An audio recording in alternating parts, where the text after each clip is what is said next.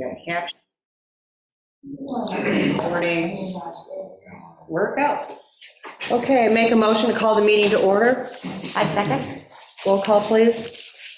Trustee Marshall? Aye. Trustee Coe? Aye. Trustee Lanfair? Aye. Trustee Lightgev? Aye. Mayor Plummer? Aye. Motion passes. Okay. I did say, before we start, could the clerk please read, actually, before the clerk reads, how about, is there any conflict of interest this evening or anything to disclose regarding the agenda items before us? I have a tree on my property. You have a tree on your property that you want to take down? No. Oh. Oh, I have a tree. being witty. No. Okay, Oh, That's all I got. okay. no. Anything to disclose? No, I do not. Okay. No, I do not. I do not. Okay. Could the clerk please read the open meeting compliance certification? I am ready. I know you are. Okay, I'm gonna just cut to the chase with this because a lot of people, we've heard this a dozen times, including myself, so I'm gonna just hit the ones that are really important. If an attendee is participating via web conference technology such as Zoom, the clerk will announce how attendees should signal that they wish to comment. This may differ by platform, but is typically accomplished through raise the hand feature. We are using Zoom, and if you wish to speak to the board, please raise your hand. If you wish for me to put your question forward to the board, put it in the Q&A. I don't look at chat. Thank you. Also, please provide your name and address, because I will not read a comment without the name and address. Speakers must give their name, address, and organization. There shall be an exemption for any category of people protected by New York State law. Speakers must be recognized by the presiding officers. Speakers must limit their remarks to 3 minutes on any given topic. Speakers must observe the commonly accepted rules of courtesy, decorum, dignity, and good taste. If printed materials or other media are provided by attendees during the meeting, they must be submitted to the village board with optional distribution to audience members. All materials will be part of the public record. Private distribution of materials to audience members only is prohibited. Okay. Thank you.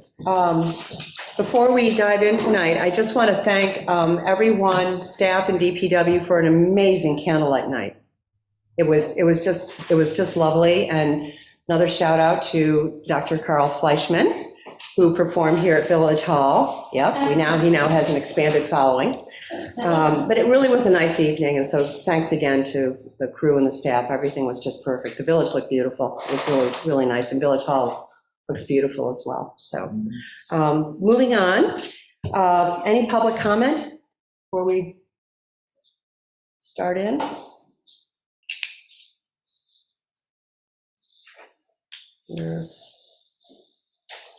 Okay, all right. Okay, we're going to switch, yeah. I just have a question about public comment. Mhm. We did receive a correspondence from Mhm. Dave Ferris. Mhm. Isn't this the portion of the meeting where that would be read or not? It was directed to a specific agenda Oh, it was, item, and since the okay. board takes comments for a specific agenda item, I was holding it to Okay. that, unless the board wants me to change that. But again, they're agenda items, it's not a public hearing, so, right, so that'll be noted.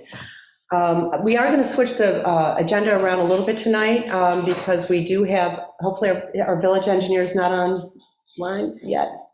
Nope. No, I'm not seeing it. Oh, okay. Oh, I don't know what to do. Should we text him? Can you text Scott? We're supposed to have our village engineer join us, and he has another commitment at 6:30, so we were going to move one of the items, which would be the DPW bathroom update. He was going to just give the board an update so he could be here with I'm us. not seeing him. Do you want to maybe do a report? I know, maybe we'll just And then we switch can it. Yeah, because I was going to do the reports at the Yeah. end, but we can start right in. We I can agree stop it with you. whenever we're Yep, ready. I so agree with you. DPW reports. Oh, no, why don't we do building inspector? Sorry, building inspector, anything for Steve? Do you have his report? Are you talking to me? Yeah, talking to you. Talking to me? report. I mean, you have my report. Yeah. Any questions, comments? I do have a comment. I think everyone knows that I sent out an email to everybody. I don't know if this is when I should kind of bring this up, but, I'm constantly as a trustee getting approached by residents that are asking what's happening with this building, what's happening with that building. And I feel that we should know as trustees kind of what's happening with buildings in our village because we're so small. And I always have to say, I don't know. And they're like, well, if you don't know, who does? So I think that we should know. So I'm hoping that there's some buildings I wanted to ask you on the public record, if you know anything that's happening in those buildings. And then secondly, I'm wondering if I can make a proposal or discussion with the board as to having that included every month in the building inspector's report, is just to give us just a quick rundown of if there's any action on businesses that are empty in the village. Mostly businesses, not really residential, it's more businesses. I don't regularly keep track of businesses. My charge is to keep track of vacant properties, not to manage or go after people who businesses, and I don't contact those owners regularly to find out where they're at or what they're doing. I know you asked about the florist, they just moved out, and when a new tenant comes in, then I'll have their status, you know what I mean? And if the business changes, whatever, they have to apply to me to become a new business in the village, and that's when I'll know anything. But in between that, I don't approach people in regards to businesses and what their status is. If I could add to that, first of all, you can always pick up the phone and just talk, call Village Hall, just if you're curious about a specific status, if maybe Steve does, get some additional information. But really, you're the code enforcement officer and building inspector, so you have a purview. But in terms of, a vacant business, that's a discussion between someone who owns a property and someone who wants to rent it. In other words, I don't know that you would be monitoring something like that. I think you have a lot of other responsibilities already laid out there. Yeah, I'm I guess I'm not quite sure. If they come in for a license or they apply to you, it's always in your report. Yeah, that might change monthly, or weekly. Exactly. Yeah. So what I'm saying is things like, let's take Rachel's, for example. Pardon? Let's take Rachel's, for example, a building that has been vacant in the center of our village for a long time. Residents are like, well, what's happening there? We heard that there was a cafe going in. Well, what happened there? It could be very general. We know that there's been some movement, but it could be just very general, like there's some issues going on between owners, and that's as much as I know. The florist, Mr. Michaels is revamping it. Right now, there's nothing going in that I know of. Just to kind of give us just some general information, the salon that just came in. That building, that business has been filled, it left and then was built. I just think that residents want to kind of know what's going on. If you don't know anything current, Bank of America, what's happening with Bank of America building, the Wadham House, the fire district, have they moved? What's happening with that? Just stuff like that, significant buildings in the village, people want to know what's happening. Yeah. The bank is being discussed between the fire department and the bank. That's all I know, and Okay. when that comes to fruition or not, then the Wadham's house will be dealt with in regards to that, as far as I know. Rachel's, there's some issues. I don't know how to discuss that, but there's some issues. There's litigation. Yeah, okay, There's that's all you litigation, said. and this That's all board you is said. aware of There's this. litigation, and nothing can happen until that litigation goes to fruition. Okay. Yeah, and I think that the residents would be happy just to hear something. So it would be good just to have a quick little report, it would be on the record, and then people that are listening or want to go on into the minutes, they will get their answer. Scott Harder is here. Oh, he is, okay. Hello. Hi, Scott. We're going to switch over now to what is item number 3 on our agenda. It is the DPW, Department of Public Works, bathroom update. And hi, Scott. Hi. And I know that you have been in contact with Canal Corporation about some of the designs for the bathroom and some of the requests that we were making. I was wondering if you could just give the board an update, maybe on the status of some things. Well, I sent over the concept plans to the Canal Corp because one of them technically encroaches in on the canal lands and wanted to know what the process is for obtaining approval to do that, if that's the concept that's selected. And they did receive the information. I gave them some additional information. And I heard back from one of the people, but I haven't heard back from Kevin Kearns, who's really the primary person. I did get a copy of an email from one of their staff people indicating that they thought it was a type 2 action under seeker. So that's all that I know about them at this point. So at this point, it's just kind of working through their process internally for review. Is that what my understanding? Yeah, I mean, I have never approached the Canal Corporation to build, beyond the property line onto their property like that. So even though it's a slight encroachment, I'm not quite sure what their process is. Okay. I'm also not quite sure what the village process is in terms of going over the property line, and I would probably want some input from Steve on that with respect to setback regulations that the village has, and whether how the village would intend to comply or not comply with that. I thought that maybe based on the prior discussions that it really does start with Canal Corporation. In other words, we need to find out what their response would be before we would make any other determinations. Am I correct? Yeah, I think they would be the first stop, sure. Okay, so essentially the update is it's in process with Canal Corp.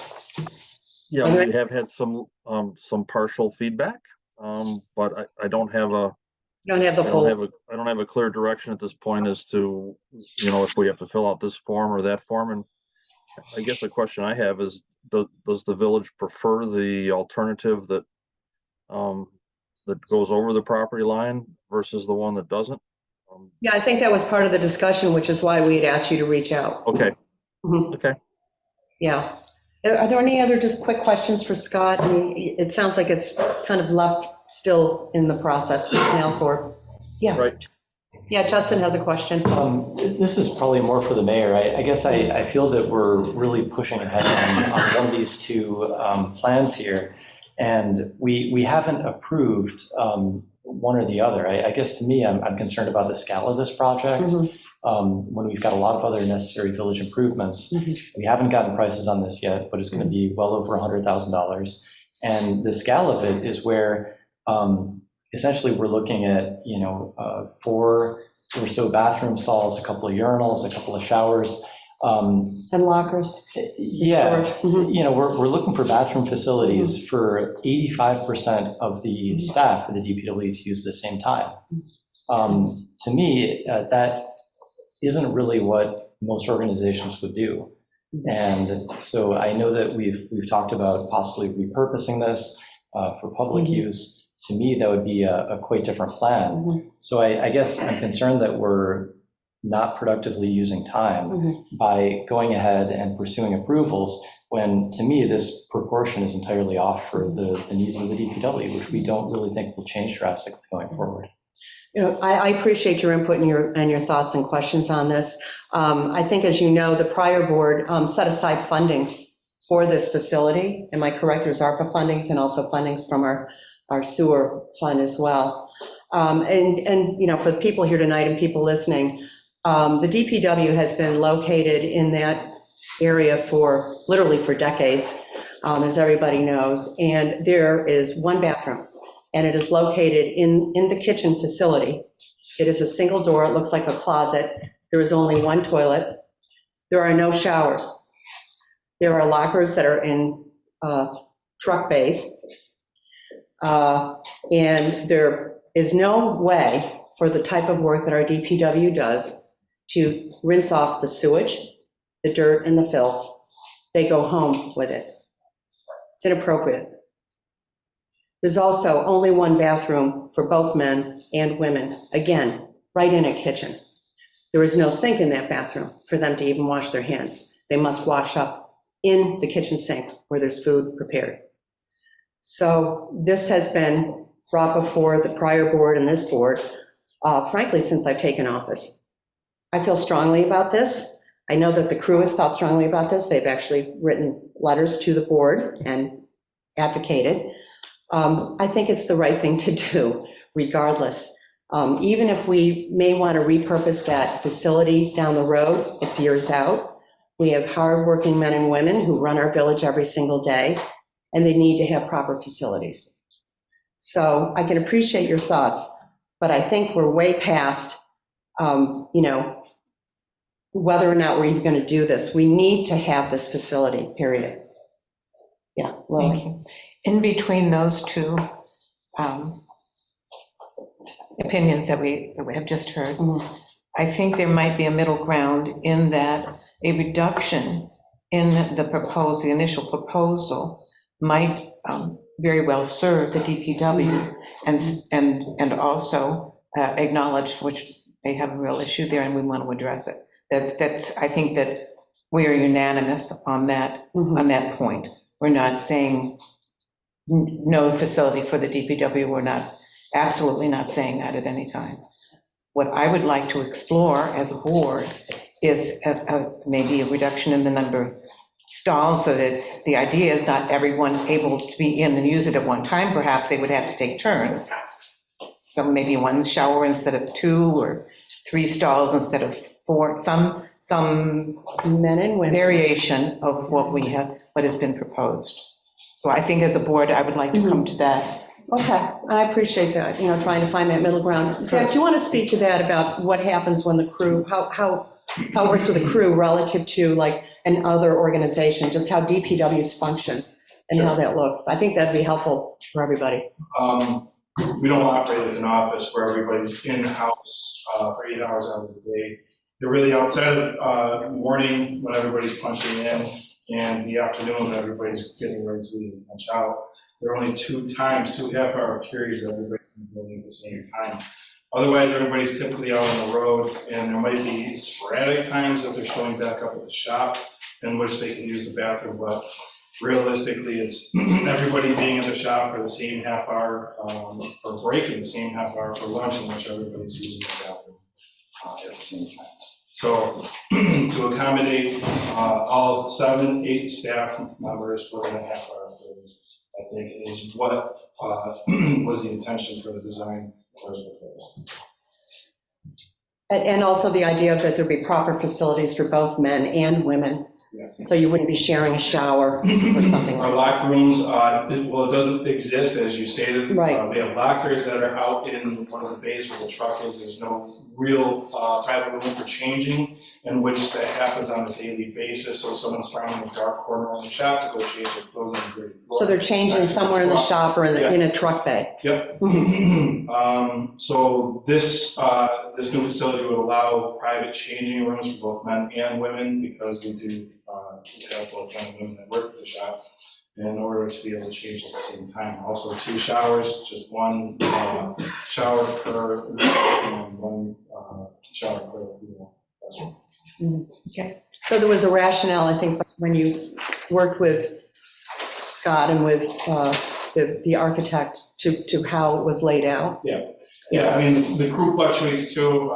Sometimes, it's always been a male-dominated department, but we have had more female members lately, so that could fluctuate as time goes on. So that'd be able to accommodate. Yeah. One more thing, I apologize for not having that site plan in front of me. Would a slight reduction in the footprint of the new facility eliminate the necessity for easement from the canal corps?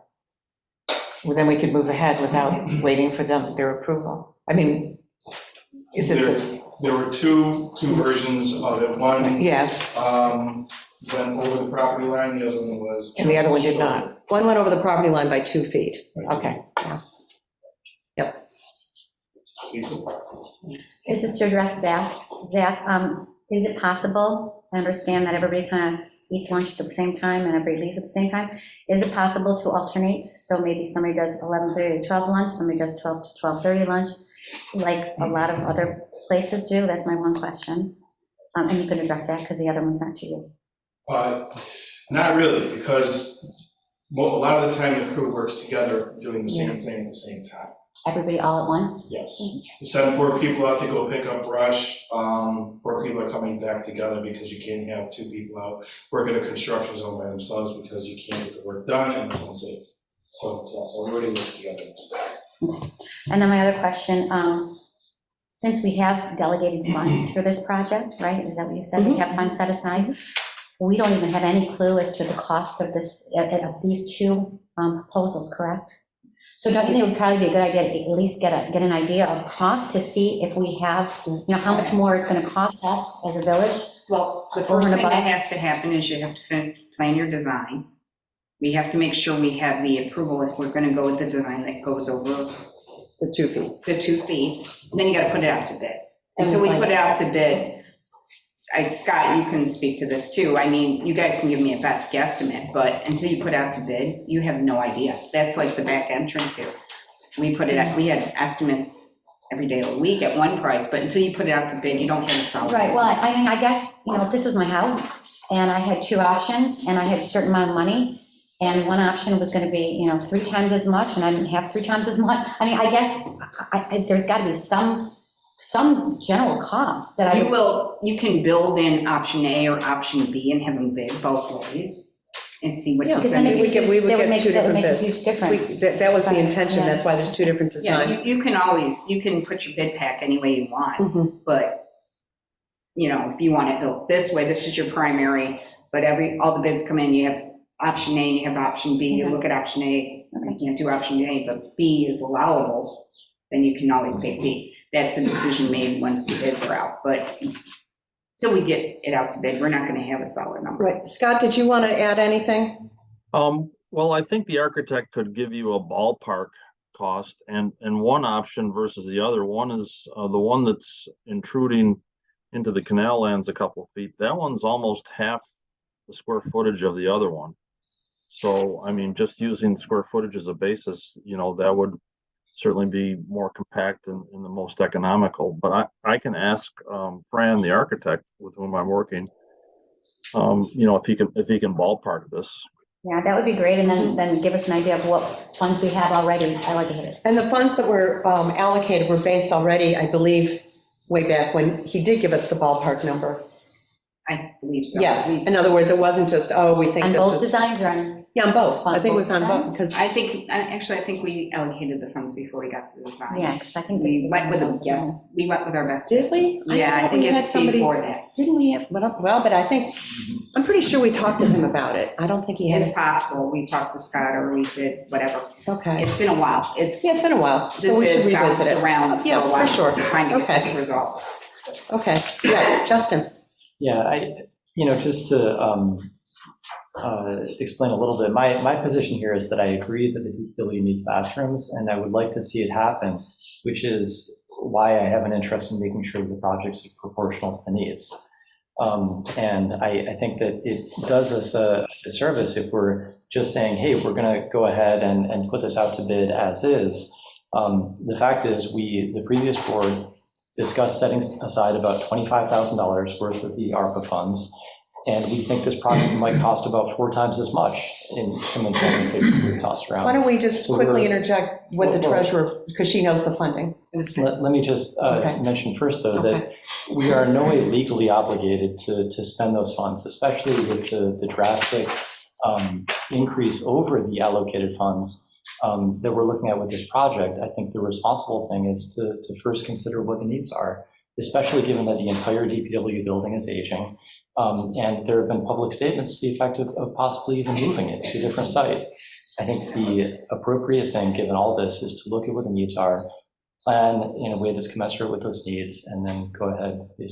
Thanks for your input. I think I'm going to focus on a couple of things you said. One was the amount set aside for funding, which I think maybe you would want to revisit with our treasurer, and also the use of the word drastic. So if you could maybe speak to that, the We funds. put 50,000 of the ARPA funds towards the bathroom, with the other proportion coming from sewer because of the predominance of the shower needs.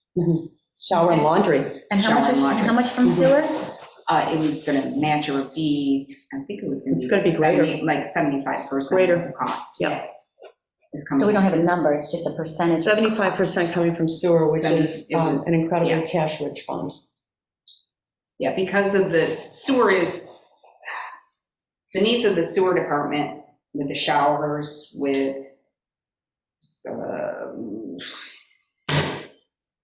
laundry, Thank you. yes. It really predominantly takes over the needs in that space. So do we have an estimate number of what 75% of the sewer funds would be? 75% of the cost. Whatever the It's cost going to be is. the cost, because we don't have a 75% solid Mhm. number. Mhm. And again, it is a cash-rich fund, and it would be used appropriately for the bathroom. I just want to say, the final cost of the project is also going to be determined by the finishes that we use. If we go with something bare bone, just nothing showy, concrete floor instead of putting tile down, basic HVAC, basic lighting. That will keep costs to the minimum and also provide us with an ADA compliant and accessible laundry, changing room, shower, and bathroom. Dave, did you have a question? Did your hand up? Yeah, I was going to jump in. So outside of bathrooms and sinks and lockers, if all you needed was 2 showers and a place for a washer dryer, or 2, that's not going to be 75% of the project, right?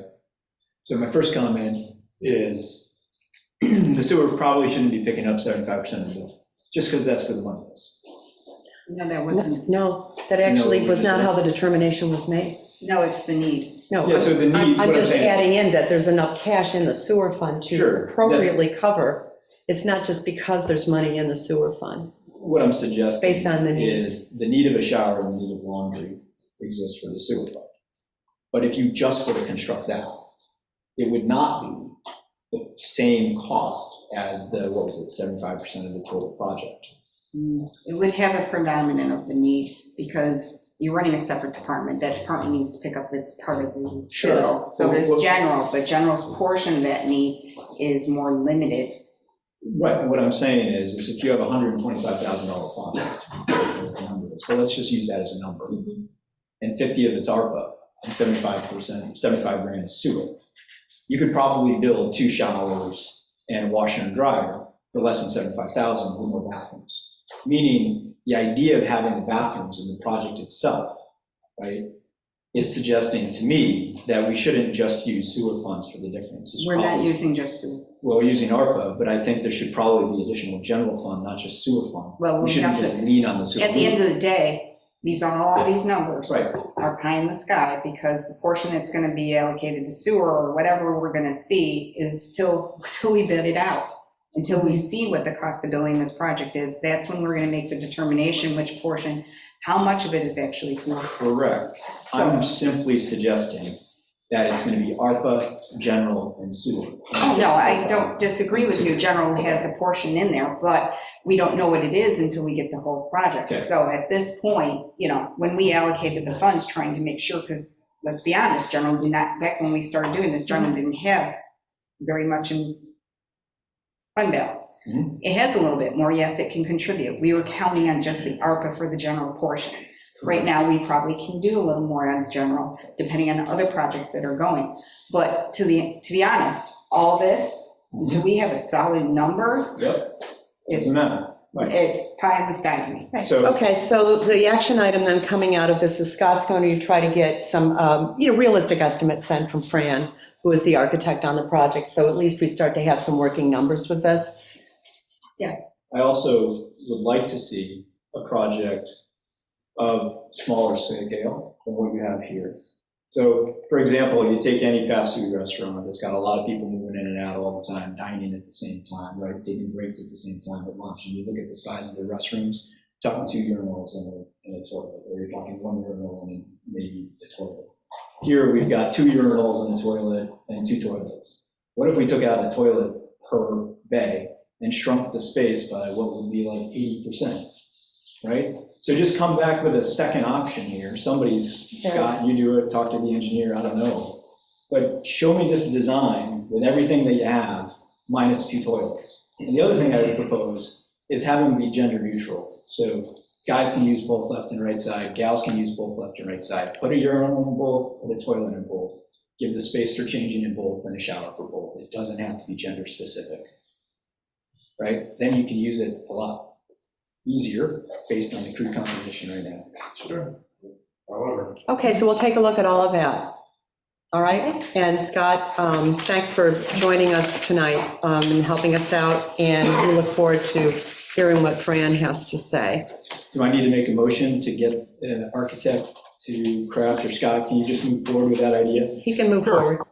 Okay, thanks, and then we get the 2 options, now we'll have the 3 options, smaller. actually, right? Mhm. I wouldn't use the bigger option, I don't think any of us are considering the largest option, I think we're mostly considering the smaller This option. one, okay. And then a question of, can we actually shrink that a little bit more?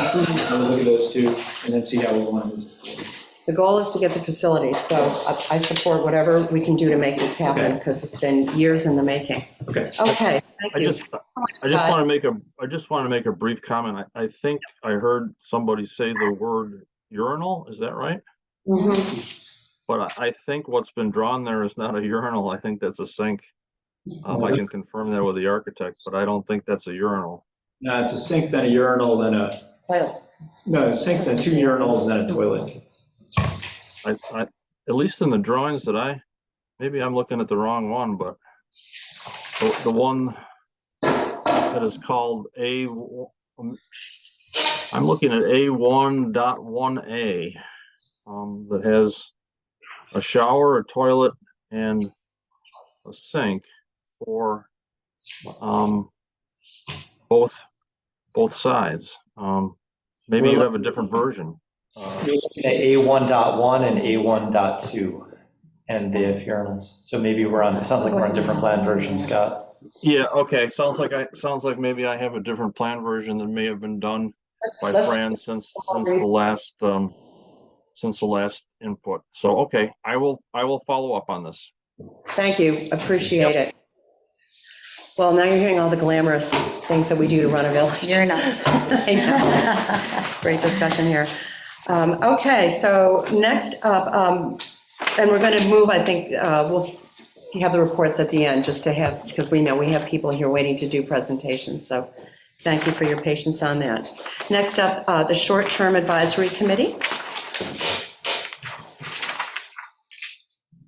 And first, I would like to thank the entire committee, really, for all of your good work and your hours that you put in on this, and helping us kind of sort through some things and what's happening out there in terms of any other legislation or any thoughts or ideas. So we really appreciate the effort and all the volunteer hours from everybody. Thank you. Did I get it? Did I get it? No, I didn't want to interrupt your. Oh, no, all good. 2 things at once.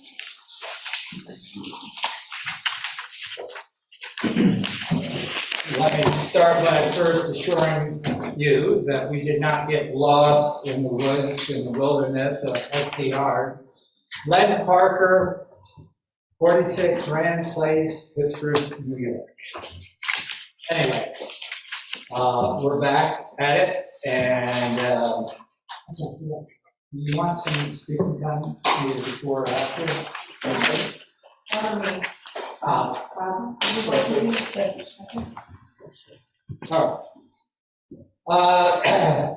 And we recall your words to kick us off that we should act like a think tank, go out hither and yon and find useful information and insights to bring back to the topic to inform the village through our recommendations.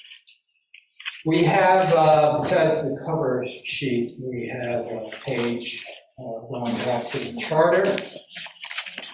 Not on that sheet that I will verbalize, though. We are not complete.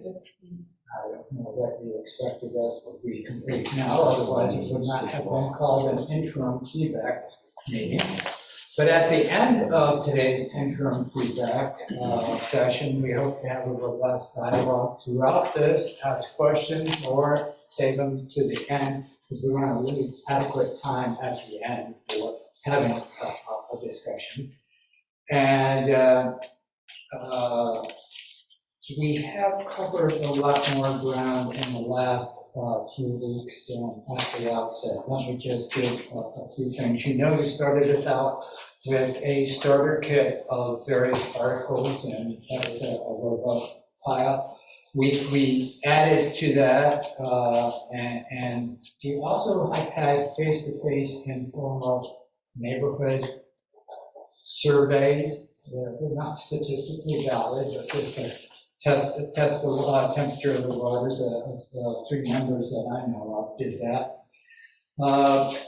We've met with the one similar lodging facility, which is the hotel, to ask about any impacts that they see from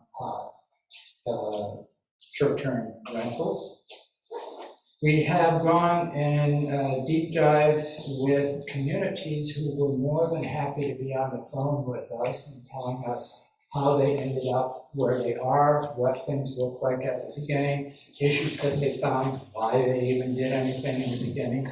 Those were very useful. I would imagine you might want to do more of that. We talked with our code enforcement department over there, and looked into complaint processes right now, and if there's any plans for modifying that. New York State Legislature, you're going to hear right after me more about that.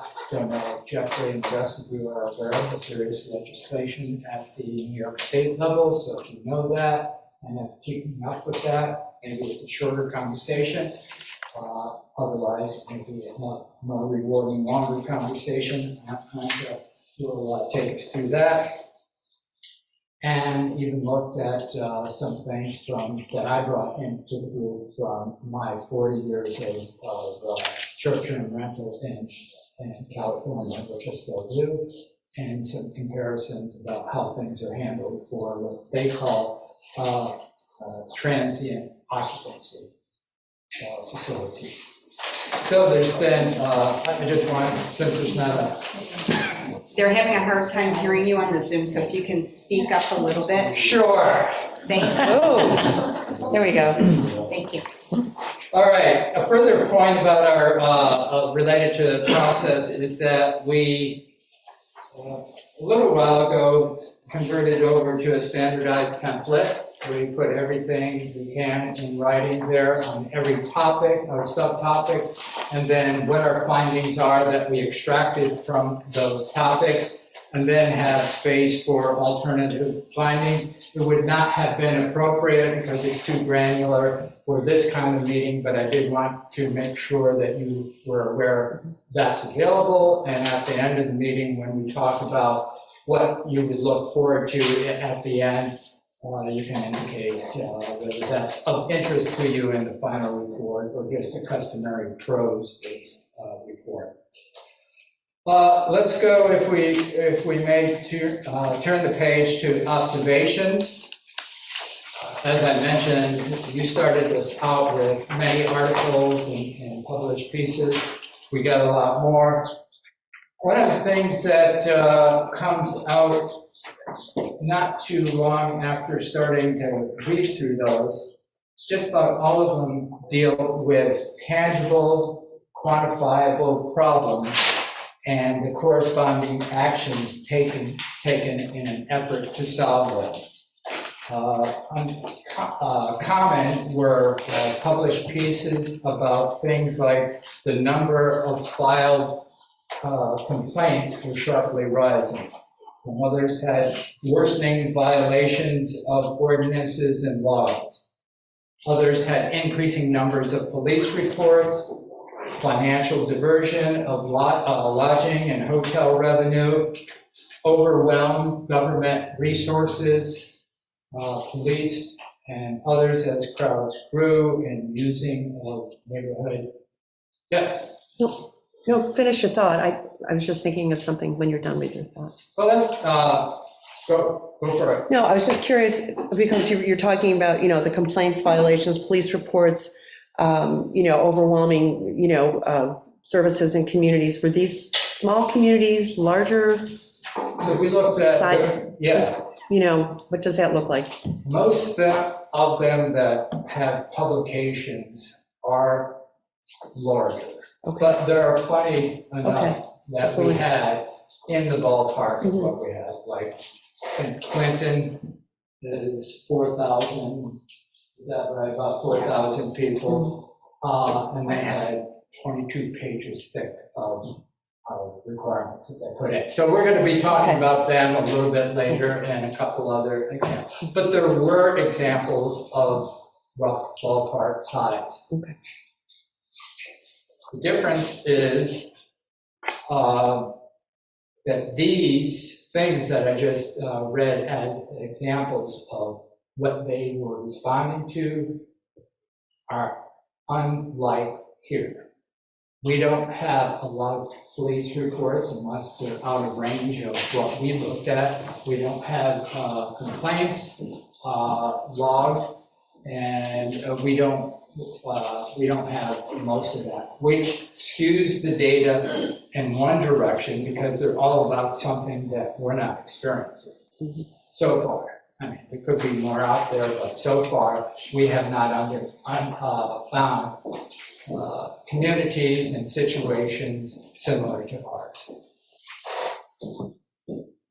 But going through the bulk of that information, you can kind of observe affinity grouping. So if you want to go ahead and turn the page to observations, I just mentioned the first one about the information being about things that we're not experiencing right now, severe problem, financial diversion of tax revenue from hotels, other things that's happening in other parts of the world, of the country and the state. So you can think of a group A, they had things that were common to each other. They had a clear need for regulatory control driven by data that showed the degree of the problem that they went off and tackled. The community also had a pretty reasonable understanding of across the community of what those problems or the main problem was. So it wasn't like searching for it and asking various people. It was fairly clear. The other characteristic about Group A is it was significant, very impactful right now at the time of the writing of the publication.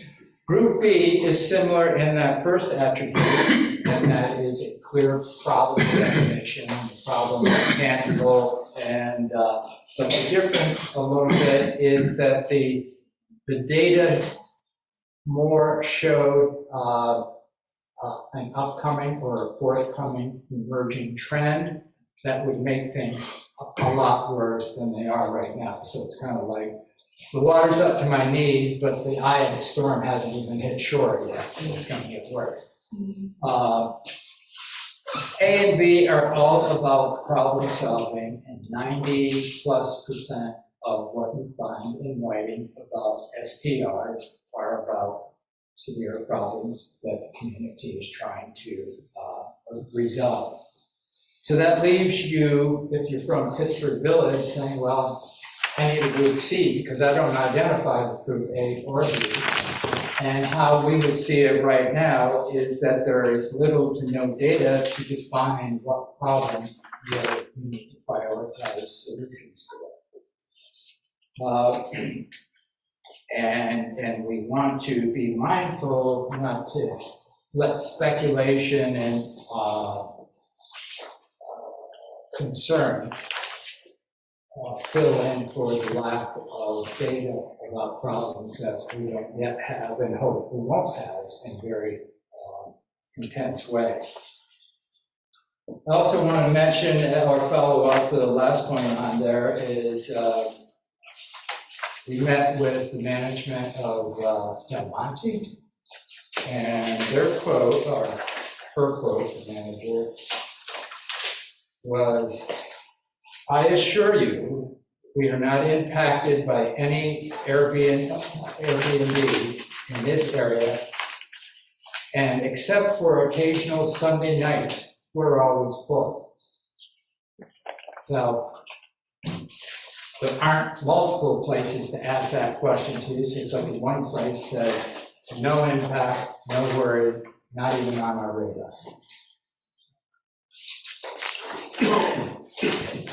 Okay, I want to move next to the legislation that we didn't know until about 2 or 3 weeks ago, but now do know. Yeah, and it's uploaded in the file, and I'm not sure everyone had a chance to read that, but it looked like New York State. Name and address. Anya Pierce, 71 North Main Street. Thank you.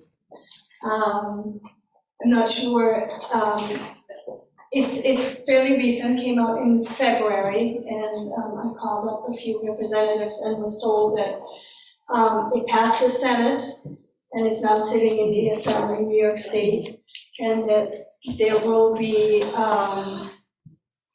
state legislation coming down. Now, it's written in legalese, it's a foreign language to me, so I had through Alexandria put out the question to make sure that I was reading it right, that whatever the state will ask or decide on potentially, that will apply to everyone. And the way I read it, it meant it will apply to every village or town unless you ask for an exemption and you don't want any SDRs. But you either, it's an all or none. You either, we're gonna have something from the state and this will apply to us, or we say we don't want any. But we don't, from how I read it, it didn't seem like we would get to adjust the rules and regulation to fit how we see Pittsburgh needs are, to meet Pittsburgh's needs.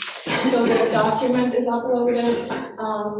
I was told it would be coming in front of the Assembly before June. The next session, I think. Yeah. Okay. And just to summarize, it goes over the definition of what dwelling is, what can be used as SDR. It has a bunch of requirements that will be there, like you have to register it, you have to insure it, you have to provide evacuation routes, there are very specific things that the state will require. And then it's all about taxes, payments, and if you don't live up to expectation or to the rules and regulation, what kind of penalties you can expect and how that would follow through. So there's a rough outline that I put together, but if there are any specific questions, I could try and answer them. Just one. This could be in addition to any legislation at a local level. The way, again, I don't understand legalese. It said notwithstanding, and I can read that sentence, notwithstanding local law, New York State, blah, blah, blah. So my reading was. We can have our attorney look up, when you get a chance, take a look at it and really parse it. Yeah, I mean, the thing we want to know is what's the final version. Right, the final version, and also, is it like maybe cannabis where you can opt out with the option at some point of opting in if you can exempt? Yeah. I don't know. It sounds like you're in or you're not having STRs.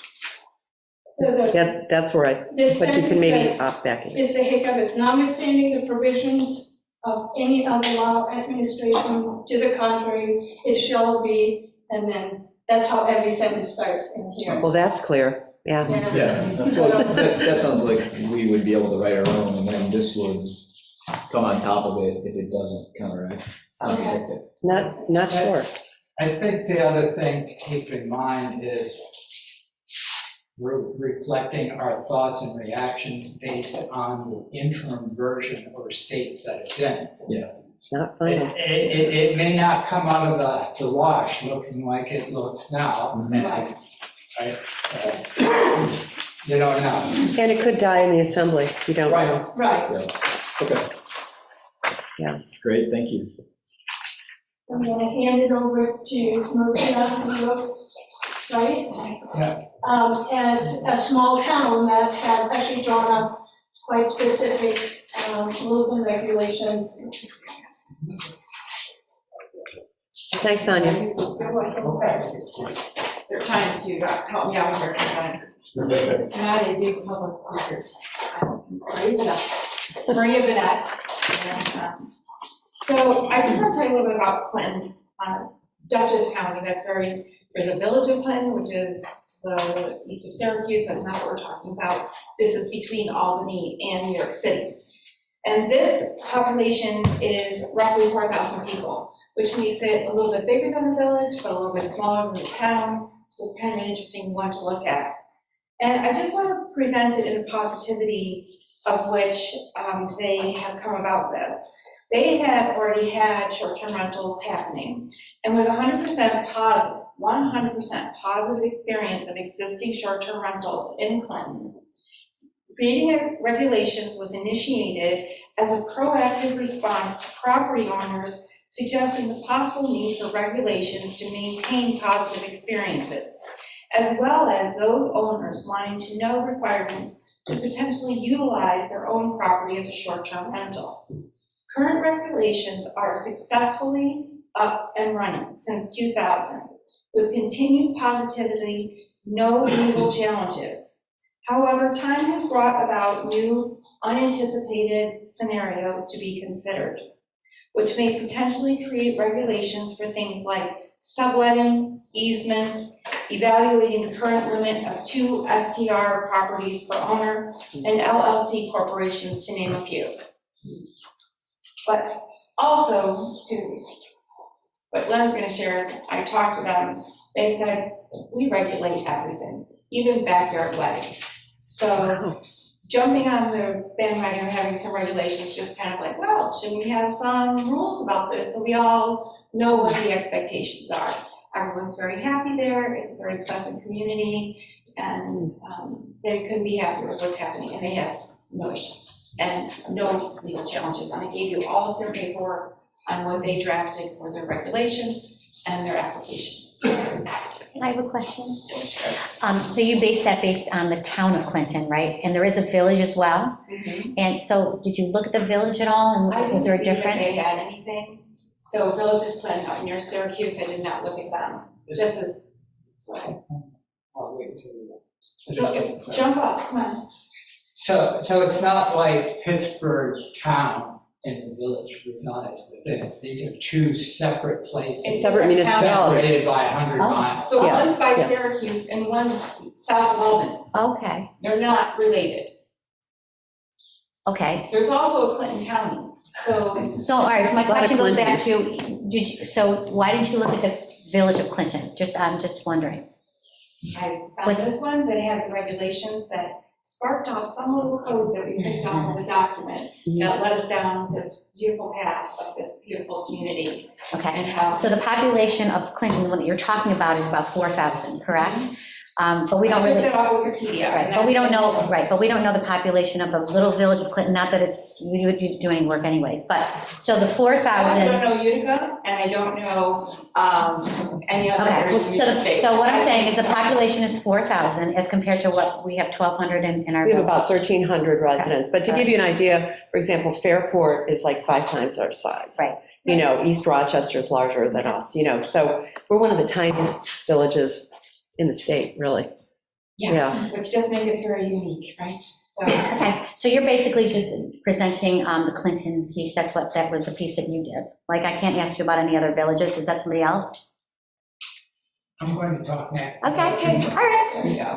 Thank you, Maria. Oh, Maria, I just had a quick question. Do we know how many SDRs or Airbnbs are in now currently in the community at all? Do we have a sense of what I do not, but I can get that number. Yeah, I think that'd be interesting, just to kind of see where they No, are. in No, Clinton. in Clinton, the one she just spoke about. I mean, just as a, just as sort of a benchmark, you know? Okay, thanks. Okay, Thank you so much. Another question, because you're right, when this said Clinton, and I read their ordinance from Clinton, I was visualizing the Clinton that's near Hamilton College. Yeah. So that is what I said, oh, I see some similarities there. This Clinton, the different Clinton, the other Clinton, do we know anything about their lot size, the average lot size? Do they have a small downtown core the way we have here? They're more of a rural area. Okay, So, okay, thank you, that so their clarifies. density, there's 1,734 housing units at an average density of 45.1 per square mile, and that's information that I did give you. Okay, thanks. So maybe that doesn't tell you how many are short-term rentals. Okay, so it's a more rural Mhm. setting. Thank you very much. Where still they need to regulate backyard weddings, even though your neighbors may not be real I close to you. find that fascinating. Thank you. Thanks, Maria. Yeah. You're welcome. So up until that example was found, and we didn't have both Clintons, we didn't know the existence of both Clintons, and decided to pick one and not the other. The one that you just heard about kept getting referenced in other findings that we had, it would refer back. So I think that's how you first got onto it, and that's why we ended up looking deeper into that. So as not to take up a ridiculous amount of time and tell you about 10 or 15 or 20 townships, I thought I'd pick 3 that were all different to kind of make a point. If you're able to go to the finding slide, case studies, municipalities with different voices. So imagine just distilling all the characteristics of STR village or community down and getting one fragmented sentence out of them. This is what it might be. Out of the Clinton County, paraphrasing, what they would probably say is we regulate everything, which you've heard already. People started thinking about STRs for themselves and their own property and came proactively asking, where's the regulations that I need to follow? And it's a community that is conditioned by regulations. I think it's in the Hudson Valley, so even though it's not a dense area, I believe it is an area that does get considerable amount of upscale Airbnb rentals probably coming up from the city. Tourism. It's not too far from Poughkeepsie, which isn't too far from mass transportation up out of New York City. So, and you already heard the punchline, they even regulate weddings in people's backyards. And they seem to be fine with that, and they're a very conditioned community. So that's one reason why, at least in their case and others that may think like them, why you would do something. And we thought it was important to bring that up because the default is all of these other publications talk about communities that had severe problems, and that's why they jumped in and took a lot of action. Not this community. They're just used to regulating things in advance.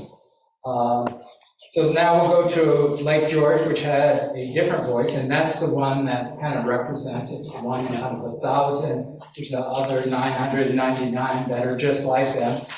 We were increasingly being hit with problems of various kinds, and we came to a point where we said it's time to act. Subsequently, I believe it's 3 years after they first enacted pretty comprehensive requirements regarding short-term rentals. They're very happy now because they went from about a dozen formal complaints a year down to 1-ish. Sometimes 0, sometimes 1. So So they allow them Yes. and then they regulate them? Yes. That was their conclusion based on the complaints they were And receiving? they were having all kinds of, they even had an example of a house almost burning down completely, but severely being burned. They had public property, private property being harmed. They had big houses at the end of cul-de-sacs that would bring 12 to 15 cars of people up. They have pretty severe problems. Okay. And what they found, though, is that they've had to, for the last 3 years, rewrite and add and change and publish new. So tweaking it. Because they keep finding people are clever and finding loopholes, they do different things, environment and conditions change. So they're finding, and this was not uncommon, other places found that they're putting more work into after installation of the new laws. A lot of effort has to go. Well, Lake George is a huge destination. It is, and I didn't look at the village, this is the town. Okay. And they have, I think, 757 registered or permitted STRs. And then the third, so that's a much different voice than the first one. And the third one is Telluride. And they came up with a thing called regulatory fees. And for specifically STRs, with the objective of having a primary revenue generator to help offset the housing issues that they were having. Affordable housing for the expanded service community, so you have to have a lot more dishwashers, a lot more bartenders, a lot more policemen, a lot more fire. They had to have a lot more of things to serve this increased user crowd with. So they have they have fees that range, I think, from about $800 up to just a little under $3,000. And so they're starting off, or are planning to start off soon, by lifting their moratorium and saying, we're going to shoot for about $1.5 million a year in revenue from these fees. So higher fees, obviously, they would get more. Lower fees, they would have less to work with. So those are three very different reasons. And what I'm building towards, that my colleague will head on the next slide, is it's very important before you look too deeply into the inventory of all kinds of things that you could do. First, say why. Once you know why you're going to do something, it's far better to pick and choose what mechanisms to put in place to fulfill your answer to why are we doing something. Thank you. Oh, wait, we have a question, Dave? Oh, sorry. No, it's good, thank you. I just have a general comment. This goes back to Clinton, Dutchess County. So Clinton, Dutchess County has 104 people per square mile. There's 650 acres in a square mile. Pittsford Village is 455 acres. That would mean there's 70 people who live in Pittsford Village. So just as a brief comment, the Clinton, Dutchess County, where there's no complaints, each resident in Clinton, Dutchess County has 6.5 acres per average person. It's more rural, yeah. It makes a lot of sense as to why there'd be no concerns. So just a brief comment on that.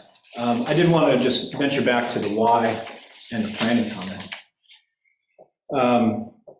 So one of the comments that you had mentioned was you want to be thoughtful about the fact that the eye of the storm hasn't hit yet, right? And if you wait for the eye of the storm to hit and you haven't done any planning, you fail. So I think one of the things that I'd like to ponder as we continue to move forward is I think waiting for a problem to be identified, you actually have to look to where the problems are and say, is there a risk we get there without careful planning? You don't wait to actually have the problem yourself, right? So I think the examples where you have a little higher density have some applicability to the discussion, right? Where you do have some concerns and considerations. And the question is how can you not be too onerous when there isn't a problem, but recognize where there is density, there are concerns, and so what's that right mix? And so I just want to make sure that we're thinking about the different examples and how they might apply. Good. Then we'll back up because it is a bullet on our last or second to last slide. Yeah. Of being selective and smart about things you can start doing now, even if you're not ready to jump into school. Right. Thank you.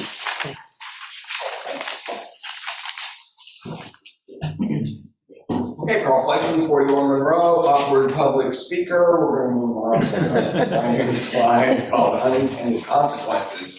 I maybe run with a little bit what Trustee Marshall just said. I think when we look back through the body of literature we've read, there's a couple of interesting threads that are worth pulling on. And one of them is this idea of unintended consequences that come out of some of the work we've done. So very capable people working on these problems in other communities, in other contexts. In what I think of as kind of the benign case, you have some cyclicity in work that's the requirement of the community in Clinton to revise and continue to revise those regulations. It was not an exercise of one and done. And I suppose you never underestimate the creativity of your residents to circumvent rules and regulations. There were multiple passes at getting regulations just right. It was not right at first. In the more draconian cases, and this applies to much larger communities than Pittsburgh Village by orders and orders of magnitude, perhaps large municipalities, you can see that excessive or what feel like draconian regulations around short-term rentals to drive people back to long-term rentals to increase the asset base for people to live there permanently. What you find is the creation of the black market. So rather than going through an onerous permitting process, rather than going through compliance with the regulations, there becomes a black market that takes place on Facebook and Craigslist and other less well-regulated sources. Those larger municipalities, you lose the tax revenue that would have come from the permitting process or the short-term rental taxes where they can be implemented. And you also, I think, create a safety risk for people. So where if I was going to rent my place as Airbnb as a landlord, I know a little bit about the people that are choosing to rent from me through their own history. Likewise, the people that are renting from me would get some information about the facility. You don't get that, obviously, when you're going through Craigslist, potentially a safety risk. So just an interesting thought. Let's flip ahead to the summary. I'm going to amplify something that Len has said. Really, one of the things we really struggle with is the why. And it may be correct that we need to get ahead of this from the planning process to get ahead of the problem. There's no data to indicate that there is a storm coming and that we're just in the eye of it. There was a real lack of hard data, noise violations, code violations provided to us in Pittsburgh Village that were specific to Airbnbs that would lead us to believe that there was a storm coming. We may see that in larger communities, the town of Pittsburgh. I interviewed Bill Smith, and to Bill's way of thinking, there really is no body of complaints in the town of Pittsburgh around Airbnbs. There is, however, a lot of anecdotal data, and I'm always troubled as a scientist on how to deal with anecdotal data. I think my own personal bias is to just be very dismissive or mistrustful of it. So somebody tells me something that they've had problems with parking or with noise. Yeah, that's great, but if it doesn't translate for me into a complaint, if there's no complaint process, there's no complaint of record, then I don't know how to treat that information. I think I just don't know what to do with that. I think that's one of the things that we've really, as a group, we struggle with, is there are a lot of very local opinions about things that don't necessarily translate into hard data for us to work with. Back to Len's original point, I think, figure out the why first. I think it's the 3 case studies that he talked about all had a specific reason for what it was they were trying to do. It was a revenue increase, it was a regulatory concern, it was something. They had they have a reason for doing what they're doing, and they built with the end in mind. Let me think, just a couple of other things here. We talked about the New York State pending regulations that we think are worth a careful look. We're not lawyers, so we don't understand them in complete detail. And we do think, though, that there's some various preparatory actions that can be taken that are worth looking at. So what would the permitting process look like? Are there forms that need to be designed? Is there, where does this fit within village government? And I think one of the other things that really speaks to me about the optics of fairness is, are we specifically looking for a permitting process around short-term rentals exclusively, or is this something that then needs to really be applied to all rental properties in the village of Pittsford? My wife and I have a rental property in Oakland, California. We have to pay a landlord fee every year. It's a long-term rental. Our tenants have been there for several years. It doesn't seem to me to be too out of line to treat everybody with the same sense, yes.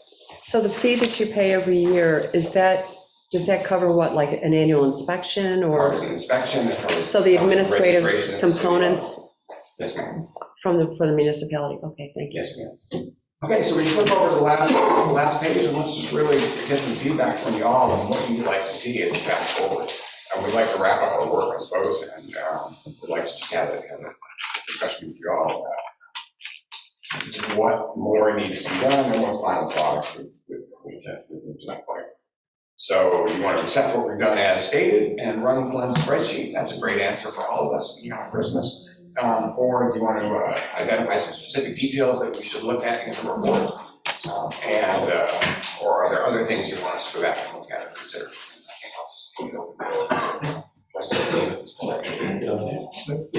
Carl, Kim Boston, is that everybody will be looking in the just in case of the divisions for cleaning out the door? Thank you.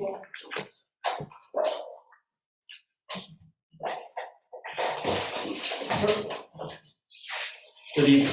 Hi, Bob. Mayor Plummer, board members, Attorney Jeff. My name's Bob. I live at 71 State Street, down the street, around the corner. I think you've just heard the majority vote or majority feelings of the committee. I am also a member of the committee, but I don't fit into that group of majority vote for a variety of reasons.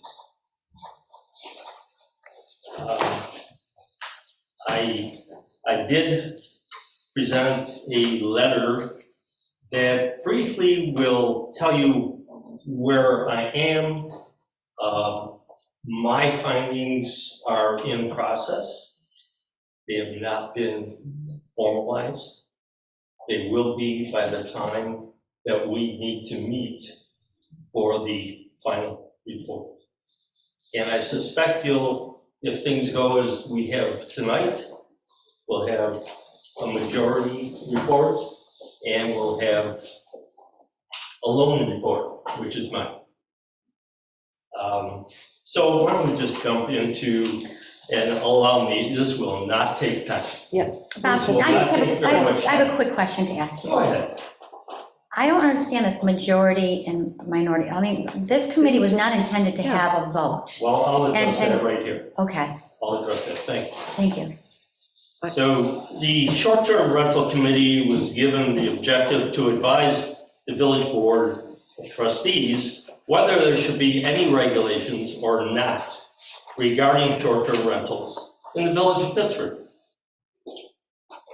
In the charge to the advisory group, the SDR committee, the deliverables requested by the board of trustees was specifically a written report with the group's recommendations.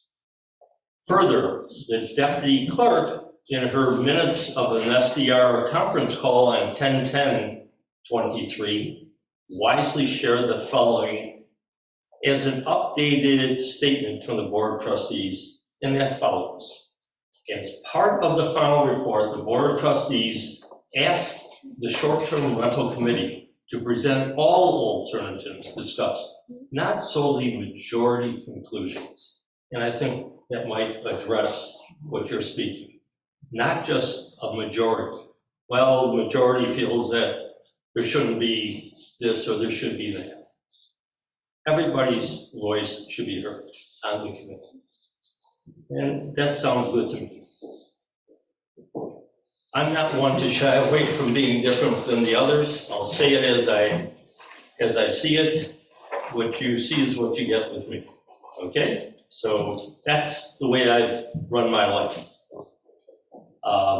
In my research, I've downloaded approximately 50 articles regarding SDRs and their impact on the cities, towns, and villages in which they were located.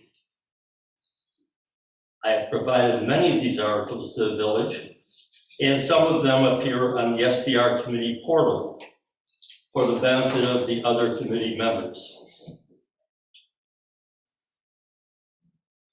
I think that these articles address all the facets of SDRs, including but not limited to the pros and cons of SDRs and how they benefit or detract from the character and the health, safety, and welfare of the community in which they are located.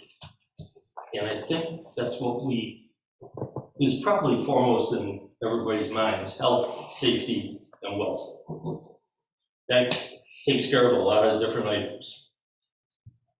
Now, more recently, in an effort to avoid reinventing the wheel, I decided to expand my research to see if there were white papers already researched and written on the subject. I did find 4 papers that were of particular interest and appropriately containing guidelines for local governments on the most salient considerations when considering what to do about SDRs. If the papers in name are short-term regulations, rental regulations, a guide for local governments, and appropriately produced by the National League of Cities, I'm talking about solid, concrete advice from an unwavering, reputable organization. There's another one called A Practical Guide to Effectively Regulating Short-Term Rentals on the Local Government Level. Privately produced. There's a company that helps governments regulate SDRs if they so choose.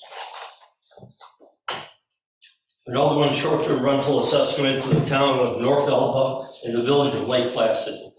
The big thing about this paper is that it goes beyond just those 2 little areas. It goes into other areas of thought when deciding whether you need protection or not.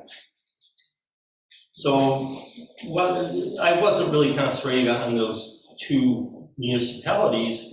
I was more concentrating on some additional verbiage they had in there, which might be helpful. And finally, municipal short-term rental policies, analysis and recommendations for Adirondack communities. This is an executive summary. It was prepared by a Cornell University Master Regional Planning project for his degree, put a lot of research into this. And it has some interesting information in it. And the whole idea of that report is that the report aims to help local leaders make informed decisions on behalf of their communities. And that's what we're all here for, informed decisions. Not personal opinion, not personal feelings, it's informed decisions. Now, I will tell you,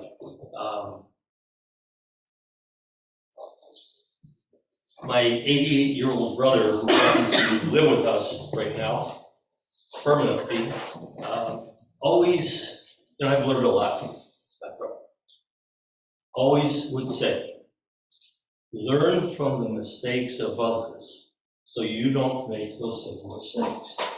Now, isn't that true? We need to learn from the mistakes of other villages, other municipalities that have had problems, so that our governing group can plan ahead and not just put their head in the sand and say, oh, this doesn't happen in Pittsburgh Village. Well, there won't be. And smart thinking is you plan ahead. Question. Sure. Those 3 articles, or 4 articles that you Yes. just quoted, Yes. were those shared with your, was it shared with your short-term rental committee? And were they discussed, and were they taken under consideration?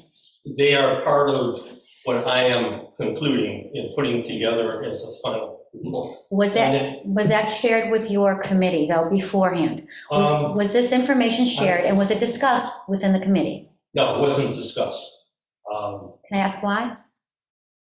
Generally, I'm the outcast. So I'm not the consensus, I'm not the majority vote. But you don't have to. Couldn't you have shared it with them, and so that then everybody could have looked at them, and then there could have been discussion? Because to me, those are very concrete, factual articles that I'm very interested in knowing, and I would like that to be evaluated by the whole committee. To attach those to my final report. Now, just because it's a final report, it doesn't mean it's the end of the discussion. Point of order. Yes. You're on a committee, Yes, and we have members of this committee. Yes. And you have articles. As mayor, I'm asking that you share them with the committee, Well, that you forward them to Alexandria so they can be, so everybody can see what you're looking I at. did, as a matter of fact, bring in when Alexandria did post. So everybody has all the articles. Okay, I mean, I'm just trying to understand where we are with this, that's all. Nothing confrontational here, I just want to understand. How many articles do we post?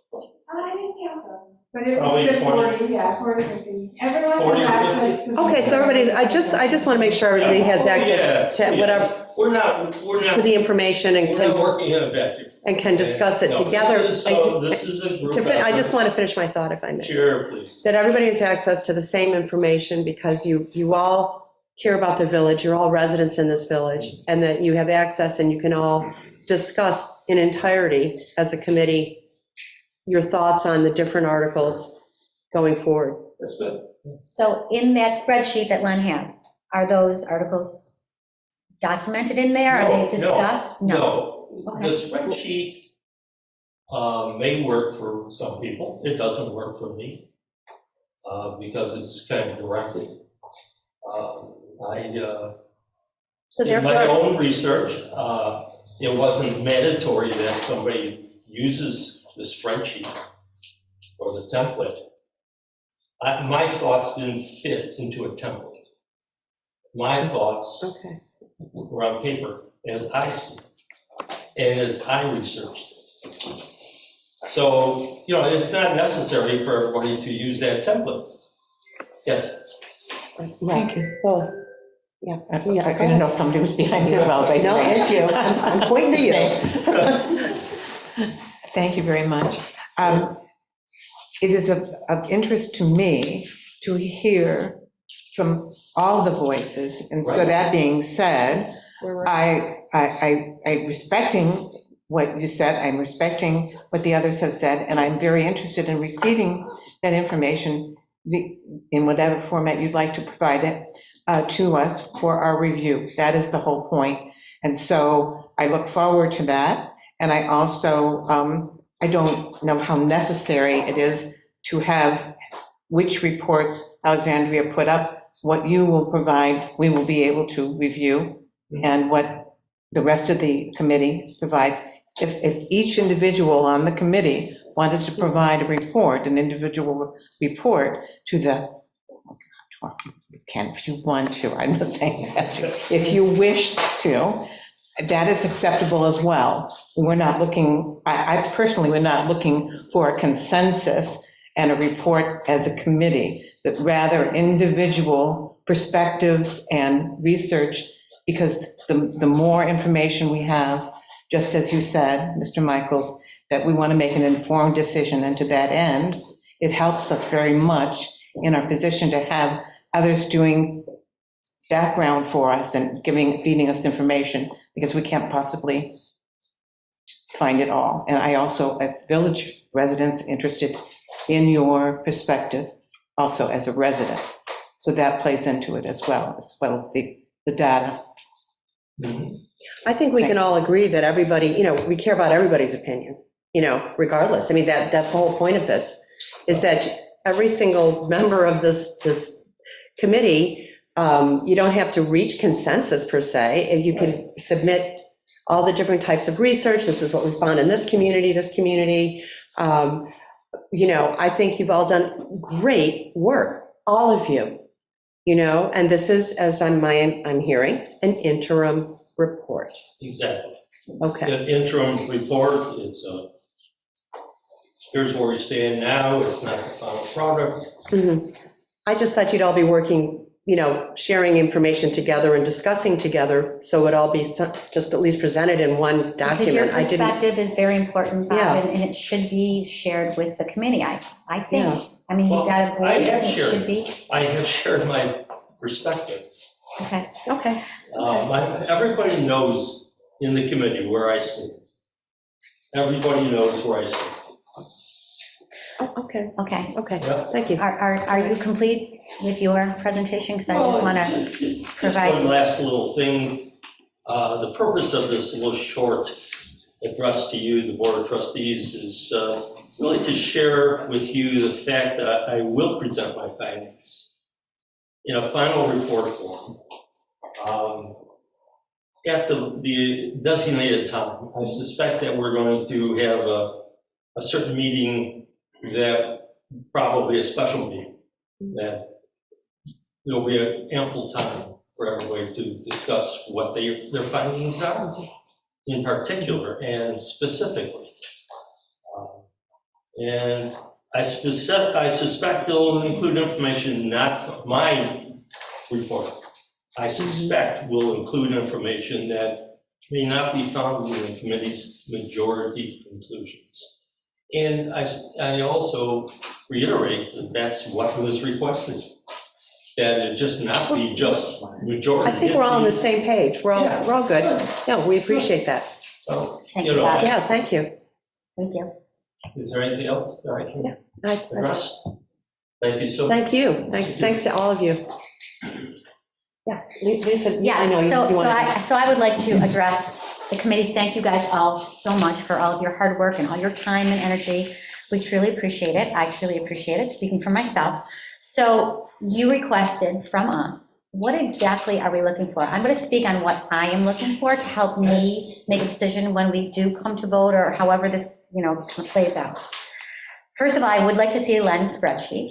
I think that that's information I'd like to see, just to see if it's things that, I need to know, and I just would think that'd be very important.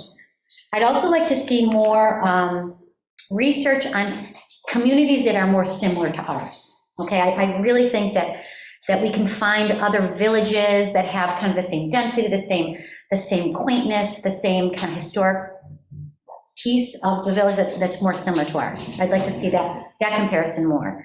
Do you have a suggestion on how we do that? Yeah.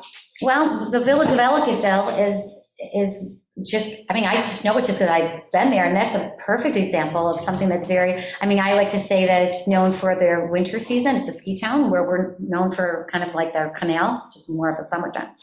But it's a small village within a town, and it's a little bit more touristy than ours, but I think that that's a pretty good kind of. Do they have SDR regulations? They just have been working on it, and they just had one that just came through, and I'm on a Facebook page because I have a place there as well. There's been a lot of talk, a lot of community input.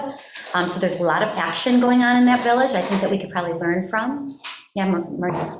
And they're the same size as Pittsburgh? They're smaller.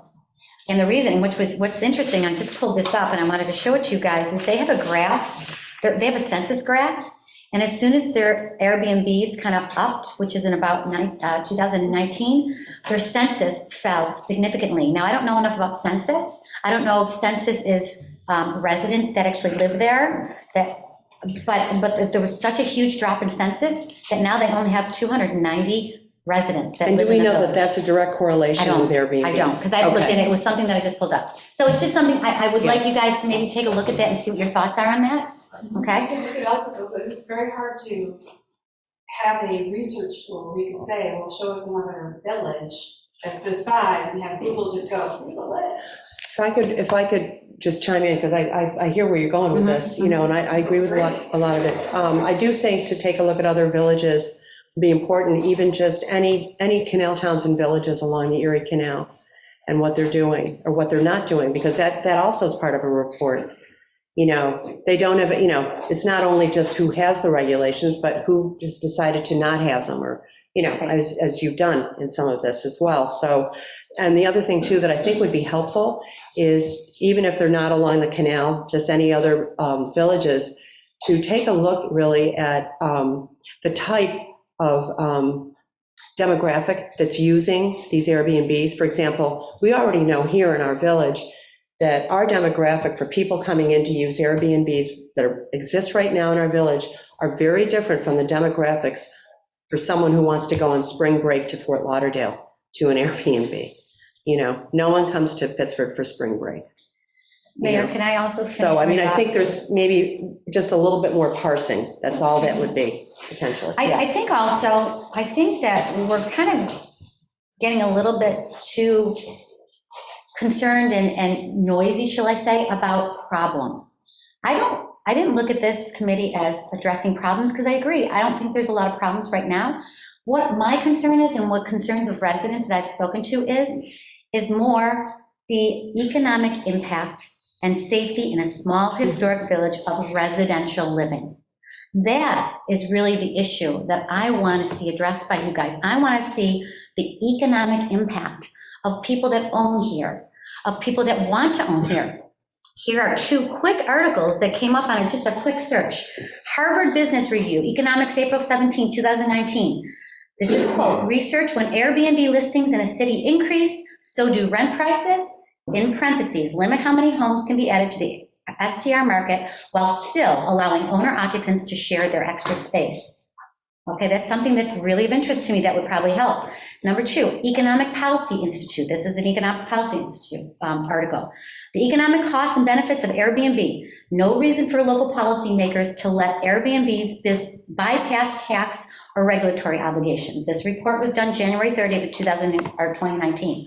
Those are factual information that I need in order to make an informed decision.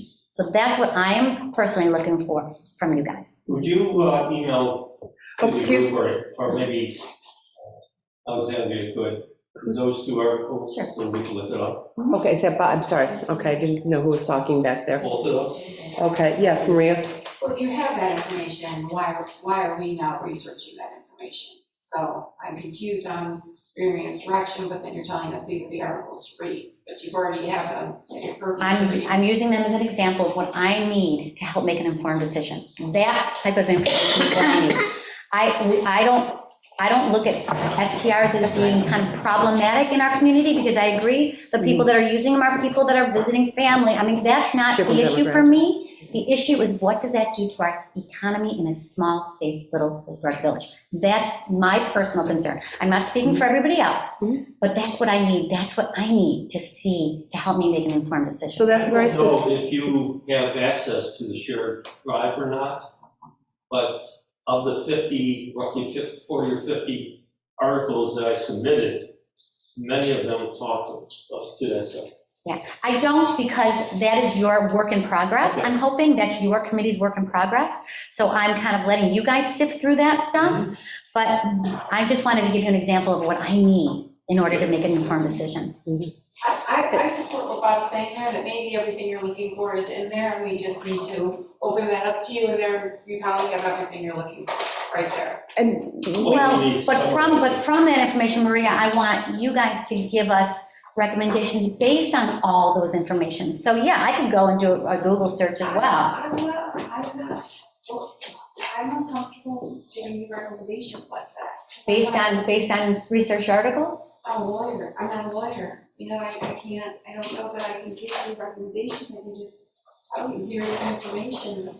That's what she said, Okay. just the information. Okay, so why don't we do this? Why don't we do this as an action item? Maybe we can work with Alexandria and pick out some of those articles that really are, because you've given, I think, a very specific request and specific directive. And Alexandria, maybe you can help us out with that. Okay. Okay, and then forward it out. Perfect. Okay, how's that? So we can move Bob, that, did you have move that along. Excuse me one second. Mayor's running the meeting. Sorry, Yeah, Mayor. I recognize people. Yes, Bob. Bob Corby, 7 Washington Avenue. I served for 20 years on the executive board of the New York Conference of Mayors. So during that time, I had extensive conversations with the leaders of municipalities, all different scales, about this issue and the way that it's evolved. Also, as one of the older people in the room, I have almost a 50-year history following in detail the planning migration that's happened in the village, and a pretty good understanding of why Pittsford Village isn't like the other 10 villages in Multnomah County, and was able to prevent the coring out physically of the center of the village. Most historic villages have, you know, a ring of parking lots that isolates the neighborhoods from the villages. Our village feels different because that never happened, because residents in the 60s and the 70s spoke up when suburban planning trends started to gut out the center of the village. The pitfall for this transcends just average and economic reasons. One of the reasons I love this village is that it still has a core sense of community. There's a buy-in from people who live here. And I think in addition to all of the issues that have been well articulated by the committee tonight, the other thing we have to look at here is preserving that balance so we don't have the experience that the Ellicottville has had, which is we lose residents. There's 2 B&Bs in my neighborhood. I live in a fairly close-knit neighborhood. I know most of the people around my block, some of them are on the committee, 2 of them are on the committee. We have 2 Airbnbs. Those are houses that were, 10 years ago occupied by people I know. One was a rental property, the other was an owner-occupied house. Now it's just cars coming and going. One lot, they paved over the whole yard, which will cause drainage issues in the future because there was no site plan review done for it. So those are potential hazards that may happen. But the bigger concern I have is that we cut out the village, as I've seen happen in other communities that have become resort communities. And if you talk to residents in Niagara on the Lake or Skaneateles, they've had a series of problems. They've lost some of the sense of community because people have gone for the highest economic return, and they've become resort communities that lack the services and the sense of community that we still have here. So I'm saying it as a general comment, both to the committee and to the village board, because as you evolve and come up with the right balance here, I think that's a consideration you need to delve into. Thank you. Thanks for your comments. Yep, did you have a comment? I just wanted to also say thank you very much to all the members of the short-term rental committee. Really appreciate the report and all the work that you've done. And I know it's not always easy serving on a committee and, especially coming to the table to present a set of ideas. But I think this is very useful. I certainly didn't get elected to torture anybody, especially village residents. And I noted some desire to possibly conclude the work of the committee. And personally, from my perspective, if you submit the stuff you've got so far, I think that's fine, from my perspective at least. I think this is about getting a set of vignettes of different perspectives on what you would like the short-term rentals.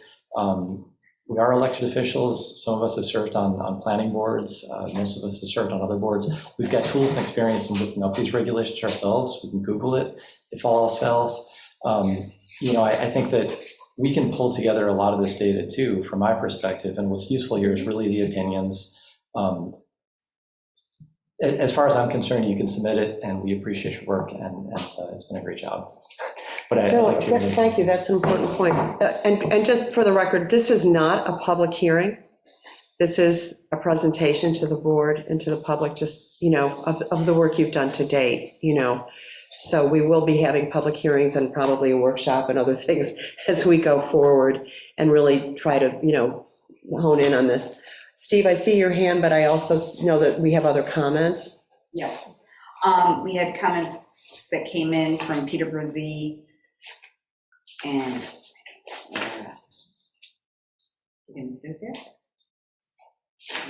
Peter? From Peter? Peter Brzee, I don't have the address. Yeah, but South Main Street. I don't know the house number. I'll read his comments to the board. Mayor and village trustees, a couple thoughts on short-term rentals in the village. One, over the past few years, the affordable homes in the village have been acquired by landlords who have converted them to short-term rentals. This is true here and has been cited a lack of in numerous municipalities in the US and around the world. That is documentable. It makes for numerous lack of diversity in population and contributes to the housing shortages around the world. Two, although not documentable, it seems to me that the market value of adjacent homes, whether owner-occupied or long-term rentals, would likely be negatively impacted. Again, although I cannot document this thought with data, it seems that potential purchasers would not choose to purchase adjacent to a hotel at the same value of another property not so located. I ask that you consider that if the decision was yours to make. Finally, as more homes, whether single-family homes or multifamily, are converted to short-term rentals, I believe this is an I can't say this word, Exacerbated? Whatever. It's a threat to our community. This has been cited. Oh, an existential threat? Maybe that's the word. That sounds like, yeah, that's a good buzzword. You must be too tired, sorry. Threat to our community. This has been cited particularly in communities near colleges, universities such as ours. Student faculty housing becomes scarce as those populations are driven further from the institutions, traffic, and local businesses, and income suffers. I ask that you consider these thoughts in your deliberations. And a follow-up to his previous email, I'd like to clarify what I mean by diversity. I am not limiting the definition to race or lifestyle. Rather, I mean to include single parents, young parent partners, establishing their families, seniors downsizing, and all others who might not be able to afford a home in the village. Rules of thumb hold that approximately 1/3 of income can be safely budgeted for housing, or 2 to 2.5 times annual income as a purchase price. As the average price in the village has escalated to approach $400,000, it seems that taking affordable housing out of the marketplace leaves us with a village of homeowners whose annual income needs to approach $200,000 per year. That hardly would generate a diverse community. If pressed to create a place for short-term rentals, I suggest that the use be limited to areas zoned for retail, office, or other commercial properties. Thank you for attention to this matter, Peter. Okay. And then we had 2 comments that came in through Zoom. Dave Mukio, again, he didn't provide the address. He's on Washington. Yes. Yeah. Sounds like this guy created his own one-man committee. Can the board take this offline with the committee and move on to tonight's next topic? Next one, Peggy Calaveras with 81 South Main Street. Was the committee able to address how many short-term rentals there are in the village now? Yeah, we know roughly how many. 13. Yes. Yeah, 13. Yep. Okay, and that's all I have. Okay, thank you. Yeah, Steve, and then we're going to close this out, so. In regard to this, again, all the work you've done has been great. I just want to put on record, again, I have been a proponent since I came here of doing rental registrations in the village. For long-term as well as short-term, for everything, Do it right? equally. You can't, I'm not the kind of one where you pick out one over the other, but I believe, agree too. as many communities, there should be rental registrations, and that way you know what you have. We right now don't know what's rental, what's short. I do know what's short-term because we researched it, but we don't know the rest. So until you have that and you authorized, I transferred some regulations to Josh. And until he's authorized to conduct some sort of a rental registration ordinance, I don't think there's anything wrong with regulating it, and, you know, I mean, keeping track of it. As it is right now, there is no problem, but there's nothing wrong with preventing a problem. That's true, and there's also the safety issues. You know, if they're registered, you could do an inspection, because that's what you were saying with yours. People are being treated correctly. And the other comment I want to make about this in regards to some of your research, I relate this to kind of like Monopoly in a sense, because in Monopoly, you know, you want to buy Baltic or you know, the one there, you know, it's a cheap community and you're going to get, you know, cheap renters. We're Park Place and Boardwalk here. You're going to get different level of clientele and different level of landlord in this village just because of what it is. It's character and ambiance. Oh, yeah, yes, you bet. Thanks. Appreciate the comments. Want to say thank you to the committee as well, and look forward to opening it up to the additional insight and research that you guys have posted, maybe in that portal that might be very useful, and all the various links. You know, I tend to agree with Justin that I think what you've done together today, coupled with any additional comments that you may want to provide, as well, maybe providing some access to their research is probably sufficient, you know, for me as well. But I would look forward to any additional comments or consolidation of insight, either individually or collectively. Just briefly on the Monopoly comment, I look at the village a little differently, although we are an aggregate boardwalk. Individually, we are all properties. And one of the easiest things to do when you are not as affluent as others in Monopoly is to buy Baltic. And as soon as you have a little bit of capital, you throw down a whole bunch of hotels, and then it actually prices out the ability to pay for, right? The point that I'm trying to make is our Baltic Avenues, we have homes that are different than others, and there's a good spread. And if all the Baltics become very efficient short-term rentals for non-owner occupied short-term rentals, we lose the opportunity for people to reside in our community in the Baltic Avenues, which create the diversity that we want, that create the opportunities for people to work here that we want and live here that we want. And we actually become more exclusive rather than inclusive. The other challenge is the more affluent we are and have the ability to take a property and jack it up from, you know, a standard long-term rental to a short-term rental, it becomes more lucrative. And so you do take properties off the market, which could be a population challenge. It does lead to investment, so there's some good there that comes of it. But when I think about some of the biggest challenges that we have in New York State and really across the country, the affordability of housing. And Rochester is what, the third, the fourth, the fifth hottest housing market in the country right now.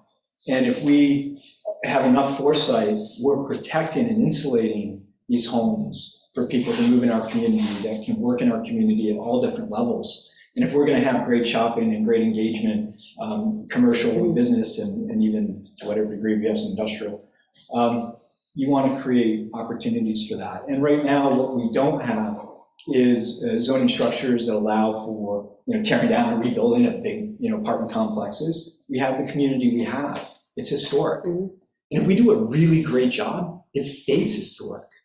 And then it becomes a place that people want to live, not just visit. And as somebody who lives here, I want that residential community. So one of the things that, this will be my challenge to Jeff more than to the committee, it's a question on structure and laws. So for example, what are the different ways that we can look at owner occupied where you reside in it when the guest is there, owner occupied when you're not there, or non-owner occupied? Right? And what are the variances and the options that we have?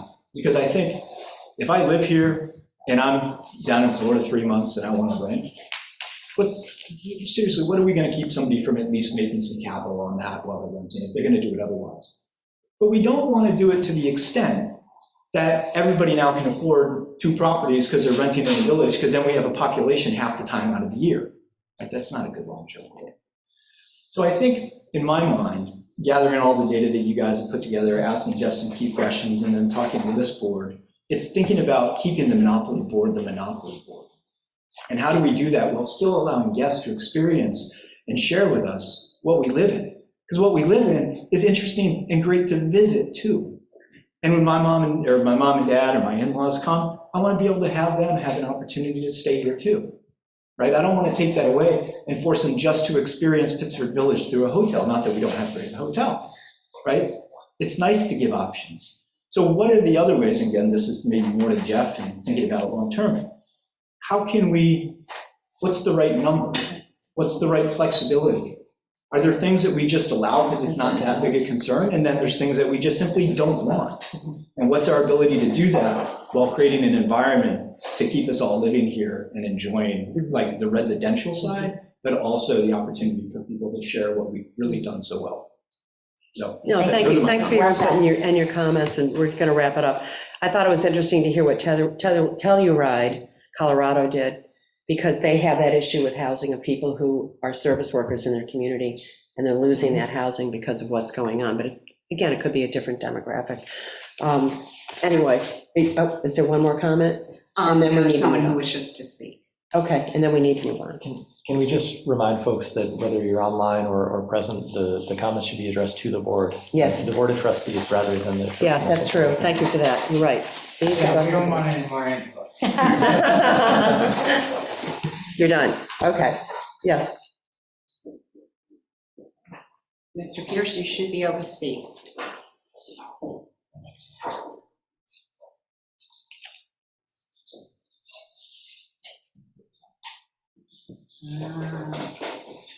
Yeah.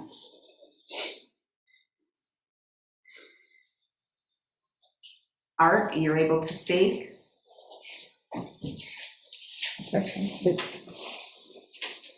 Is he muted on his line?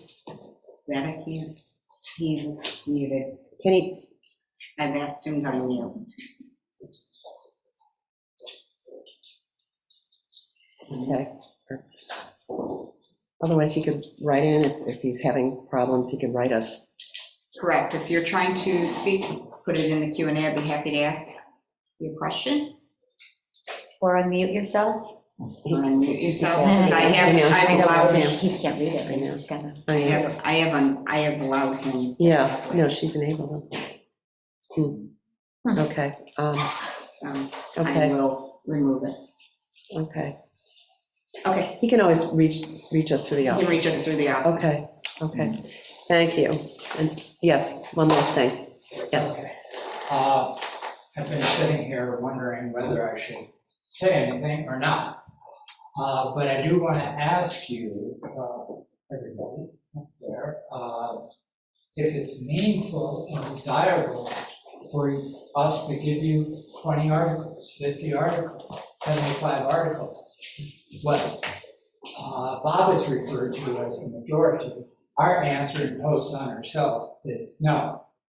It's up to each person on the team to find things that are relevant, bring that back to the team, say, this is what I found, this is why I think it's relevant. Then we discuss it, and it goes on the document. We don't lose anything. So you have asked for documents to be sent to you. Bob's intending to send you more. Yes, he has his own final report, essentially If that will do outside of the for committee. you, we could have been done at the end of the first month, because we don't take everybody through every bit of thing that we find. We seek to extract relevance and then discuss it with the team. Which is appreciated. Yeah. So Yep. if we are doing that, it's a lot of extra work, but we thought it was the appropriate thing that we would want. But if we don't need to do that in your eyes, I don't want to keep doing it. Well, I mean, you have identified this as an interim report. So, I bring it back to the committee then, what are you thinking are your next steps based on the mission and based on the discussion? So are there avenues of less formality than what we have right here? because there's a lot of fruitful conversation and discussion that can happen from what all we've found and examples that are contained in any number of our references, or Bob's references, or whoever. And Workshop? it's important to get your thoughts on them, so we don't spend time looking on the wrong stack of mail. Are you thinking like a workshop? What do we, I mean, do you want to get back to us? You guys want to talk amongst The yourselves? whole question of what the financial goals are associated with STR. There's a range. You can say, hey, it's our job as a board to make sure we have appropriate regulations and we do appropriate things like inspection, safety inspection. And that's just part of what we do, and it's not, there's no financial implication. Next level up to say, okay, we're going to charge $100 per permit, and everybody that wants to do this has to fill out a permit. There's others like Telluride that says, we're going to charge $2,000 because we want this to be a revenue source. So there's a probably brief but important conversation about what's your vision of the financial strategy and goals associated with STRs. And each of us probably in our minds could come up with many more examples. And it just seems like a slow process. Jeff, were you thinking, okay, I wasn't sure. I didn't know if I got a look. Okay. Yeah, yes, and Maria, yeah. So we have a meeting next week, or maybe the 6 of us could sit down and discuss what we have so far, that we could just present to the board, and then we'll talk amongst ourselves and see, you know, what we think we need to do next. You know, like maybe what direction do we see? Because, you know, we're hearing from 2 board members and just sending the articles that we have gathered thus far onto them and let them read through them with their experience of the various committees that they have all served on, maybe all that they need to move forward. So maybe we just go through our plethora of documents, pick the ones that we feel are best to send to them and send those on to them.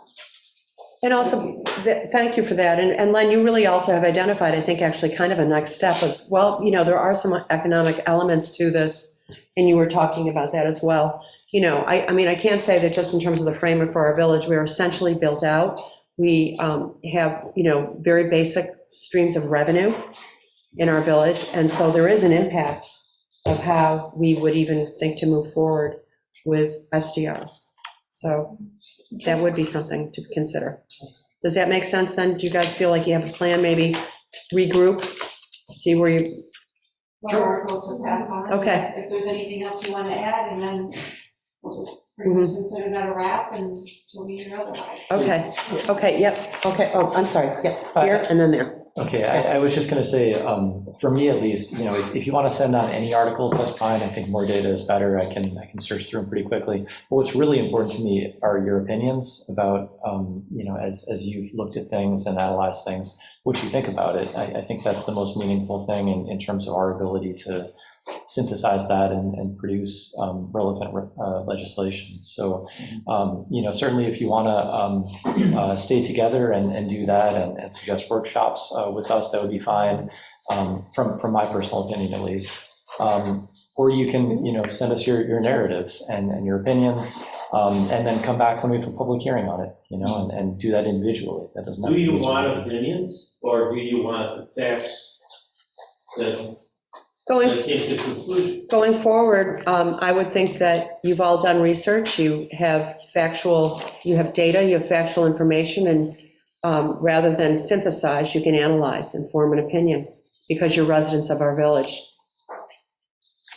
Can I make a comment? Please do. What I'm looking for, I am different than Justin. I'm not looking for opinions. I'm going to get opinions from everybody when they go to the public hearing and when we present this to our whole village.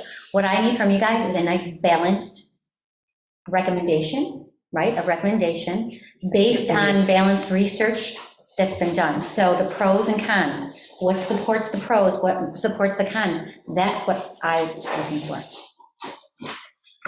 Okay, with that, okay, one last thing, and then with that in mind, you guys are going to regroup, talk amongst yourselves. Okay, yeah, one last thing from Dave, and we have to move on. We'll continue with the analogies. So I agree, we're not in the eye of the storm. In fact, it's relatively calm. Right? I don't think we have a problem. I think the goal is to identify what the problem could be and make sure that you don't allow it to happen, where you're blindsided when you realize it just did.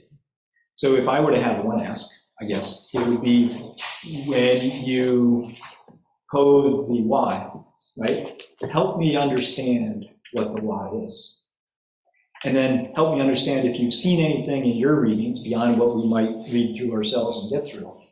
Or there's solutions that seem particularly adept at addressing those whys. And whatever format that may come, I really appreciate it. Okay, with that being said, thanks again, everybody. Thank you, guys. Great job, everybody. Thank Thank you. Appreciate it. Okay, thanks for everybody's input.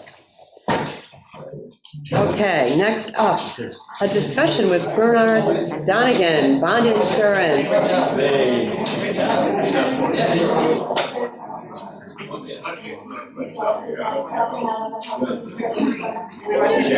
Yeah, give me. It might be easier for people here. Folks, can you please talk out in the hall? Thank you so much.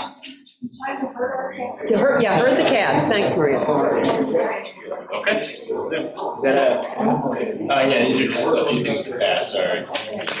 I thought they were all mine. I know. Well, don't you have to take one? You gotta take one. There's two different files there. Ask them. Okay. We got that. Yeah, very good. Thanks so much for your patience and for waiting. Yes, absolutely. Are these all the same? Two different No, pages? sorry, there's three different handouts going around. Oh, these are all the same? This is the same. Same as, Just take one and pass it. Yeah. Yeah. Three And then different take one of handouts these. going around. Okay, that's number Sorry. 2. And now I'm passing along number 3. number 2, I gotta separate them. Yep, you have to separate them. And then I'm going to give you, here's number 3. You've got the third Okay, I one now. gotta take one more. Okay. Yes. Okay, and then we're going to hand. Number 3. Yeah, that'd be some stuff we need and then. To resolve this one. Sorry, some of these permits are. Yeah, you This got is yours, for- you have this one? Does Jeff have, My copy, do you have? this is for Dave's copy.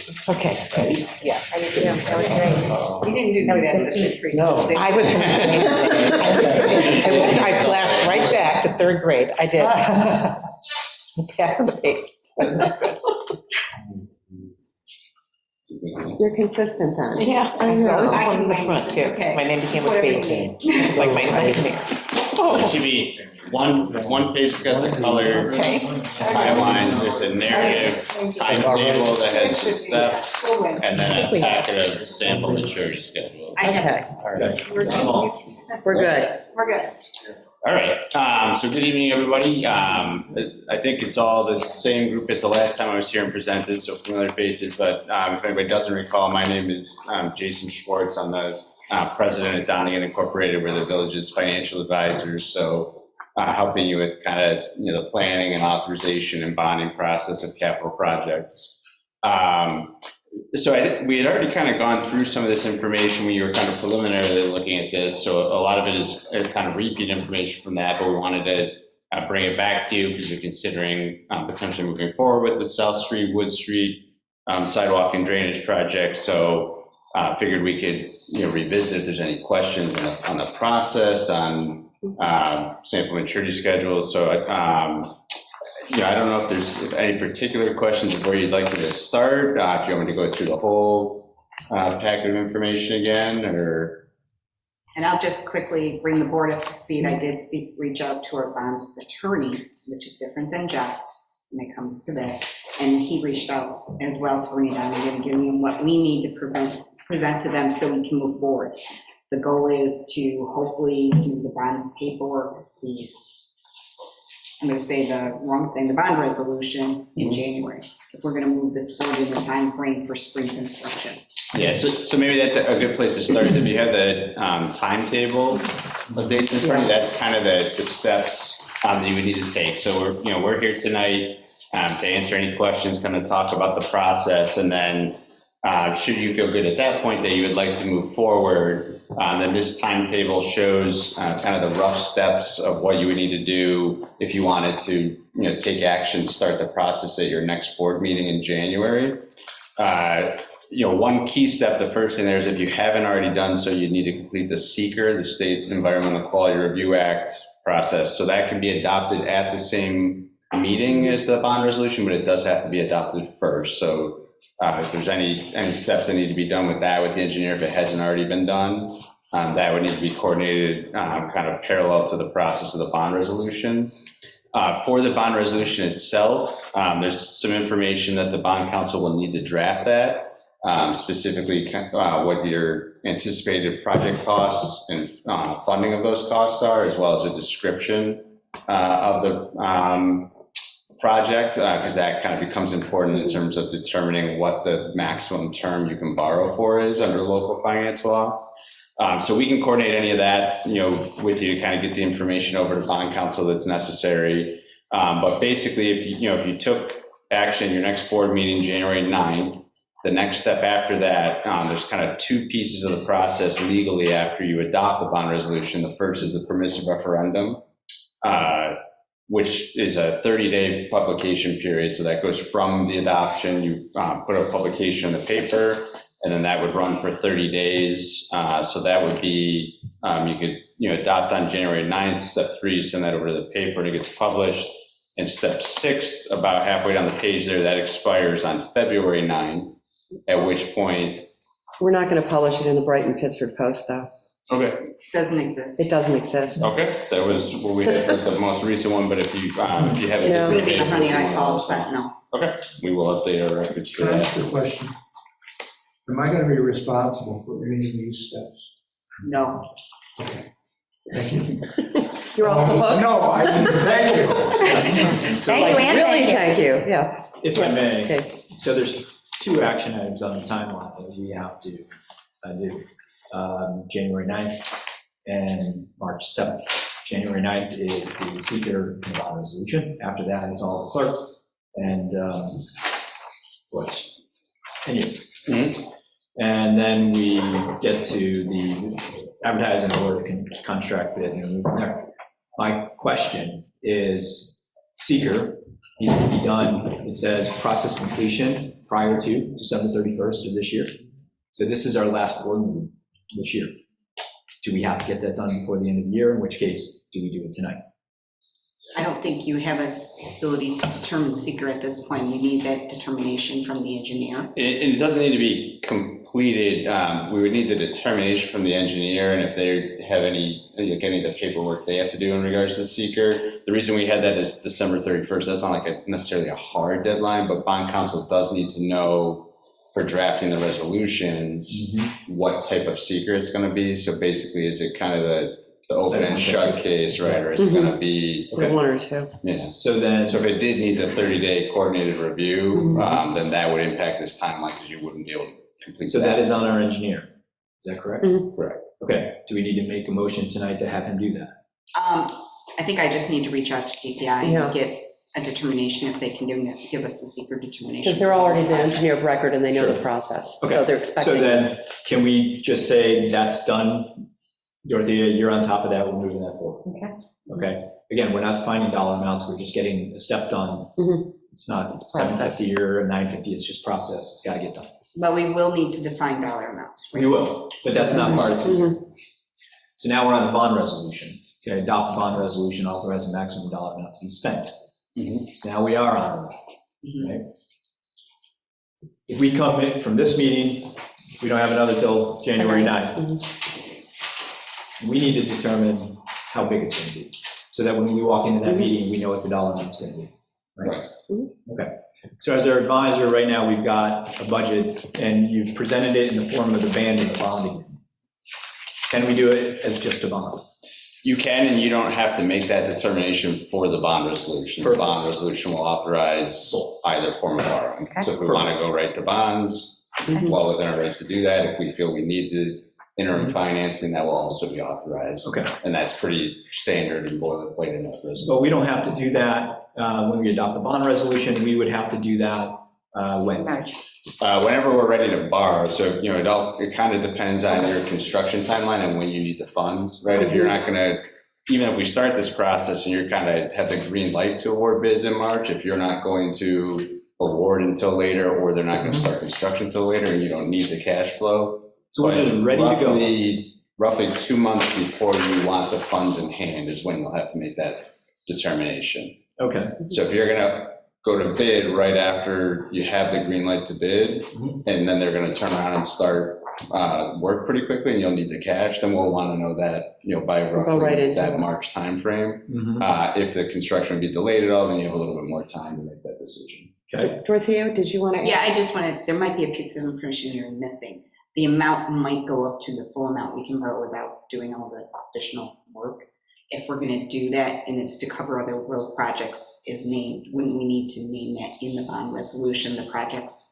What you're gonna cover, yeah, so you'll want, with the bond resolution, you would want it to be as kind of broad as you think you might go, right? So whatever you define in there as the project, you can't spend money on anything outside of that scope. And whatever you set as the maximum cost, you can't exceed that for any reason without going back to amend the bond resolution. Setting up the bond resolution does not commit you to doing anything. If you set a resolution of 750 and your bids come in at 600, you can always borrow less. You're not committed to spending. It just sets an upper limit on what you're allowed to spend, or in that description period, it sets the limit on what you're allowed to spend those funds on. So does a bid need to be awarded in order to move forward with borrowing a certain amount? So for example, let's say we issue a bond for $1 million, or $999.99 to be under the million. I don't know when you need to get the million is the threshold where you need to. So you could borrow 950 or 975 and be under that.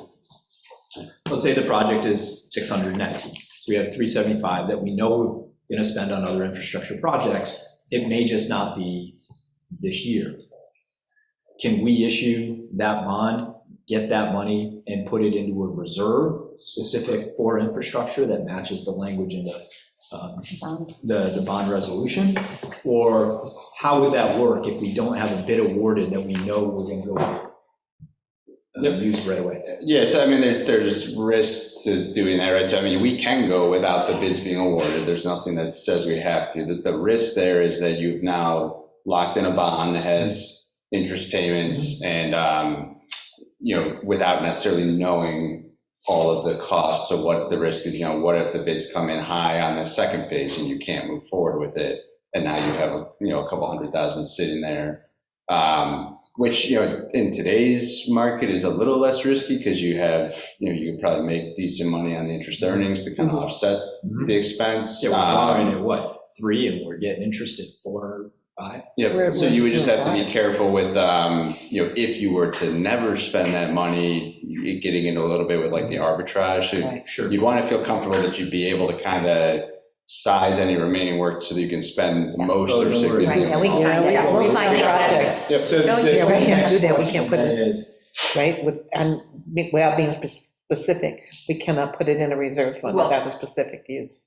I don't think. Whether or not we put it into a reserve. And I don't think you're necessarily saying put it in a reserve, you're saying put it in like savings, what I would- like invested. Yeah, I think what I would do if they went and got 950,000, I would roll it into its own account, put it into a CD. Okay. To get interest and take it out as we need it. Okay.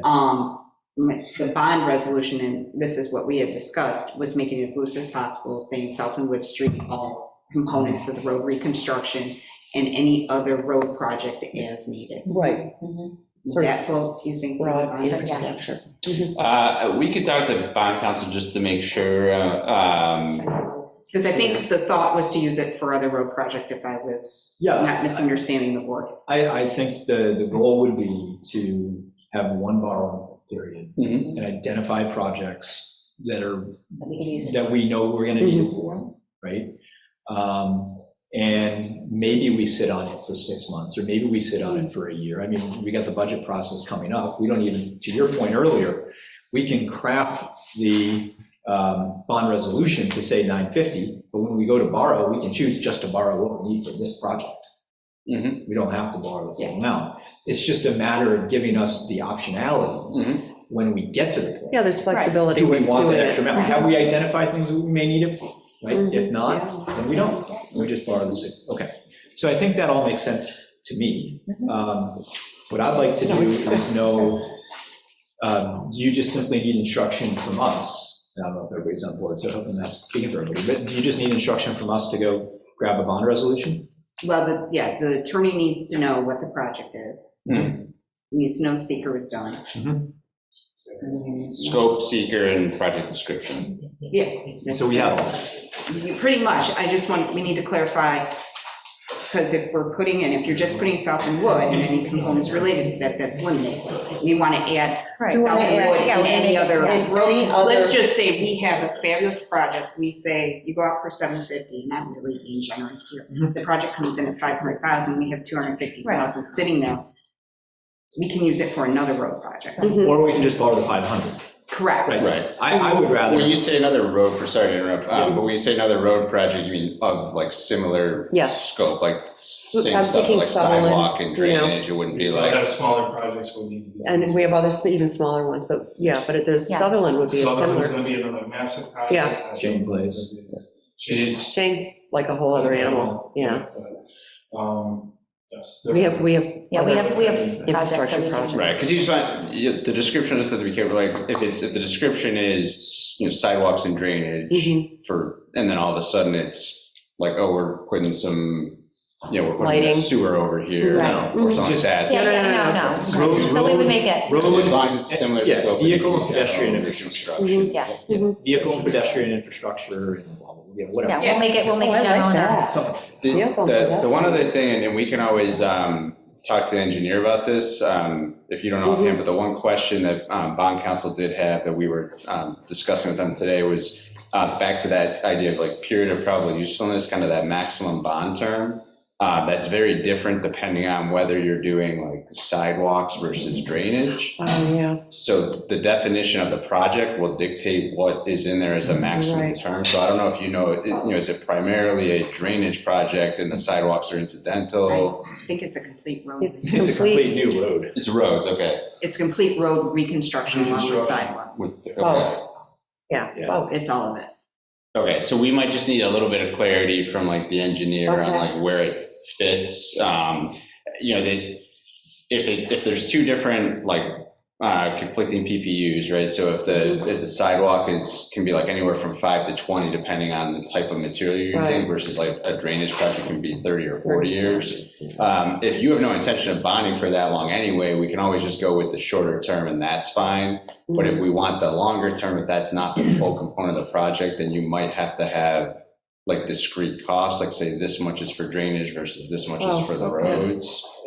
I would simply say we've not done the long-term capital plan. So we don't know what the stackability of future debt might have to look like in order to get the things done that need to get done, when they need to get done. So I generally would defer to a reasonably long period. If we can, for fairly limited expense, 5-10 basis points, put a call feature in there, that'd be great, right? Yeah, if we're out past 8 years, then we typically put an 8-year call in for free. Perfect. For no basis points. Perfect. So if, worst case, we refinance then, or we pay it off on a new debt refinance. So all that's fine. I'm just thinking 15 to 20 years, right, for a major road? I think that's difficult. Yeah, that may be okay, just depending on what type of material you're putting in. And this is me. What do you see as a payment for that? So that we had the payment schedules that we hand out. So this was based on a $650,000 bond. I think the last time we had talked, part of it was 750 less possibly 100,000 grants. This would be slightly conservative because the rates today are lower than what we had on here. This is a conservative projection, but it's also not a big bond, so the interest doesn't move a ton, even if the rates change a lot. I might have to. So a 5-year schedule would be about 150,000 a year for a payment. If you went out to 15 years, then the payment's closer to about 70,000 a year. But obviously you pay more in total by stretching it out, not paying it back fast. So you get a lower annual payment, but more of an overall impact. But that's an idea of the magnitude for a 5 to 15 year. But right now we're at like what, 3.25? You might be around there, because it's under $1 million, it might be a little higher. The bonds that are under that $1 million threshold and aren't rated are getting a little bit more of a premium and an interest rate. What's the spread right now? For what? Rated and unrated. we're probably seeing, 50 50 basis points or more, Okay, what's the cost to get rated? The cost to get rated is, typically around 15 to 20,000, but again, also you would typically, and for the rating, I'm saying that, part of that is that it's usually tied to bonds that are over $1 million, so there's also that continuing disclosure component. I don't know that it's the rating alone that's driving that. So even if you got your bond rated, we can always ask this question to some of the people who bid on the bonds and get that back to you, follow to this meeting, but I don't know that getting a rating alone, if you were under $1 million and weren't going to have that full 30-page official statement document is what's driving But the if we could cost. get, It's more yeah, so it's just, that. but if we could get rated once, and that's enough for the people buying it. We'll ask that question. We haven't really ever had that or even if come up. It's yeah, typically because paired with that. Is it, yeah, so the question is, from a buyer's perspective, is there a presumption that the bond that they're buying is going to have a rating every year moving forward, even though the municipality doesn't necessarily need to have a rating done every year? It wouldn't, because you typically don't go back and do a rating every year, but it's just monitored. And part of the way that it's monitored is that when you're over that $1 million, which is typically the debt that's rated, you have to do that continuing disclosure undertaking, that compliance with the SEC. That's roughly $3,000 a year probably for us to do the filing to update, plus the administrative work of the village having to pull all that paperwork together to send to us to create the document. Okay. You're basically creating like a 30-page, like essentially what's like an IPO for the village. Sure, what I'm looking at is 50 basis points on $1 million is $5,000 a year. $5,000 a year, if you're telling me the cost of getting a rating is 15 to 20 grand and then $3,000 every year to maintain it, you're basically looking at a wash, and there's almost no reason to go through the hassle, even though it's somewhat net neutral. Right.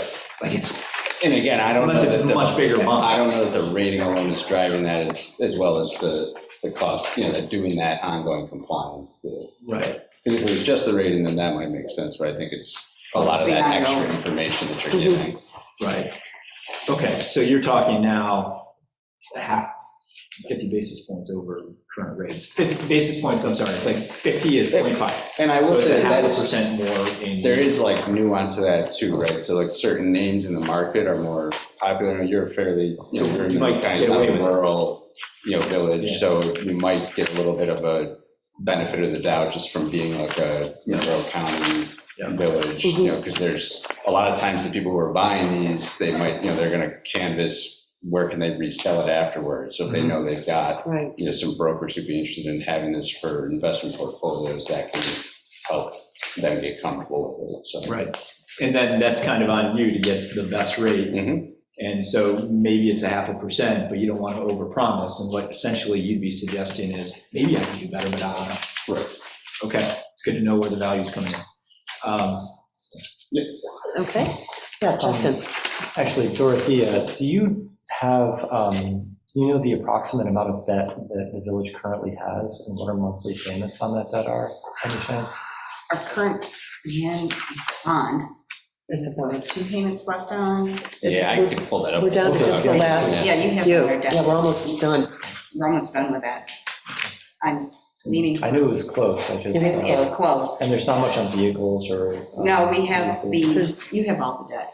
I think we have 3 other things that are close. One's going to come off, but there's 2 others that are hanging.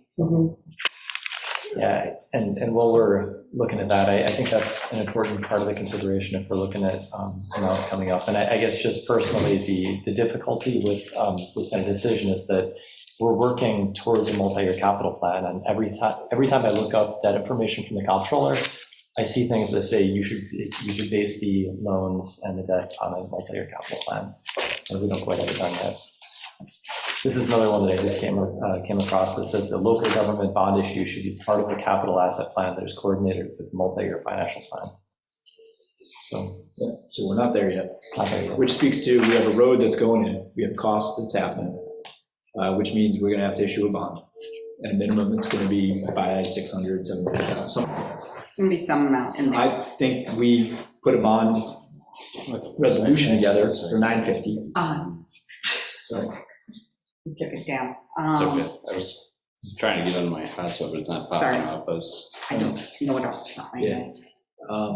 So all I was suggesting is, whatever we need to do tonight to make sure that on January 9th, we have a secret resolution in front of us and a bond resolution in front of us. I think for 950, in the general concept of what we just talked about for roads and infrastructure, right? Just going. We move this forward. And whether or not we borrow that amount or we don't, whether or not we issue a band or a bond, we don't have to decide, but we know we need the money for the road. We're taking the action. Let's give us the flexibility to borrow more if we need to. Right, and I want to make sure it includes engineering, because we're paying That's true. engineering currently. We're paying engineering out of our fund balance. So we want to Right, so you reimburse want to that. be. We're gonna wrap it in. So do we need a motion for that? Jeff? Don't look at it. You were for about 10 minutes ago. That was such a great look from you. That was just priceless. I don't think it would hurt to have a motion to direct, Just make one. and we'll talk to the engineer to get the scope of the current project and Future. the best language. An estimate for the pedestrian. future. Do you want to make a motion, I'll give Dave? it a try.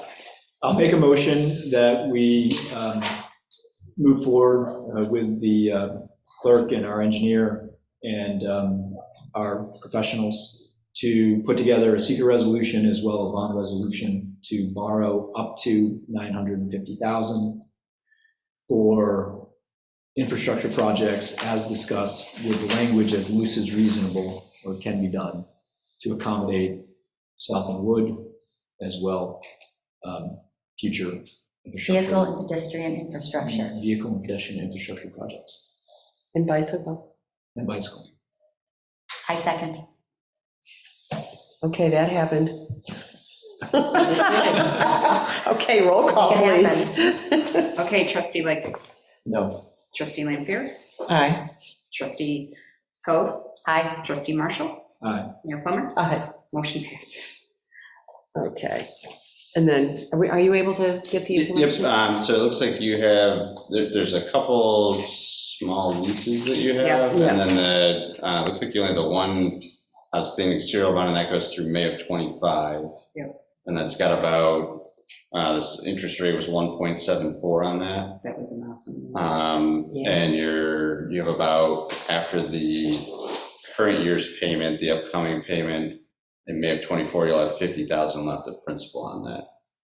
So the annual payment on that one is We've been paying 50. roughly 51,000 and change. It's basically just the principal. The interest is $875 a year, so. It's almost gone. That was a 10-year bond. Yeah. What was the interest on that, on the 10-year? 1.74. Once, and now it's 1.9, what is it now? It's not, it's locked in. Today. Oh, it's locked in. So Yeah, we didn't use the that's same locked one? in. It's No. not, well, for that bond, when you issued it, it was locked in. If you were issuing a bond today for 10 years, it's probably low to mid threes. Is it? Okay, slightly higher. double. So Still not too bad. Question for Okay. you. 1.74. I didn't mention it in the resolution, but as far as the term is concerned, does that have to be part of that resolution, or can that be? No, that's going to be dictated by So bond that's council. That's why they want the That scope, day. because the scope is all Mhm. determined by It's all local determined, finance. it's automatically You determined. tell by them what the life of scope project. is, and well, the maximum term that you can bond for in the bond resolution will be put in there by bond council based on the scope. The maximum The term, but we can term always of be the actual shorter. borrowing is what we will do after the legal Yeah. publications run their period and you're ready to borrow. Yeah. Then we will have that discussion with you about, do you want to, if your maximum term is 20, Mhm. we'll have that discussion with, do you want to go out the full 20? Do you want to go 5 or 10? You can Right. give us, a debt service target, and we tell you, you can go out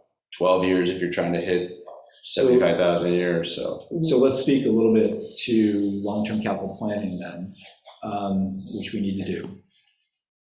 Once we, hopefully by then, by the time this bond gets issued, we have a better understanding of what that looks like, right? Which is in March. Well, I don't know if we have any RFP out yet for. In your packet, I included an RFP. Thank you. Yes, you're probably going to. Is that yesterday? That was yesterday? I didn't- Yeah, I finally got Okay, the great. final okay. So Okay, we have the good. tentative So- RFP for that. The goal would be, and I think, Justin, your comment, the idea would be to know where we stand in all this. When we go to issue the bond, what size it is, and what is it covering, right? And how quickly is it covering it? So we may not need to issue it all, but at least we have the optionality to do it if we want to go higher than that. So, okay, I'm comfortable with all this. Question. I'm interested in Justin's not accepting that. Can you give me your rationale for that, please? Yeah, I was kind of on the fence about that, not necessarily upset about the process or anything, or with anyone in particular here. I just, I've had concerns with the budgets, a few of them that I voted on since I came into office, and a big part of that is that we don't have a multi-year plan, which is really something that I think we all agree that we need.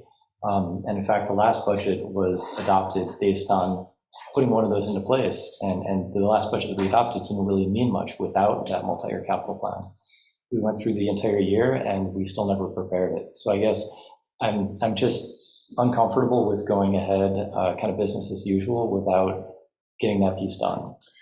So can I make a comment? It looks like we have budget workshops listed here. Yes, I'm waiting for. Okay, so while we've been talking about this long-term capital planning forever and nothing's being done, why don't we set some dates? Well, I know that at certain points, you were going to meet with the treasurer, you guys were going to talk to Dorothea and try to pull some things together, and Zach with all of you. So my understanding is that hasn't happened, so. I let's realize just this move is a forward. concern, but can we stick to the bond? Because this Yeah, is more but- internal, and This is going to happen for the budget meeting. we're going there. Okay, Let me all put it that way. right. We're gonna Thank go. you. Yeah. Okay. We're going there. Okay, so this is good. I think we're set for January. What more do you need from us? I think we can put I'll have anything to else talk with with the the engineer, engineer No, and you- council, so I think we have our marching orders from you. The only other thing I would point out on the point of budget meetings upcoming is if you think that you may be likely to move forward with something on this in the spring or summer timeframe, you'll want to make sure you include something in your budget for next year for that payment, so. We actually included in this year's budget, and it's going into reserves.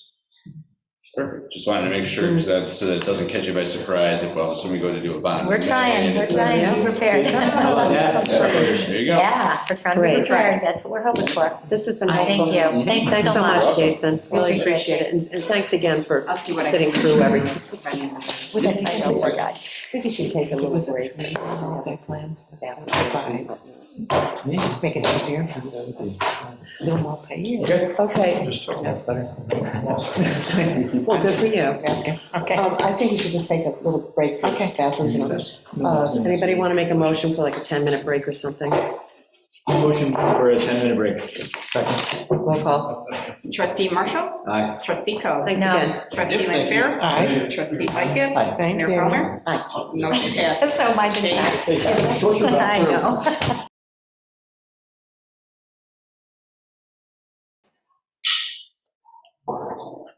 Okay, go ahead. Motion to call the meeting back to order.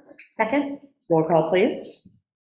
Trustee Marshall? Aye. Trustee Coe? Aye. Trustee Lanfair? Aye. Trustee Lightgev? Aye. Mayor Palmer? Aye. Motion passes. Okay, next up, the refuse district discussion. Okay. I kind of put that on there because I wanted to get an idea of where we are in the process here. Dorothea, can you Real help quick, us? I'm going to give you the latest on the numbers. So we're at 25% no, 75% yes on the survey that we put out. That's with total submissions of 226 people started the survey and then stopped. So how many people have completed it? 80. Out of 226. Oh my, okay. That, that made the decision that they were going to. Yeah, to click in. Yeah, to click. So, it's, as I said, it's just giving you a sampling. Yeah, it's a sampling, Okay. But it's enough information. I mean, we've reached out, and we've asked people, so it's enough information us to move forward, and because we've got other stuff, we've got public hearing and everything like that, right? So it's enough Plenty of information opportunities for people. To Yeah. lead the discussion that the board was talking last time, you want to see the latest numbers. Okay. And also get Jeff started. Jeff and I discussed, we had a long chat. I'll let Jeff go from there. Yeah, it really, did you want to talk about the process and everything? Yeah, the reason I didn't Okay. draft a local law is I wanted the board to see the whole process from start to finish. In case there were rethoughts about whether or not you wanted to do this or not, but I'd leave that up to you. So it's a 2 public hearing process, the first year. First, we have to adopt a local law that says we are creating a benefit district, otherwise known as a refuge. So first local law sets up the district. In this case, it probably will not be boundaries. In this case, it will probably be a list of residential property, because we're staying out of the, we're not anticipating doing this for commercial, are we? Oh, I see. So could we define it as the entire? No, we'll do a list of property. Okay, And okay. the assessor will. Then it's done, because we're working with the assessor anyway. Yeah, Okay. So we're going to, the Gotcha. assessor is going to lead us down the road of how he categorizes residential properties, versus 2 rentals versus 6 rentals versus a 75 Monroe Avenue. Oh, like a 2-family or a. Right. Got you, okay. Yeah, so I would anticipate drawing the proposed local law in as broad a fashion as possible so that we can give the board information on the January. So backing up, I anticipate having that local law. If you tell me to go forward, Okay. we'll have the local law to review on your desks a week prior to the January 9th To meeting. age it. Okay. So that if the board chooses, the board can then send it to public hearing. Because as we work through this, you'll discover this is very time sensitive. It's not time sensitive, it's deadline sensitive. Yeah, because if we're going to put it on the tax bills, that was Right. sort of driving Okay, that. okay. Right, Okay. so Got that? we can back off the generalized residential properties if it doesn't look like it fits. We can limit it to 4 unit, we can limit it to two family rentals, we can limit it to 6, whatever. So any residential property up to 6 units would, Whatever. or something like that, That would be depending. less restrictive, so we can make the change Oh, then and there. that night. Great, okay. All right. In the meanwhile, I suggest that if we do actually adopt a local law or move it to public hearing, and the timing on this is either maybe once we adopt it, probably would be a better time. But you ought to do some kind of mailing to the owners of these residential properties to let them know this is coming, so they can figure, and the rough time frame, so they can do something about the service that they already have ongoing at the property. Because they're going to be very angry if they end up paying for 2 garbage services. Right. So. And that wouldn't kick in though until when? June 1st. We would arrange for, this would be part of the bidding process, we would have to put all these pieces into a bid. Once it's adopted, it would go out and bid. We arrange for service to start June 1, we'd start collecting the coverage for paying for that service as of June 1 with the tax bills. Okay. It's added right onto the tax bill, there's never any separate bill to Okay. any owner. Okay.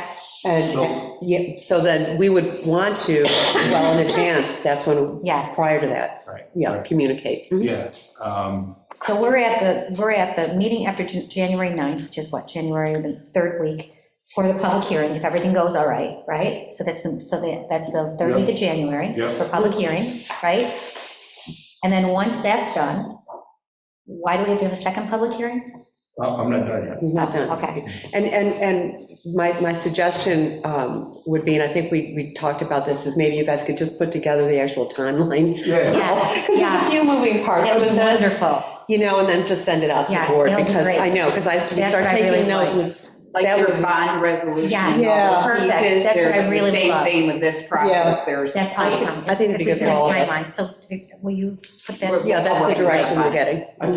I think we planned, Dorothea, on the public hearing happening in the first meeting of February.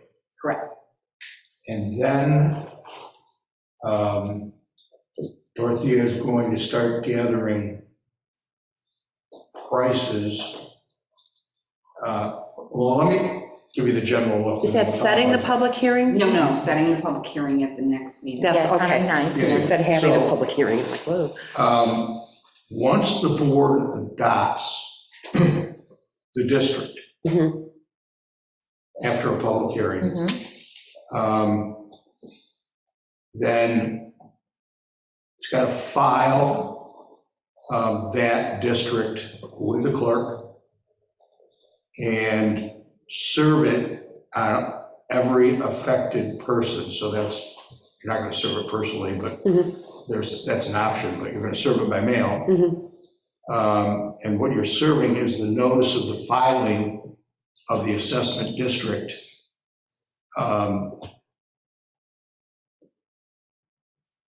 And that's the notice to that has to get mailed. Then you're going to gather the information. I mean, Dorothea will have been working on this, ahead of this, but you're going to gather the information that will let you know what the actual tax per unit is going to be. And that's working with the assessor. Is that, No. how do we? Well, the reason we're going to the assessor is to find, Find numbers. I know, to get to find out what the the, residential. to get the resident, properties yeah. are. I wasn't thinking clear. It's Yeah. okay. And then, meanwhile, Dorothy's going to be putting numbers together, and then she's going to present the board with her proposal for the tax. And rolled into that tax is going to be the administrative expense of doing all the things that you're doing to get there, and then all of the things that you're going to have to do in the future. And that was the conversation you and I had, because the town just has a 10%. Correct, the town has a 10% surcharge, they can't go over that even if the costs are higher running the district. The village, my understanding with village law allows us to go to the actual cost of running the district. We're gonna have the initial starting cost, and you're gonna have cost every year, because one of the things I'm hoping, and this is a question I want to talk with the town too, is if we can put it out to bid for 2 years, because this leads to the second public hearing. The more we can loosen more public hearings up, the cheaper life is. The cost of setting up the district, getting all this on the tax rolls, there's time and energy. And there's going to also be time and energy after the district's in place, because even though we're going to tell them they're going to call the hauler, they're going to call the hall. So we're going to get every complaint call, which, okay, yes, we do need to participate in, but we're going to redirect them. So we're going to be spending time. Okay, got it. But I'm going to have to put out a bid for the services. So that's going to determine the cost. Then we got to look at what is the surcharge. So- Administrative fees. Yeah. So we have the cost to us. total, so that can be accepted by the board. Okay. The other part of that, whether it's going to be 1 or 2 years, is what the haulers will do. Correct. Right. Yeah, they may Right. say we're not interested in a 2-year, they may say we'd love a 2-year, we don't know. And that might be something, again, and we might be able to do in the bid docs, option A, 1 year, option B, 2 years. Right. Okay. Right. See what we Maybe got. we get both. We would just request it. Yeah. Because personally, I mean, in this instance, you're taking from a resident when it's currently their right to choose and decide. And we're assuming that right for them and then billing them for them, and they have no choice. So I wouldn't mind the option to bail on that in a year if whoever we just hired stinks the first time. Well, we built that That's in the into the contract. contract. Yeah. Right, That's built right in. You can dump them. regardless, for no cost. So, what's that? Then if you dump them. How do you get? Yeah, what are you doing? No, but Well, you'd have to go out to bid. To the next one to replace them. The town, And you're the not the town only has one the, to we should look at the town's contract. They have a mechanism. What's the value of a 2-year? Like, why would any company ever do a 2-year if you can dump them anytime? My only thought process on that They is. can plan. Sure, okay, but you could dump them, the contract will allow us to dump them along the way. I think the town, because I remember having this discussion with Bill Smith a long time ago, there's some mechanism Okay. but as far as I know, excuse me, 1 second, yeah. I was just going to ask if it's possible, even maybe as a trial, to piggyback off of the town's contracts to see how it would go and then go from there. You have a bunch of contracts. Bunch of districts. They have a bunch of districts. They have 21 districts now, and they're adding I 23. don't know, is it an assessment though? Do they assess it against their tax? I believe they do assess it against their tax bill, but I think given our local laws are different, I would almost think we'd be better off sticking just to our Very Doing our different. thing. I think Zach's just talking about Just taking a look and using it. taking a look at what they're doing price-wise. Well, we can take a look at what they're doing price-wise. But that's actually, though, a different consideration, which is, I don't think this is possible, maybe it is. You just go to the town and say, could we be a district? And I don't think. No, we can't. I didn't think that was the case, No, okay. separate. So to that point, you're just piggybacking on for like pricing, Yeah, maybe they give you right, a deal yeah. because Just to it's see what already they're here. giving Because if they have so many districts, they might be getting better pricing. So that'll come up to the bid. We'll just put out the bid, and if they think they can give us better pricing because they're already here, then they'll come back. with Right, better bid. right. Even if it would just be for a short time, just to do a trial error. Dorothy, I'm sorry, go ahead. I don't know, no, I don't know, I mean, I don't know. Are we gonna have to, we have time for it, but are we gonna have to build into this process, excuse me, I'm sorry, the place where the trustees authorize this going out to bid? My thought on that is putting the RFP together to go out to bid. I think we were going to try to time it at the same time we're sending out the notices, Was we what? same time we adopt the local law. And the notices have And then the it. trustees would authorize it to go out to bid at the same time? Okay. Yeah. Yep. I All right. thought that's So how that's we- what date?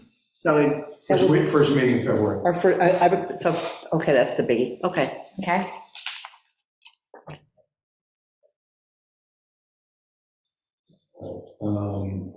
the reason for all this is overall time frame. Everything has to be done. Numbers, everything go on the tax bill. And there is no give on this, May 1st. okay. Yeah. There is no Right. give. If we cannot complete this process by May 1st, you cannot have a refuse district this year. So let's stay on track and make sure we get our timeline So and follow this- it. I don't know where everybody else stands on this, but there is a consideration here to creating all the laws, delaying a year, and putting it up for referendum. Maybe we have a majority here already, maybe we have enough opinion already, but one of the things that I'd like to know, just for resident feedback and when we have a public hearing is this the type of law that you could bring to a referendum at the next election? And delay it a year or two, which is fine. We have a law already created, and we just decide if we move it forward or not. The answer to that, I think, is yes. Yeah, I mean, I think we could do that. I mean, I think, but we have public hearings and I don't know. I mean, I've heard, so there's a few different reasons for it. Yeah. And let's talk about it. And it's the idea that, again, every government to some degree encroaches upon what people perceive as their rights, right? And they do things for us, and we pay for that.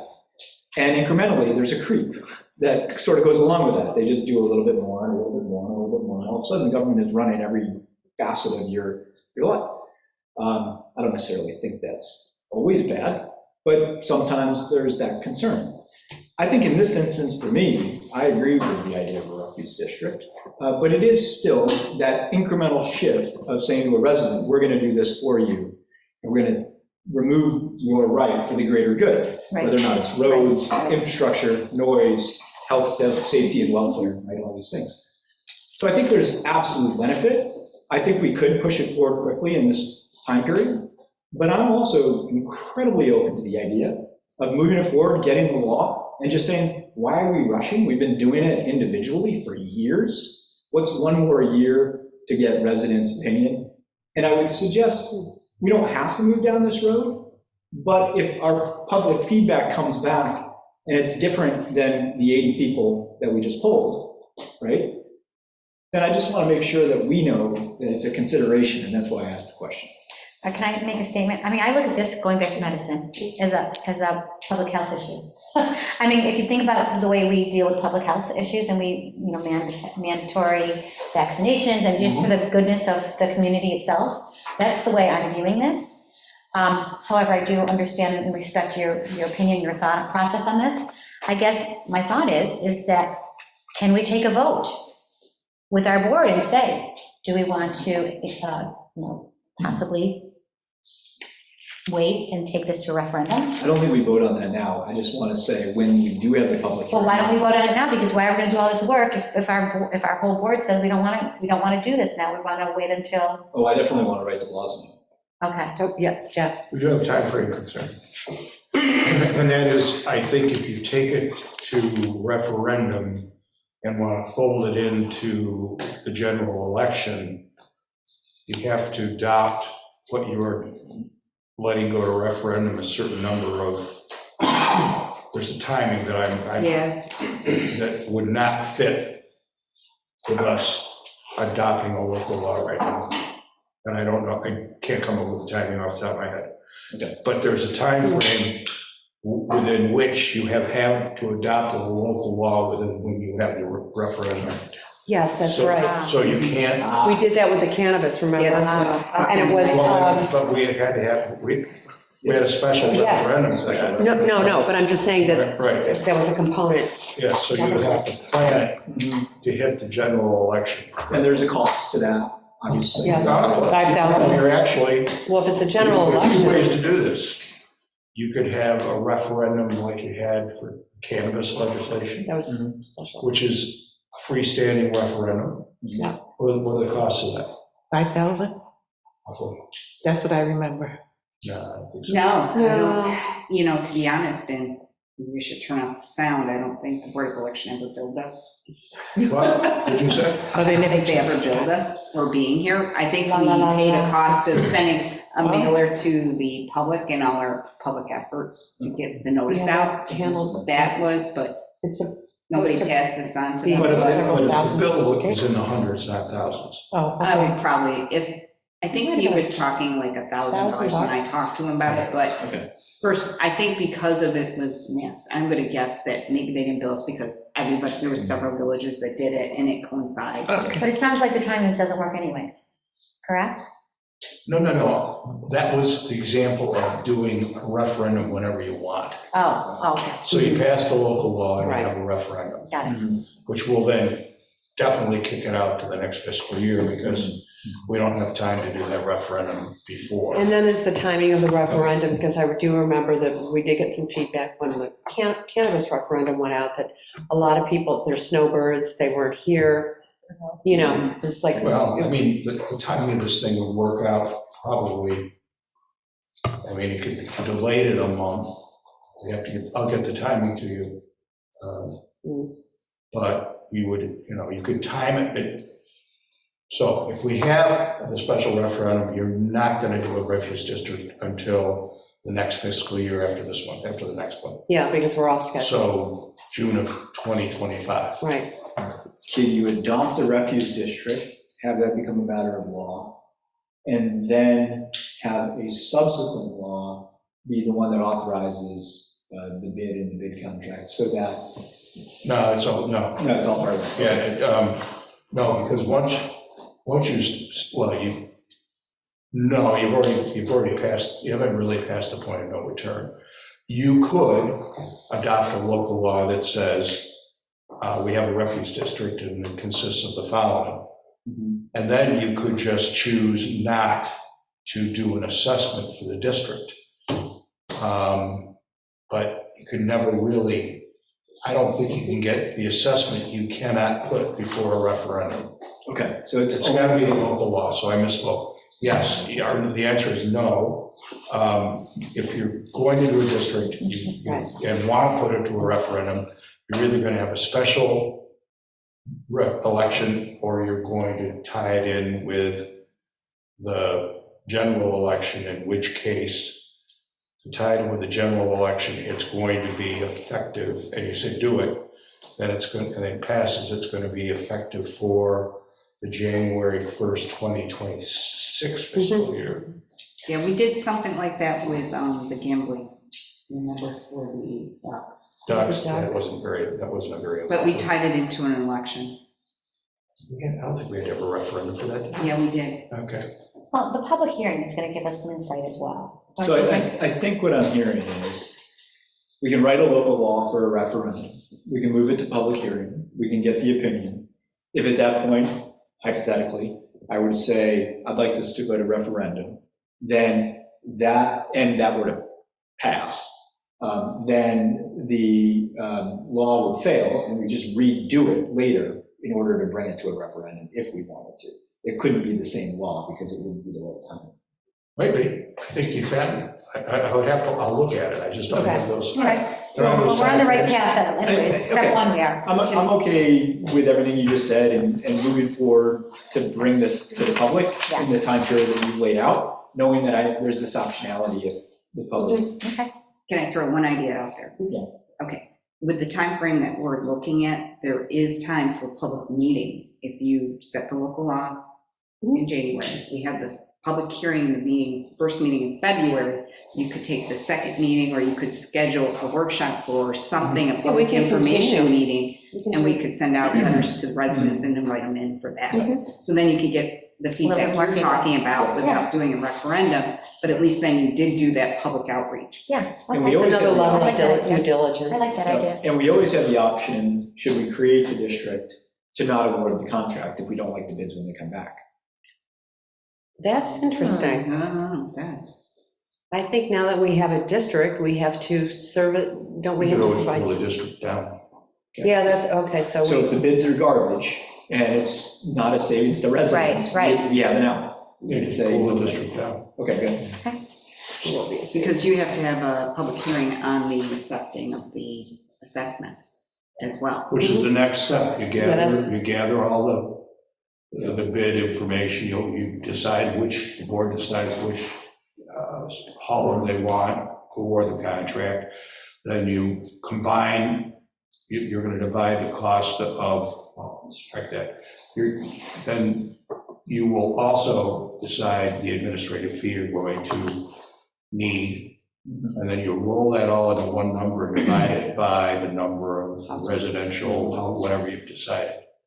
And then that's the number, and then so you put together, that's going to be the assessment for the district. And then you have to, that has to go to a public hearing 10 days after you. With the cost per household, right? Then we'll have the actual cost per household. Yeah, Okay. that's going to That's the rationale. That's going to get also filed with the clerk, Okay. and you're going to, it's going to be a public hearing on 10 days' notice to adopt that assessment. Which I think would correspond when we're doing the general budget. I need to talk to our accountant, because I think at the same time as we're doing the general sewer, we would have to do a refuse district budget, just like you do sewer. Yeah, probably, that's right. Yeah, makes sense. Yep, yeah, that makes sense. So, and then you'll have the public hearing, you'll adopt the assessment if you adopt the assessment, and then each individual property owner, just like any other tax, okay, they have the property tax.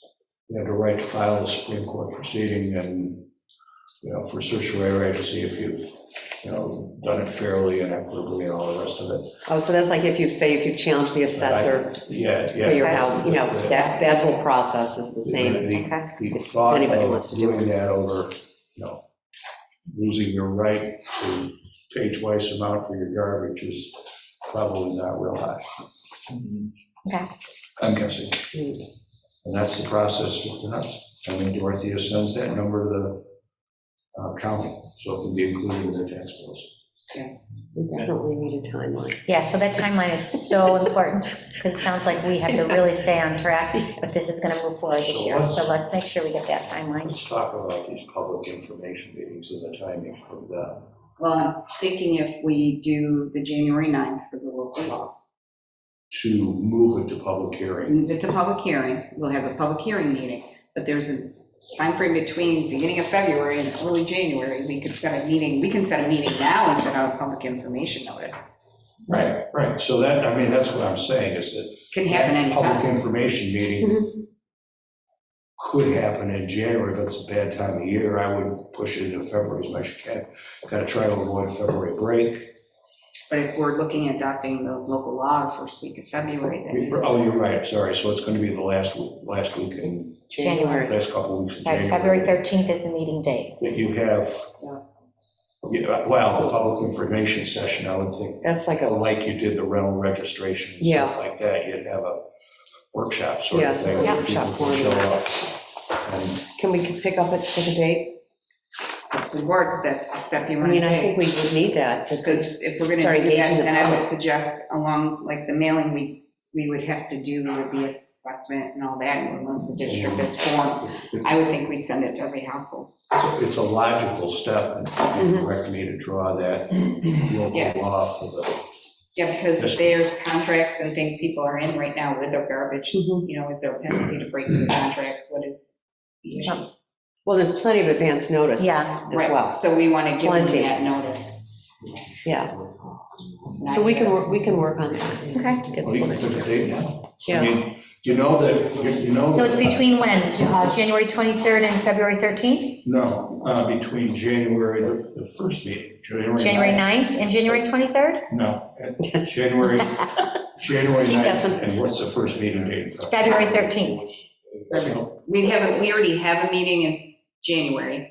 Well, that's another problem. We haven't set the meeting dates for, and I have no calendar in front of me. Oh, I have a computer. So what are you asking for? I've got the meeting dates right in front of me. Yeah, so I mean, I would think that if you want to have an information session, that is the time period you had to have it.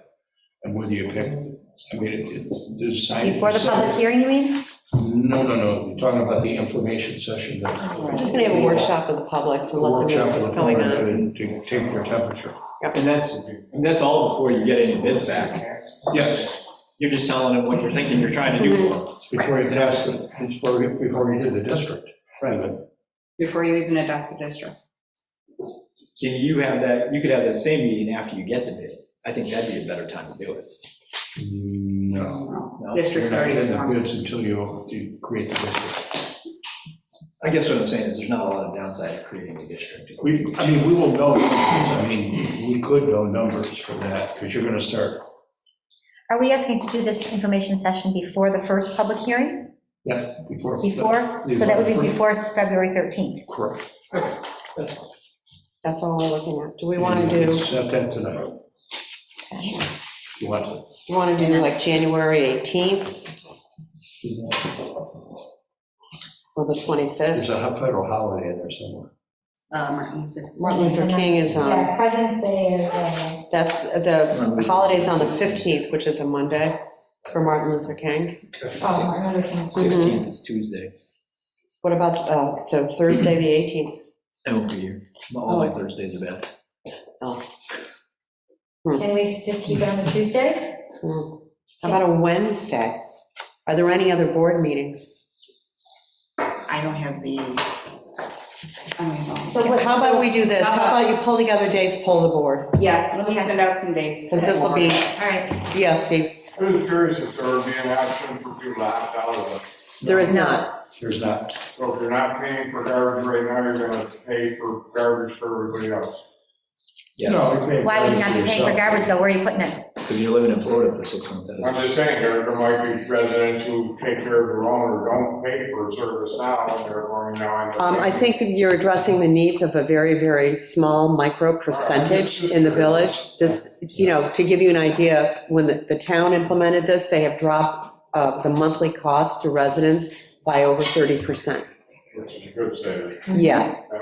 So, there's a reason to do this for, financial, the roads, infrastructure, Oh, like Yeah. 1.4. but you cannot opt out. That's not how the law You works. can probably opt out in the town, but once the village, I don't know. You can't. But once the village passes a district and you're in the district, You're in you it. get assessed the tax. Yeah. You don't assess everybody in the Yeah. district, No. then Right. you're not Yeah. taxing fairly. It's just like sewer. People are paying for sewer. Right. Who don't live here in the winter, Right. Yes, all right. right? Okay, good, great. Thank you very much. Okay, so you're going to That's pull the helpful. board on all that. That was helpful, just to That was even great, understand yes. the whole enchilada. It's not, Yes. it's not an extremely easy. Yeah. Well, Do we yeah. need to direct Stuff you we need on to do. tonight, or you already have that direction? I have the direction. You guys You're good? directing Jeff to go ahead with the local law. Everybody's good with And you that? guys are gonna put Yeah. the timeline together? Yes, okay. Okay, next up, the discussion on the village tree ordinance. So, Jeff, what's that? So Jeff, can you give us an idea of where we are with that? I know that there was a Yeah, question. we have a draft ordinance. The last time the board discussed it, there was divergent opinions about the limit of the jurisdiction to be exercised on private property.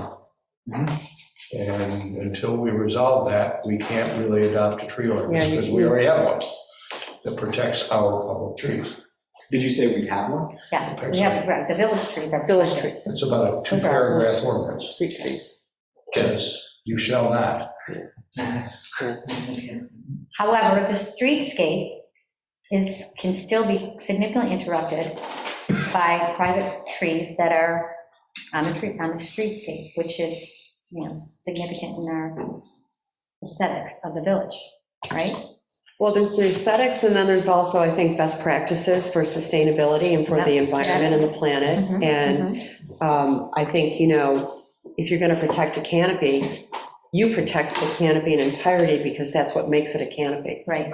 As soon as and it doesn't mean that you can't cut down this tree or that tree. We're very specific. I thought that was very well written in terms of the specifics in the ordinance about what goes, I plagiarized one of those. Well, there's no such thing as plagiarism in any kind of code and in government, we know this, so. It's got to be right. So it doesn't mean you can never cut down a tree. For example, I have an invasive Norway maple in my backyard, and it's almost 55 feet tall, and I'd like to take that down. And with this ordinance, I can do it. It's invasive, and I'm going to plant a native oak. So, am I hearing anything from other people on the board? Like, what are you? The question is, to clarify, is that Jeff wants to write a draft ordinance for the board's consideration? Is that correct? I don't want anything. Jeff wants direction. Being instructed. He's being instructed. I do want direction. You want direction. It's what the board wants. He's being instructed. And we already have I already wrote an ordinance at the board's Okay. direction. To finalize it, I need that decision. It's going to stop at the front setback. It's going to stop at the back setback. It's going to cover every tree on the property that's 6 inches in diameter or better. And that is a native or a non-invasive. Right. I mean, you use very specific language, which I thought was helpful. And also, that legislation, I lived in the town of Brookline outside of Boston many years ago, and they had legislation such as this in place already. And it withstood, this legislation has withstood legal challenge. I mean, it's for the public good and best practices. It's most similar to what we're doing at the HPB level. Oh, talk about that. Like, what do you mean? Well, I mean, Just that level of oversight? Yeah, it's very similar to, except that it's actually a little more expensive in that we're talking about trees presumably on the lot, whereas HPV is concerned with any part you can see from the street, but, if it's a big enough tree, you can see it from the street. And we're telling people what they can and can't do with their houses all the time at the HPV level. So, just for comparison, it's more, I don't really have a preference either way, or, because I can't, I shouldn't, so. Well, but I mean, with HPV, just to follow up on that, so that with HPV, what that does is it protects the overall integrity of our historic village, just as I think protecting the entire canopy is protective for the environment and for the public good. And it preserves the overall. Yeah, and it preserves green space. We have one letter. Yes, I'm waiting for that moment. Okay. I have correspondence for the Yep. trees Yep. when you're ready. From a resident. Yep. Oh, Okay, I await the I'll board's hear it. decision Okay. regarding Okay. what you would like sent to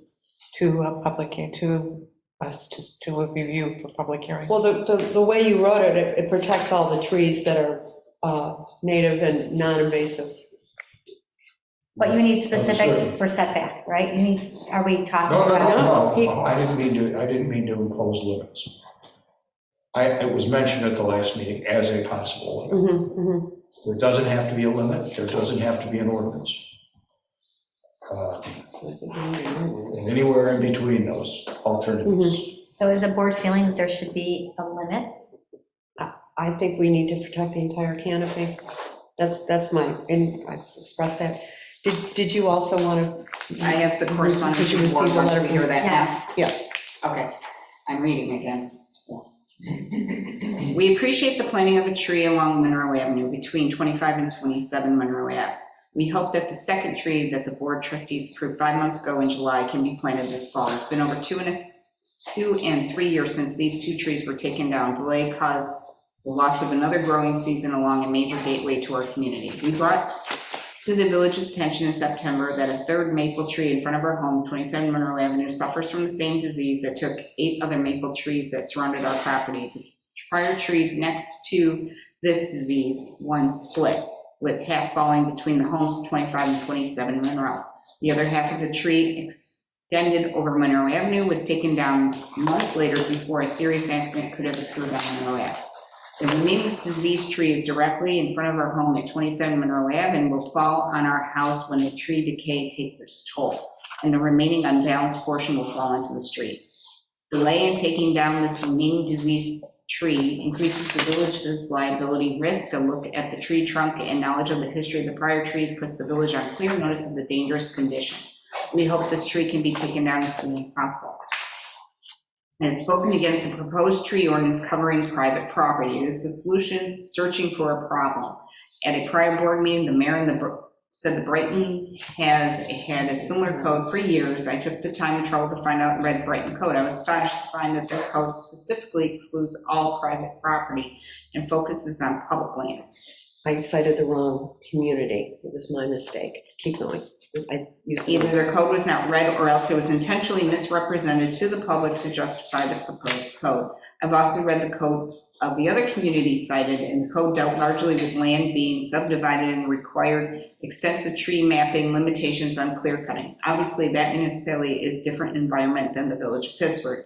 I cannot envision any land in the village where a subdivision and a clear cutting would apply. Most troubling to me is the fact that so much time and expense is being incurred to regulate private property where no need is demonstrated. Yet the village has not acted and applied the same terms to public lands for trees for several years, as demonstrated by the trees along Monroe Avenue. The proposed code requires private tree replacement, but the village for years did not act to replace the trees noted above and has failed to plant the second tree once it was authorized. Private property owners could be cited for a dangerous tree on their property while the village slowly acts to provide public safety where clear risks to the public and private residents is involved. The action required by the villages at this time appears quite clear. 1, plant a second tree between 25 and 27 Monroe Avenue immediately as it was approved after many years. Take down the diseased tree in front of 27 Monroe Avenue before a serious accident occurs.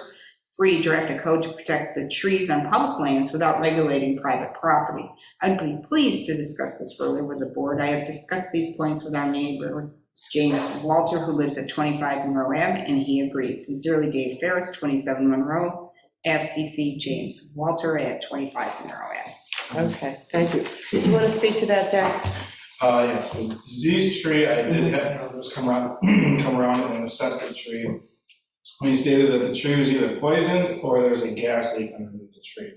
So took ground samples of the soil to get an assessment to see if it was a possible gas leak. And everything seems clean enough as to where it shouldn't be a gas leak. The only other thing was either just a fluke of, the tree just dying on its own. I don't know. He didn't say anything about a disease. Or the possibility of it being poisoned. So the tree's dead, it does have to come down. I've got a list of tree work coming up, both for trimming and tree removals. That tree will be on it. But we still, before the second tree gets planted, I wanted to make sure that there was not a gas leak.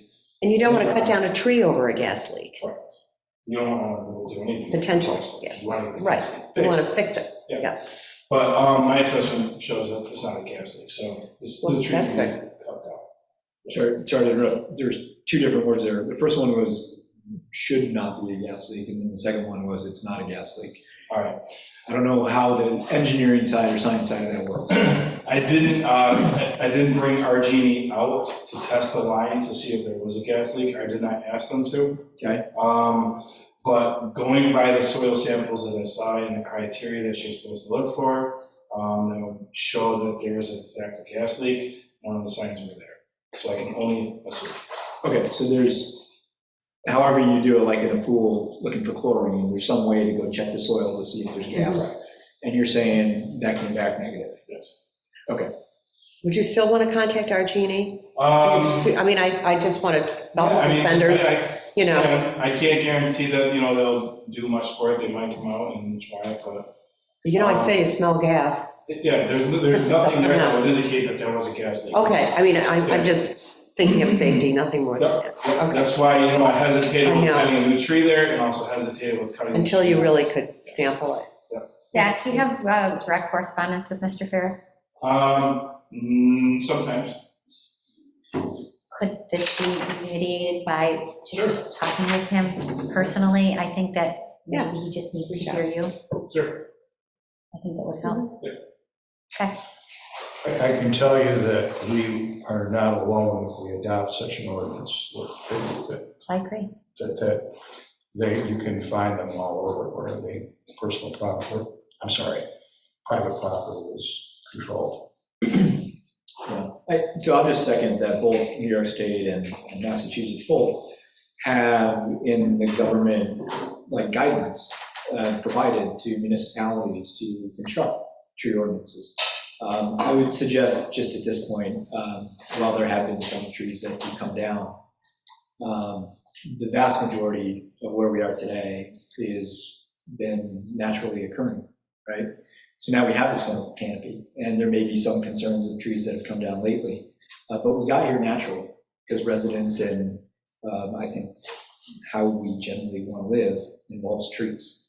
So the question that I have, and this is just where I am personally, I'm not yet at a point where I want to go in and say to all residents, hey, those trees are now everyone's trees. You can't cut them down unless you go through these steps. I recognize that many of these trees could certainly come down, and we could go through with the tree board, if we're the tree board or somebody else is the tree board, that maybe they're given the permission and the flexibility to do that based on what Jeff had written. But I want to spend a little more time personally kind of going through it to make sure that it's not onerous or too onerous, and the degree by which I might like to see restrictions to prevent things. What I would like to do, though, is maybe buff up our existing code for all the hollow trees, but also give an opportunity to potentially have legacy trees, or what were we calling them? Heirloom trees. Heirloom trees, where we can go out and we can identify, we can talk to residents, so we could go up to, for example, the Fleischmans and say, you have an amazing tree in your backyard. Would you find it? In the front yard. In the front yard, right? We'd like to include that in this ordinance, right? How do you feel about that? Many of the people who have heirloom trees and really amazing trees, if we can ask them to include it in the ordinance, then that individual person has just said, yeah, okay, I'm okay with this tree being an heirloom tree. I'm thinking, for example, across the street from your house, a little bit to the south side, there's that big, massive old tree that's just on the left side, on the private side of the sidewalk. I would never want that tree to go down. Holly's told me stories of somebody going and literally hugging the tree. They love it that much. But that is on private property. It's currently not protected. And so what if we went to that resident and simply asked the question, you have some amazing trees, or the one to the right side, again, this is where I walk more than others, but to the right side of Stonegate, the house there, they have such a beautiful tree that they light up at night. It would be a shame for that tree to come down. But I also don't want to be, it's the white building that's one of the. The Mob House? It's across from St. Louis. They cut down a lot of They trees. did cut down a lot of trees, but They cut down a lot they of still trees. have one that remains that is amazing, and they chose to keep it.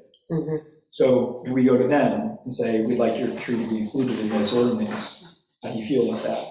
And we go out and we solicit those trees, and we put those trees in an ordinance that protects private property or public property and specific private trees. I'd like to see that ordinance, but I'm not quite at the point where I'm comfortable saying all trees over 6 inches or all trees over 8 inches or 10. I don't know where I stand on that yet. It's just a little hard for me to get to that point. What I don't mind doing, though, is, again, creating the construct to protect what we can right away. And then maybe there's a time you take that exact same ordinance and you say, this now applies to every tree over 10 inches. That is within blah, blah, blah, blah. That is a non-invasive. Yeah, all these things that we had talked about before. That makes a big difference. It does. It's huge. Yep. So I think all those definitions of what is and is not protected, personally, I'd like to protect things that we can get some residents to say, we want these trees protected, and we can all go out and talk to residents to that extent. And I think you could create a law that identifies public trees and select private trees. Oh, absolutely, I could do that, but if you're protecting heirloom trees only, that ordinance will not have the definitions of invasives, it will not have caliper sizes, it won't have any of that. Correct. Because it's not relevant to the ordinance. That's right. And that would be what I would want to get a little more comfortable with as a next step. And then you could take the existing ordinance and build it out based on a lot of the work we've already talked about. So my concern on that is that right now, I think we've got a very vulnerable tree community.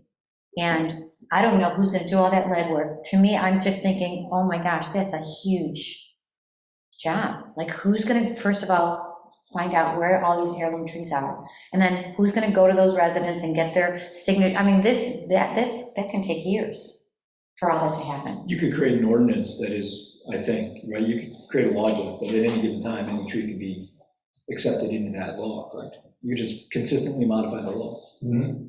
Yeah, Zach, you had a thought? Can you offer some sort of incentive to residents to either maintain the heirloom trees, or if something does have to come down due to health or whatever, for a new one to be planted in?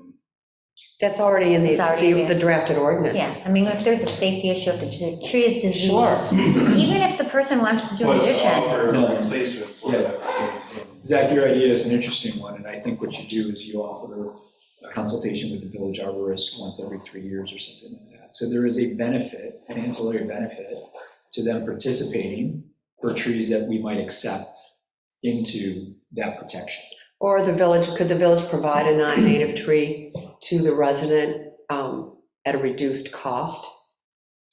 We can't do that, can we? Darn it. It's a gift. I know, We do the but I'm just arborist. trying to think of how we could, come on, plant an oak. Yeah, it's a gift of service. It is a gift, I know. What about some sort of grant? Well, If we do, if we yeah. take away the right to cut it down, don't we technically now own it? No. No. Have some sort of You've already taken away the right of people to put, in many cases, vinyl siding on their house. Yeah, that goes back to almost the HB. You know, Okay, so we don't own that house, we just own the right okay. to tell them what to do with it. We offer consulting through the HPV for people doing doing a housing project where they could consult with somebody regarding the The project. village pays for, right now, Yeah, window consultation if you want to take the windows out. So we could pay for tree consultation once every 3 years using the village arborist. As, to Zach's comment, if they were to want to participate, we can offer an arborist to assist. To assist doing what? Make sure the But tree's nice and then is that healthy. still gifting services? I don't know. Does it come with pruning? At least to Because I'll take it. provide an assessment of the tree's health. Yeah, I wouldn't do the work. I would just say, hey, here's how the tree's looking. Here's the things that you could be concerned about. Because if somebody's going to say this tree's in that ordinance, what are they getting for that? if they don't want to otherwise cut it down, what's the benefit? Community service. The benefit's having the Could be a freaking community tree. service. Yeah, Dorothea. Like just I waiting for a have a rotary. person who would like to address the board. Okay. Mr. McGee, you can speak to the board. Hey, thanks, Dave McGee, 28 Washington Ave. So I'll just echo a comment that was made in that, I don't know who the resident was, but you read their comment earlier, that this is a classic solution looking for a problem. So somehow the village, over the past couple hundred years, we haven't had any sort of ordinance related to private property, and we seem to have plenty of trees on private property.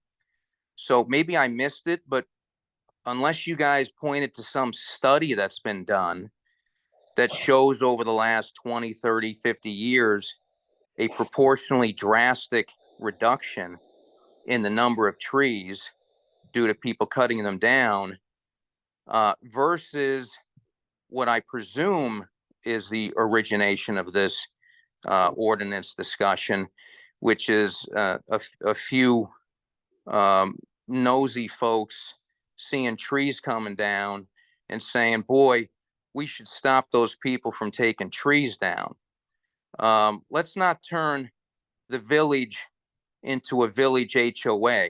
I understand we have restrictions on the homes to keep them a certain historical look for purposes of, you know, the culture of the village.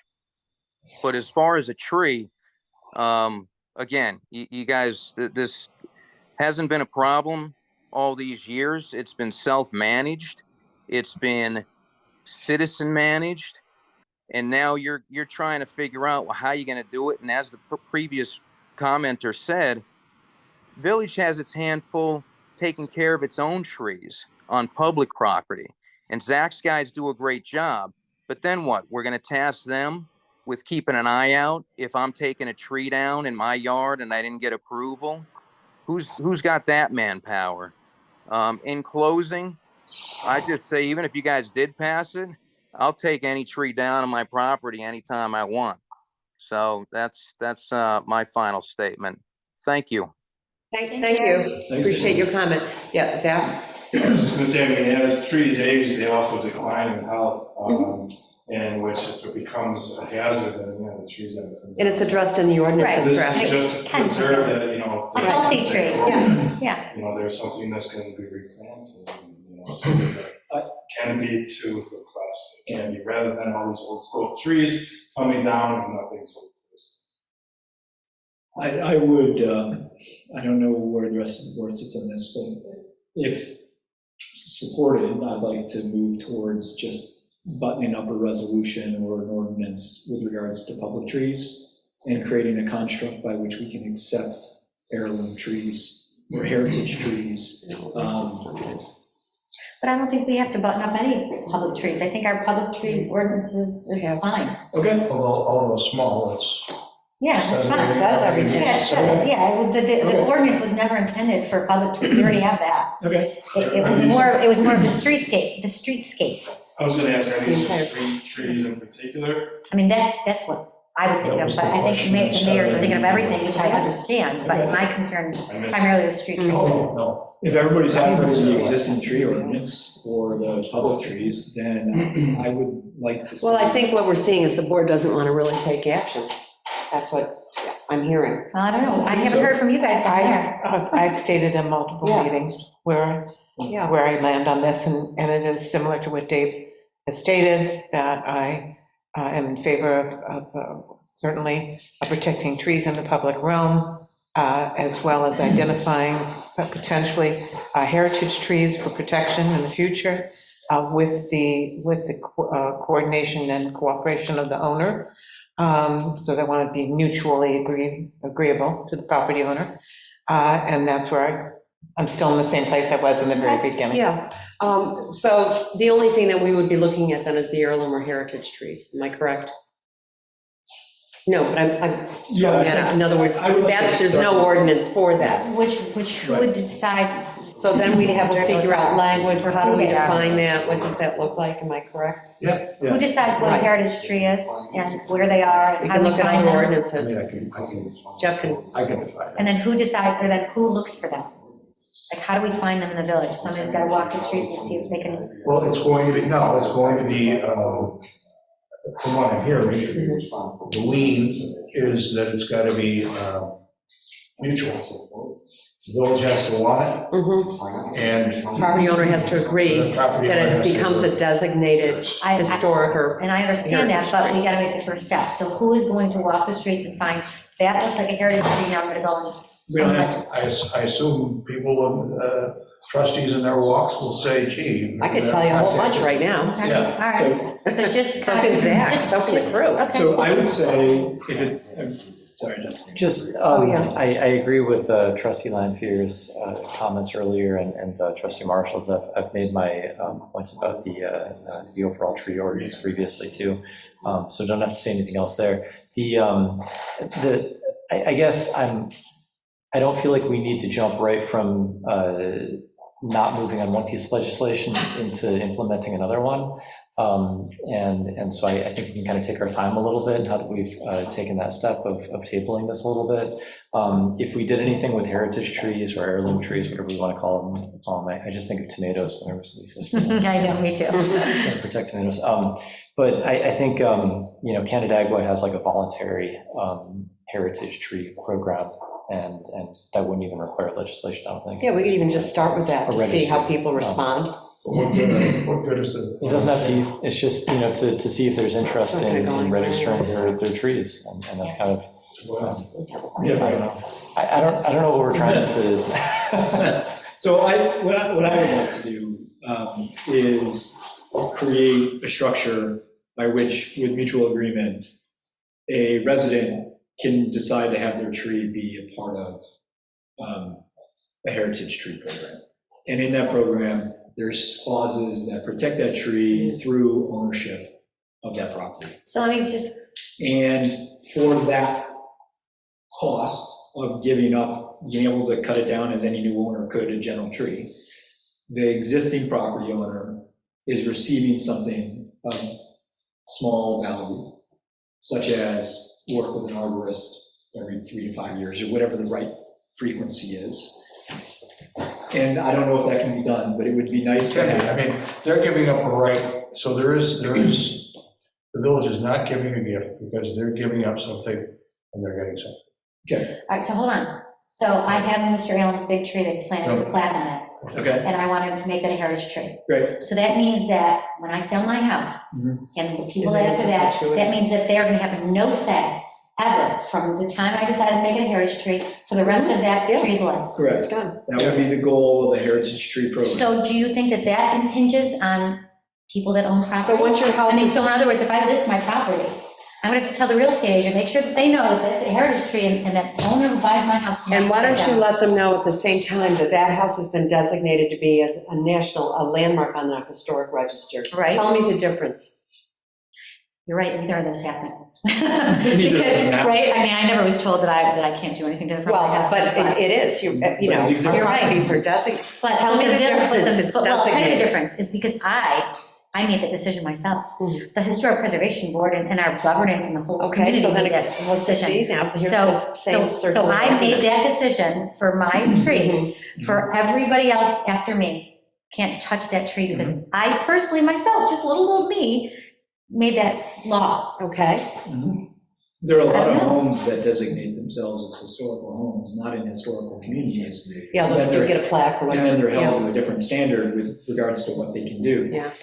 Okay, This would be a interesting. similar structure, Okay, and maybe you get a little plaque on your tree, or who knows? it's already there. Or maybe it becomes a deed on right. the property, or maybe, I don't know how Okay. you inform the next buyer, but again, I think, yeah, you could blanket everybody, but I would love to have this be a by choice opt-in, and maybe we accept the definition of a heritage tree is anything of X size or scale or significance, whatever it may be, we can come up with that definition. I can tell you many years ago, Historic Pittsford wanted to implement that program of designating the trees. And it didn't happen, but I mean, I know that there was concern Yeah. Maybe they want to take that over again. Well, that is the comp plan. I mean, if you're just talking about heritage trees, that's a concept that is something to look at in the comp plan, whereas I think the broader tree ordinance is not. So let's implement step one. Well, the tree ordinance isn't in the comp plan, but certainly the protection of our green spaces are. Having served on that committee, I can tell you that's in the comp plan. Well, let's focus on one that we all agree on and get that going, and maybe we move. Yeah, let's move it forward. I agree. 9:15, keep going. Okay. Okay. All right, so we're just gonna. Have a program, we're gonna have a program, right? Are we doing an ordinance or a program? What are we doing? No, let's just. Say, what does What do you want to do? Who wants to take it over? Somebody want to make a motion? What do you want to do? Jeff, we need a motion. Somebody want to plant a We're going to tree? need a motion on this one to tell me what to do, because there's a very divided board. Okay. I don't think there's really, I mean, we've got to develop a heritage tree program, and who's gonna take that up? I would like to make a motion. Maybe a board? The board? Here we go. And we're gonna That's do a whole tree- other. How about Historic Pittsford? Maybe All right. they'll do it. I'd like to make a motion to create a heritage tree ordinance that allows for a mutual agreement between the village as well as the property owner to protect select trees that we welcome and they would like to exchange the right to not cut down. And protect those trees over time throughout that tree's reasonable and extended life. And have this be an opt-in and somehow create an offsetting availability of the village arborist for those particular trees that we accept in this ordinance. I'll second. Okay, we have a motion and a second. Is there any further discussion? Yes, I have discussion. Who's gonna pay for this, or this arborist that's gonna go and do these private evaluations every 3 years? That's a great question. I think the answer is if it's valuable to us, that we should be willing to pay for an arborist to look at a tree that we deem appropriate and acceptable into this program. And if there's somebody's bringing forward a 6-inch maple tree that's in the back of the property, sorry, thanks anyway. So we Not that we decide, don't want to protect it, but. they don't we become decide. heritage trees. It's a two-way street. We accept something that is offered, and then we work to build that over time. And we work with we work with arborists, and we are working towards, and that's something that we could probably even do at the next, when we have our organizational meeting, is have a village arborist. Just the way we have a village engineer. In other words, know that we have someone Somebody there. who's that- always the resource, Okay. who starts to understand our Trees trees. are a pretty massive asset that we have Yes. there, so you may as well prepare for it by. just- Yes, yeah, exactly. And we're a tree city anyway, and, we have all these Okay. other sustainable initiatives. Yes, Steve? Just out of curiosity question for Jeff, if you're doing it with an owner, that agreement would die with that owner unless it's a deed restriction. Oh. No. If it becomes protected by statute, it's protected. Okay. It's enacted That was my question. legislatively. So Yeah. once this decision is made, that tree is protected by statute. Okay, we have a motion and a second. Roll call. Trustee Lickett? I'm just trying to wrap my head around this change. Can I ask for a clarification, maybe an amendment to the motion? Sure. Okay. That as long as we're in there, we might as well wrap our municipal tree protection into the same ordinance, so we don't have two tree ordinances. Oh. I amend my motion to include the public tree ordinance, so it's all under one heading within the code. Is there a second to the amendment? I'll second. Thank you. So. We're getting through this. I'm going to throw a curveball here. Is it still my turn to vote? So, No, we can bring it back for discussion. We've had an amendment. Well, okay, this can be discussion or part of my vote. I haven't had enough time to think about this. This is a change in the direction of the meeting, so if this is my turn to vote, I'll abstain.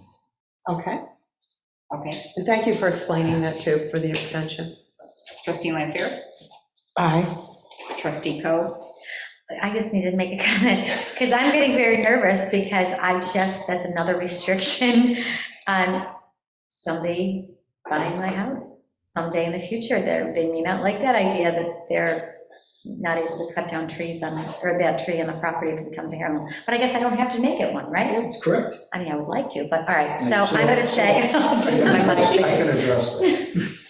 Always I noticed that there's a heritage tree ordinance. Just as there I noticed there's an HPV ordinance. You're buying property in the village and you see a massive humongous tree in your yard, you might want to think about, is this a protected tree? I know, but a lot of people wouldn't. I And know. then they're gonna come back to me and That's say, on you the didn't buyer. disclose. Caveat emptor. Oh, gosh. Hang on, we're still trying to vote here, folks. All right, so for the people that want to take that on, I guess, I'm going to give them that option, so that, yes, I will allow that Heritage Tree Okay, program so to come to. Okay, yes, thank I'm you. voting yes. Trustee You never do Marshall? it, but. Aye.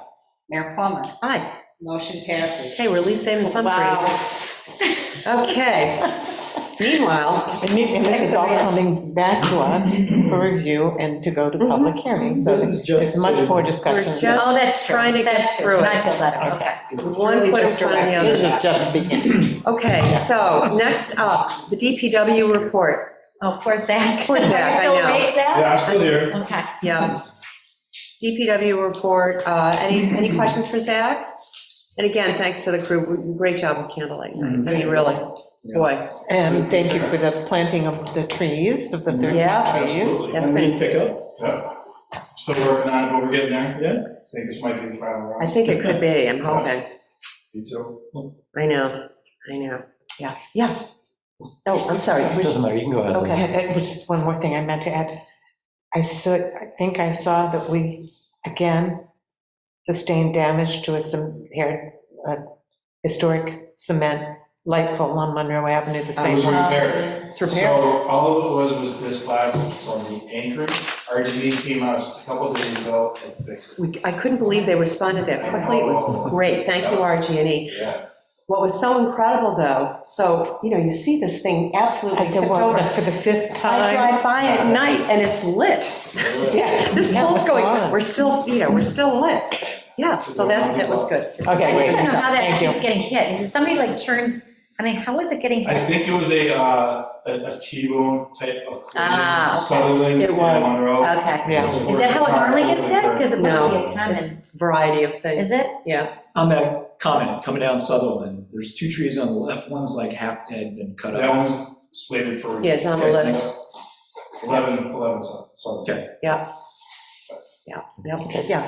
Yeah, just one question, Zach, and we've talked about some of this kind of stuff recently, but I was just wondering where employee performance reviews stand overall. Are they, there's like 7 people on the staff right now, I know there's been some turnover too.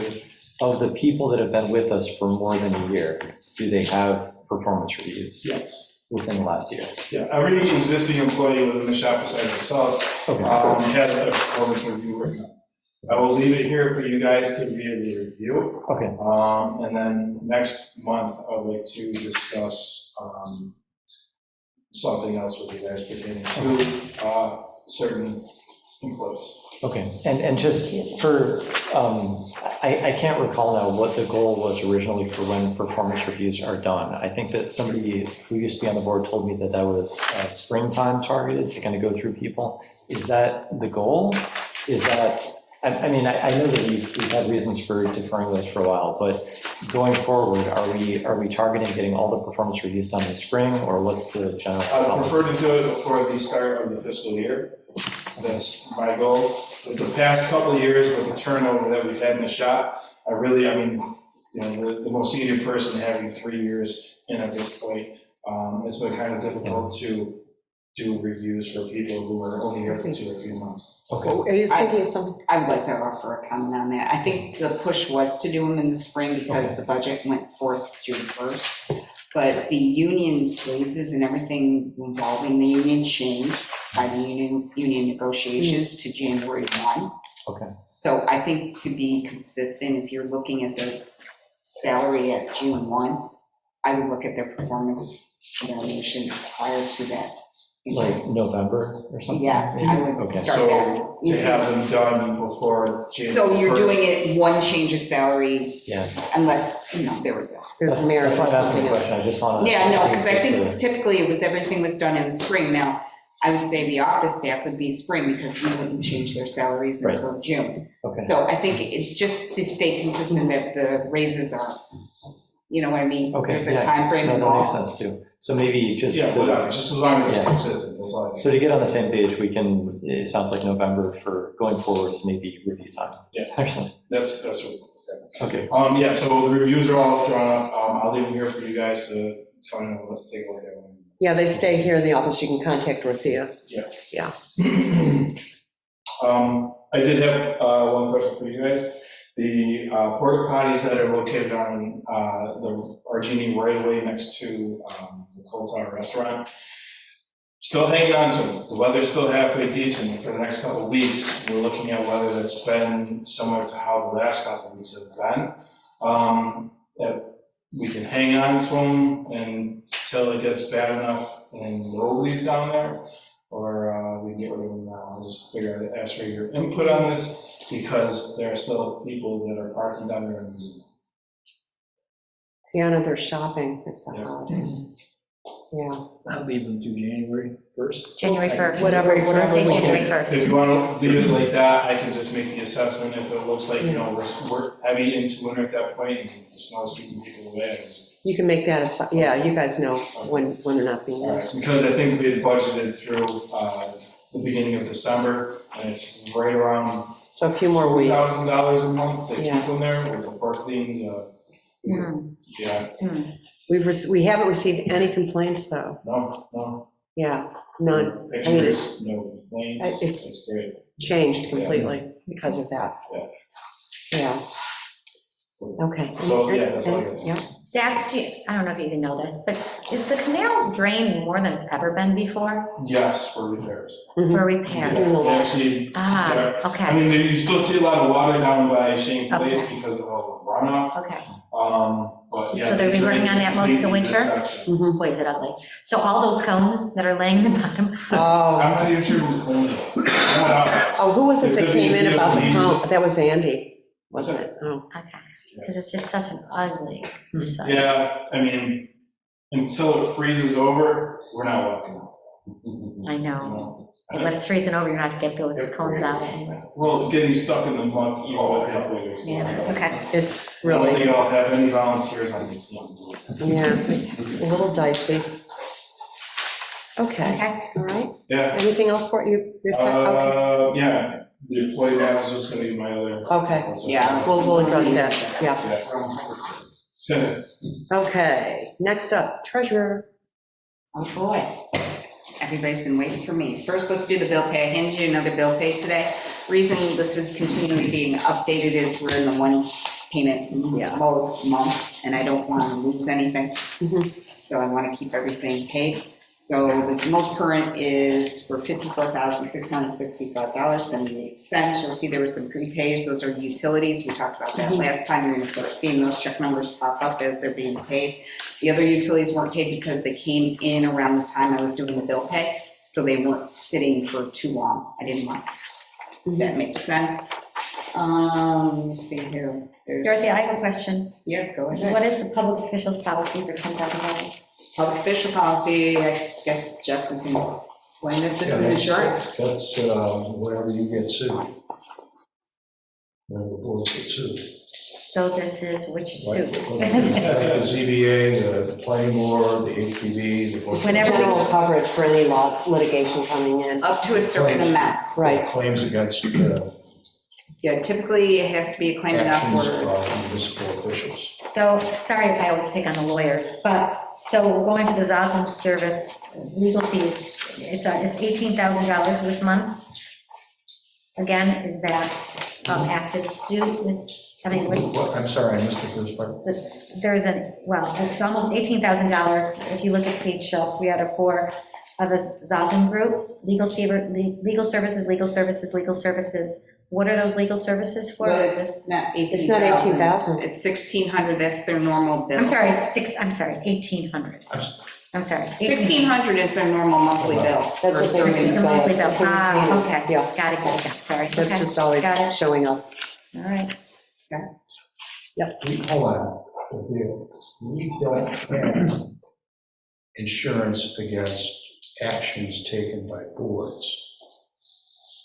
Because the attorneys, as you just pointed out, represent the boards. Wow. It's for actions of board members. Right, so it's not, I was wrong, it's not the boards, it's municipal officials' actions, Correct. in the singular. Whatever. Let me put it this way, you want this insurance, it has paid in the past. You Give don't not give the board an example. Yeah, give me a- 75 Monroe, first round of legal actions, you had to spend, I think it was 50,000 within legal fees, and then it kicked in and provided another 25. Did it really? Yeah, it did kick in and cover some initial in the beginning.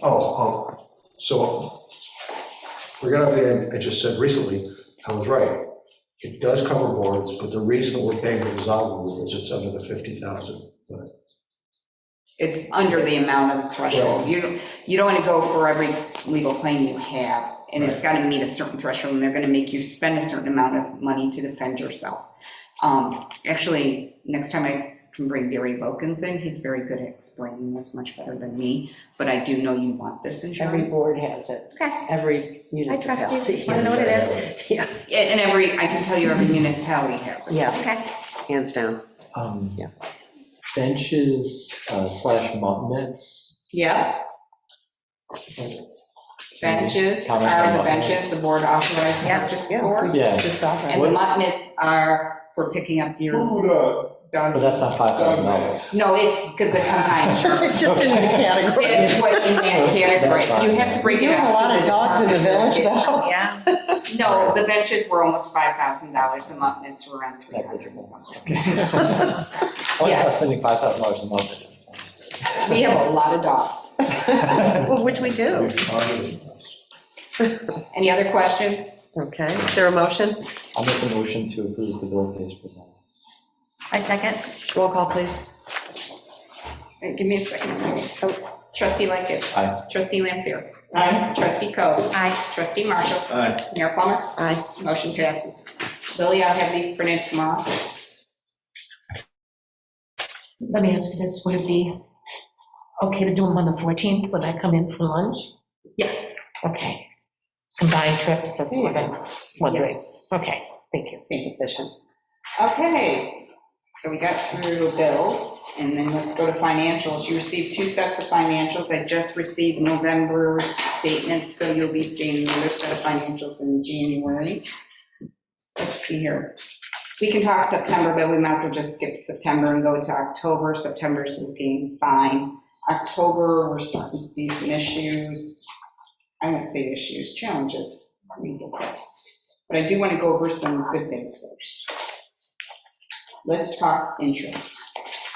We've been getting wonderful interest rate on our CDs. If you look at our revenue stream coming in, we're getting about 5% in the CDs. I've actually made a move and moved some of our savings, our general savings. We had a good balance, and I moved $1 million into a CD at 5.25%. So Yeah. Thank you. Did you have to chase down a new bank, or? no, our bank is very competitive. Right, perfect. And if I can keep it in-house and not have to, so. And that's Canandaigua National right here. Yes, it is Canandaigua National. The first CD is going to be a month. It's going to then coincide with our other CDs. And I look to, we can go a month, we can go 3 months. I usually go 2 months to give us a little leeway. But I feel it's worth taking the money out of savings and throwing it into a CD, especially with that interest rate, and Oh, we're yeah. definitely reaping the rewards. Because our old interest rate way back was like 0.3.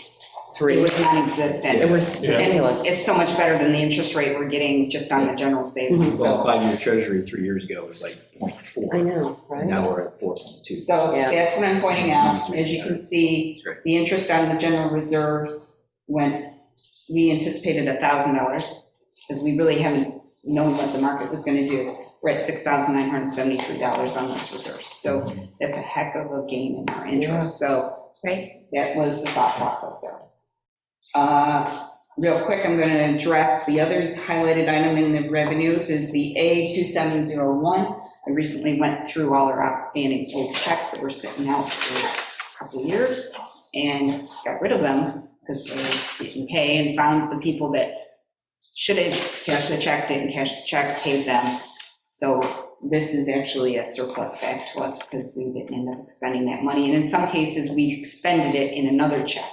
So it's been cleaned up. Let's just put it that way. So the next thing I need to talk to the board, and this is going probably directly because we have a lawsuit going on with 5 State Street. I'm not going to get into that, but the log line for Zoglin is at a negative $13,291.15. I need direction from the board as to how to cover this. My guess is you're going to want me to take it from contingency. I don't know where else. It's too soon to take it from any other. What do we have in contingency? We have the full amount we budgeted Yeah, right we now. haven't We used have it yet. $28,603. It would drain it quite a bit, but Yeah. I don't want to take it from any of the other legal lines. We're not. Well, that's why contingency is there. That's the purpose of contingency. Is the 13,000 in addition to the 1,600 per month that? No, this This is purely for litigation. This is a litigation. One case. Trigger, yeah. Right. And that's how much it's cost us so far. Oh, yes, absolutely. Yes, it has. And it's cheap, and they break it out as their own line item. I mean, it is completely separate from just the standard retainer. This is, we This is what we have anticipate. spent. So this is the 5 State Street thing? Yeah, it sure is. And this is the zoning. Correct. So And us. I need direction from the board as to how they would like to cover this negative. I make a motion to cover the negative for the Zoglin bill to be paid from contingencies. I'll second. Can I request to put 15,000 in there just to give it a little space before the next time? To pad the amount. Yeah, just a little bit, Sure. because it's. I'll amend my motion to be 15,000 rather than actual cost. Second. Okay. Roll call, trustee Marshall. Aye. Trustee Coe. Aye. Trustee Lanfair. Aye. Trustee Lickett. Aye. Mayor Plummer. Aye. Yeah, All Zach, Just wanted to ask the board if there's anything else you guys need to do tonight, and if not, I know, you've had a long day. I think we're good. I'll second. Thank you. I did Thank have you, guys. I know, Zach, you wouldn't know that. Okay, well, I have nothing there. Steve, I have some stuff for you, though. Of course, he doesn't come always. Thanks Thank again. you. Okay, take care. Okay, and further on, going on, you're going to see other negatives, and they're going to have that ARPA word in front of them. They're actually not negatives, they're funded from the ARPA. That's me dealing with the accountant to actually expand the budget to show the use of the ARPA. But I am separating that expense so you can see what was spent out of ARPA. Okay. And now that was the Village Hall ARPA improvements for the 16. That was the technical, that was the rugs that were approved and everything else. Right, but that was the one line. I didn't see another ARPA line in there. Was I missing one? Or- No, there is going to be another line under trees.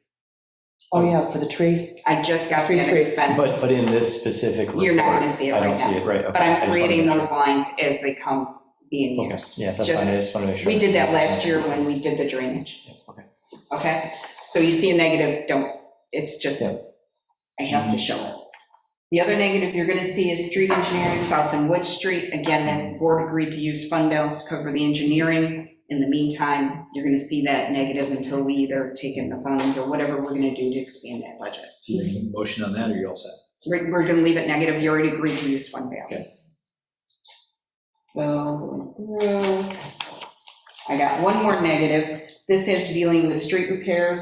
This is one that's truly an insurance motivated one because we are getting back. We had to issue out a PO to purchase new poles for $16,000. I'm charging those checks when they come back from the insurance back to the line, so we'll credit and remove the negative. So we're still waiting on one insurance claim. Yeah, somebody who hit the pole and then it had to be replaced. Right, so it's a temporary measure. And we still have a negative on the insurance line for Village Hall. Yes, that.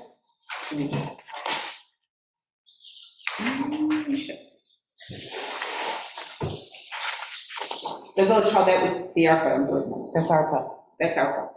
Oh, ARPA. So it's Okay. just being reflected. I see, okay. We're still due an insurance check back on the fire. And that one, I had to wait till all the bills are in, I gotta get the checks, I have to take pictures, and I have to resolve that. So we do have another portion of the check coming back for the insurance on that. Outside of that, everything else is looking pretty good. Those are the negatives I wanted to show the board. Any questions, concerns with financials? Everything's looking good. Sewer's looking good. There's no questions in there. Make a motion to approve the financials for both September and October as presented. I'll second. Roll call, please. Trustee Lightgev. Aye. Trustee Lanfair. Aye. Trustee Coe. Aye. Trustee Marshall. Aye. Mayor Plummer. Motion passes. Any Okay. chance you could post a set of these? Yeah, I'm going to be, we've been all over the place. All right. Thanks. I'm hoping things quiet down. Okay. Okay, so the board had gave me a charge to put together an RFP for capital planning.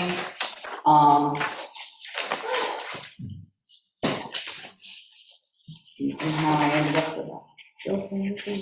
But anyway, so if the board is happy with this, then we need to send this out and list it and get bids for the services.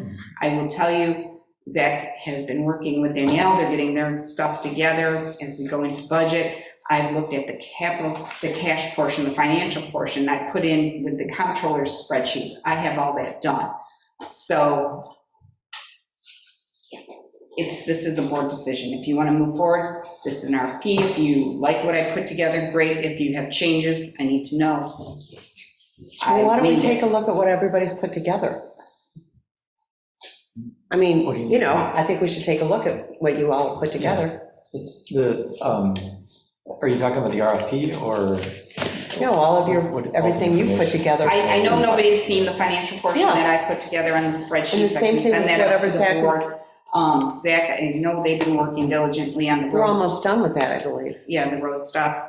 Why would we bring this back to the board to have you guys take a look Then at a that? consultant is going to assist us a lot quicker because we've got a lot of that work done.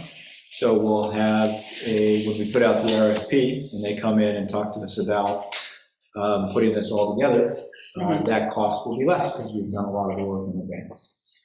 Okay, so you want to go with the RFP as written? Or do you have Do they usually anything? charge by time? Is that how they charge? Because They put in a quote. They're going to look at, to do the request of the board, and they're going to get issued, like, we seen that.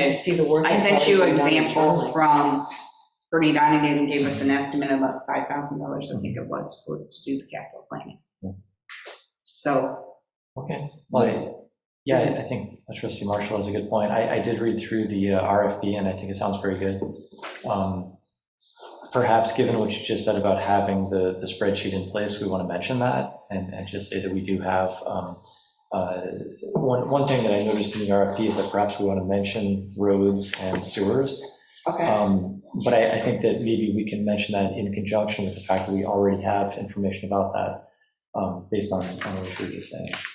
Okay, so do you want me to amend this to include those things and come back to you in January? I don't even think that we need, I mean, unless anybody wants to see that, what I'm basically saying is just mention that we have information compiled. It's going to contain information, we need information about sewer costs and road costs. Justin, I'm afraid if it's not in this RFP, though, they're not going to take that under consideration when they're giving us a quote. That's my fear, Well, not having it in here. So I'm wondering if, I think anybody who's looking at this is going to imagine that the municipality has some information about our finances, right? And so potentially when they ask questions, they're able to communicate with the clerk. And I think that you can give them very specific information in response to those inquiries about the data that we do have in the form. I think I addressed that in the very first. Yeah, exactly, that's already there, that's what I'm saying. So Lisa, I think that point is covered. I would like to see what we get back from this, and to the extent that they communicate, you provide them insight and information so that we get back those proposals. That's the direction I'd like to travel. Okay, so you want me to issue this RFP to go out next week? Sure. Do you want to have the bids in? How long do you want to give them? I would suggest at least 10 days, if not longer, We've got the given the holidays. holidays. I would So say by the January second 9th. meeting of January, would you like to receive it for your meeting? Or you want to go to the first You want meeting? to do a month? I think a month is okay, right? First meeting in February? We'll see what we so get. Let's ask them for January 9th and see what we get. You won't get it back in time. Okay, Oh, that'd be for January 23rd. Yeah. Let's go with January 23rd.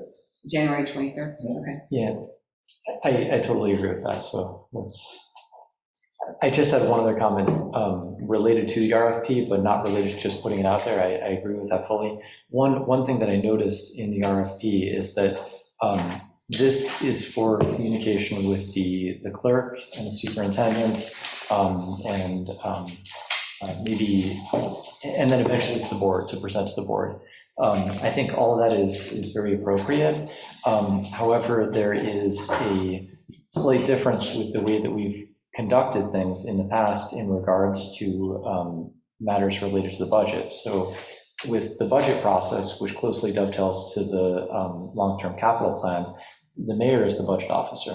And the mayor is not a specifically called out portion of the process with the multi-year capital plan here. So I'm just noticing that as a discrepancy, and I wonder if we want to go one way or the other to make things consistent. So that could be that, the mayor is listed or is included more in this process of creating the long-term capital plan, or that the mayor decides to designate the treasurer as a budget officer.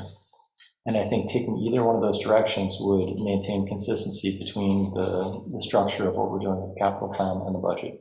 I don't have a specific answer right now. I just wanted to mention that as something that I was noticing, that this is conducted more in line with maybe a village manager model where, if you took on. I'm going to be like Jeff. I lifted the information from the state comptroller. Yeah. And that's fine. So maybe. Anyway, I that's can the only throw in the discrepancy. consultant will work with village treasurer, superintendent of public works, and mayor. Yeah, why don't you do that? And that way, it's- There you go, then it's all covered. it's in there. And I also put in there, they need to meet with you guys. Yeah, I think that's consistent with the way, either way, I think you should make it consistent with the way the budget is done, right? Okay, we'll get it in. And we'll get it out. All right, so that's off the wall. Okay, so I need a motion from the board to accept bids on the RFP. So Is there a second? Second. Is there any further discussion? Roll call? Trustee Marshall? Discussion. Sorry, I just noticed the 3 to 5 year comment, so the plan should project about 3 to 5 years. I wouldn't mind seeing 5 to 10. I'm going to tell you, the comptroller doesn't recommend anything above 5 because it doesn't hold water. Doesn't hold water for what? The numbers, nothing holds. You're looking at different, when you're looking at equipment schedules, you're going to see longer projections on that, and that can be dictated by the equipment schedules, but your financials and all that other, they do not want you to go over 5 years. I'm okay with this as well, based on what. Yeah, 3 to 5. Okay, so then, with regards to equipment schedules, that will go beyond that 5-year. I think we already have our They already have, schedules go past that. But that'll be included in the work that is being done here? I can note equipment schedules should reflect at least a 10-year. In the. I'll make that amendment if that's what you No, that's all right, moving forward. because we already have that existing. Okay, so, I don't know if it was my turn to vote, but. It was. Oh, okay, yeah. Okay.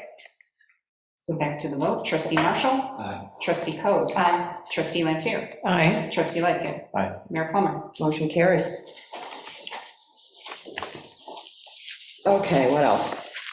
Okay, HSA funding, you have the schedule of funding. We do this twice a year. It has to be done beginning of January, and it gets done in June.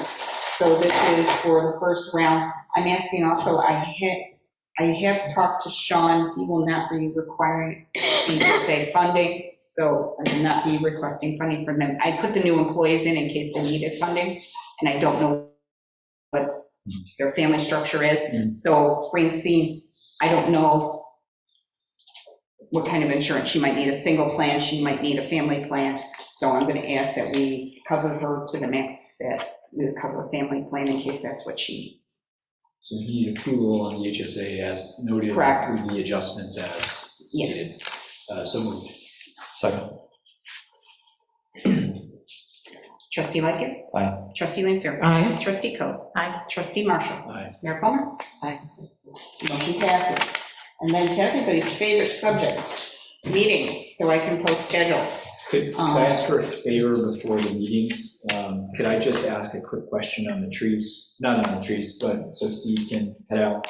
I'm sorry to interrupt, but I know you've been here a while.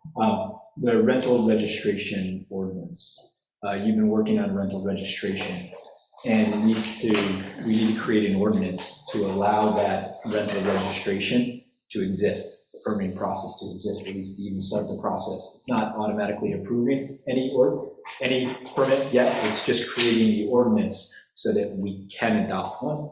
And I'd like to put a motion forward to direct our attorney to create that ordinance. I would like to say that there is legislation that is in Albany right now that has passed the Senate addressing some of this. I think we maybe need to also direct our attorney to review that existing legislation because it addresses registering all rentals in New York State. In other words, and I think we need to take a look at that to see how it would mesh or not with our ordinance, or if it supersedes, or how we do this. We don't have enough information. But it's not through Albany yet. It could be. I mean, I think it is in the interest of our village, if we know we have legislation coming down the pike in Albany that could be approved in the coming session, that it would behoove us, our attorney, to take a look at that, because it could come through and see how it would affect or not something we're already working on. That's all I'm saying. I mean, I'm not against, I think this is a good idea, but I mean, there's something already out there. Money, and Yeah, to say, we could end up drafting something that's not enforceable because it flies in the face of what the state has passed. Right, So what I'm hearing, that the possible direction might be that Steve and I review the state ordinance. Yes. And if it looks like something the village could adopt and makes sense for the village right now, then we draft that. I guess so. I mean, if the that's- state's going to pass it, there was some concern about how it would be implemented with each municipality, and I haven't had a chance to review it. No one here has. I think we need to take a look at that. Yes, Steve? I think the legislation is resolved around short-term rentals. It's not, that's what I've gotten looking at, or that it was around short-term Airbnbs, not around. I just want to make sure we're covering all the bases, and can we at least do this in tandem? How's that? Does that satisfy where everybody wants to go here? Yeah. I think we shouldn't do it without looking at what the state's doing. Right. I have one other thing I didn't bring up earlier that I want to mention, because I just took another class. This board, as well as every board in this village, needs to look at seeker. When you take an action in regards to creating a law or anything like that, seeker should be called out by this and every board for any action that they take that is, Thank you. Legally, seeker should be, even if it's a negative, which 99% of them will be a type 2 negative and no impact, but it is a legal process that should be carried out by any municipal board that creates an action. Yep, you're absolutely right. Thank you for that. Okay, but just getting back right now, the direction that it would be to look at both. So I just looked at the short-term rental report. Yeah. And the legislative intent is for short-term rentals. Okay, I just want to make sure they took some pieces of it, I know. I just want to see the whole piece of legislation. We could take a look at this to see if there's something that we could, cross-pollinate. Yeah, that's true. You don't want to. Short-term rental if you wanted to. So, all right. But I like the idea of the registry and moving ahead with this. I think that's important. So Steve and I'll look at long-term rentals. And we'll look at short-term rentals to see if there's anything we can adopt from the short-term rentals then that we. If anything, there should be consistency. Does the state have a long-term rental? regulations? Well, it's just, it's not like a regulate, what it is a registry. It's a registry that Right. allows us to find out who's renting. It allows me to inspect them once a Right. year. Short term Yeah, it's an operating permit. and long term. Yeah. Sure. Rental period. just, Yes, any Well, rental. First, we plan to register and define Okay. Yeah. what's where. Where we have, and then yeah. Which we really should Once have. you guys do with the rest of the short-term committee, you can add legislation that's specific. For short-term, okay. Steve, correct me, but I thought that the rental registry was part and parcel of the whole code that deals with rentals. Any rental, like Your short-term and long. ability to come in and inspect, what we require of rentals, and that sort of thing. So it is both. It's not Right. just a registry. Yeah. It's control of long-term rentals. But also short-term, wouldn't it be? We have Airbnbs here now. I think it depends how we define the rentals in the statute. Okay, all right, so then if take a they're look at defined it. as a Okay. long-term clause,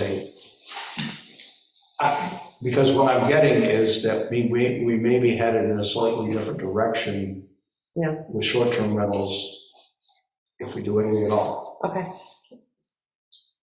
I would just like to start the process, and the question is timing. Is this something that needs to occur early in the year? Can it occur at any given time? Can we roll it out? It can occur, I mean, I think anything can occur at any time. Anytime. Let's make Okay, it good. happen. So then, I guess what I would suggest is let's direct Jeff to start the process of looking into and reviewing New York state laws that may be forthcoming and/or putting together an ordinance such that we can accept a rental permit registry, rental permit and registry that includes all rentals, no matter the duration. Well, then you're kind of usurping, if that's the direction, and you're usurping the concept of dealing with short-term rentals differently. From a registration perspective, to give Steve the opportunity to go in and inspect it, it doesn't say that you don't then delineate a short-term and a long-term. It's just saying anything that's rented is under this ordinance. Down the road, we can say short-term has these additional ordinances, or long-term has these. I mean, in a way, I feel like we're singling out only long-term rentals then. I think. With the Airbnbs. No, what you're doing is you're Developing a registry. registering every rental, Every rental. Everybody. whether it's short or long. Yes, no, I understand that, but the original discussion was based only on long-term rentals. That's all. No, it's, my original. Okay, then I guess discussion- what I said incorrectly when I first. Yeah, no, I always wanted to register every. That's where I'm coming from. Everybody. I agree, everyone should be represented. That's where I'm coming from, and I'm just saying there's state legislation for short-term coming down, and that's all, just to take a look at where it is, that's all, nothing more. I'm done, yes, Lily? I don't know about including in the long term, going in the future, yes. But for right now, what you are proposing is this registry that would include all rentals, including short term.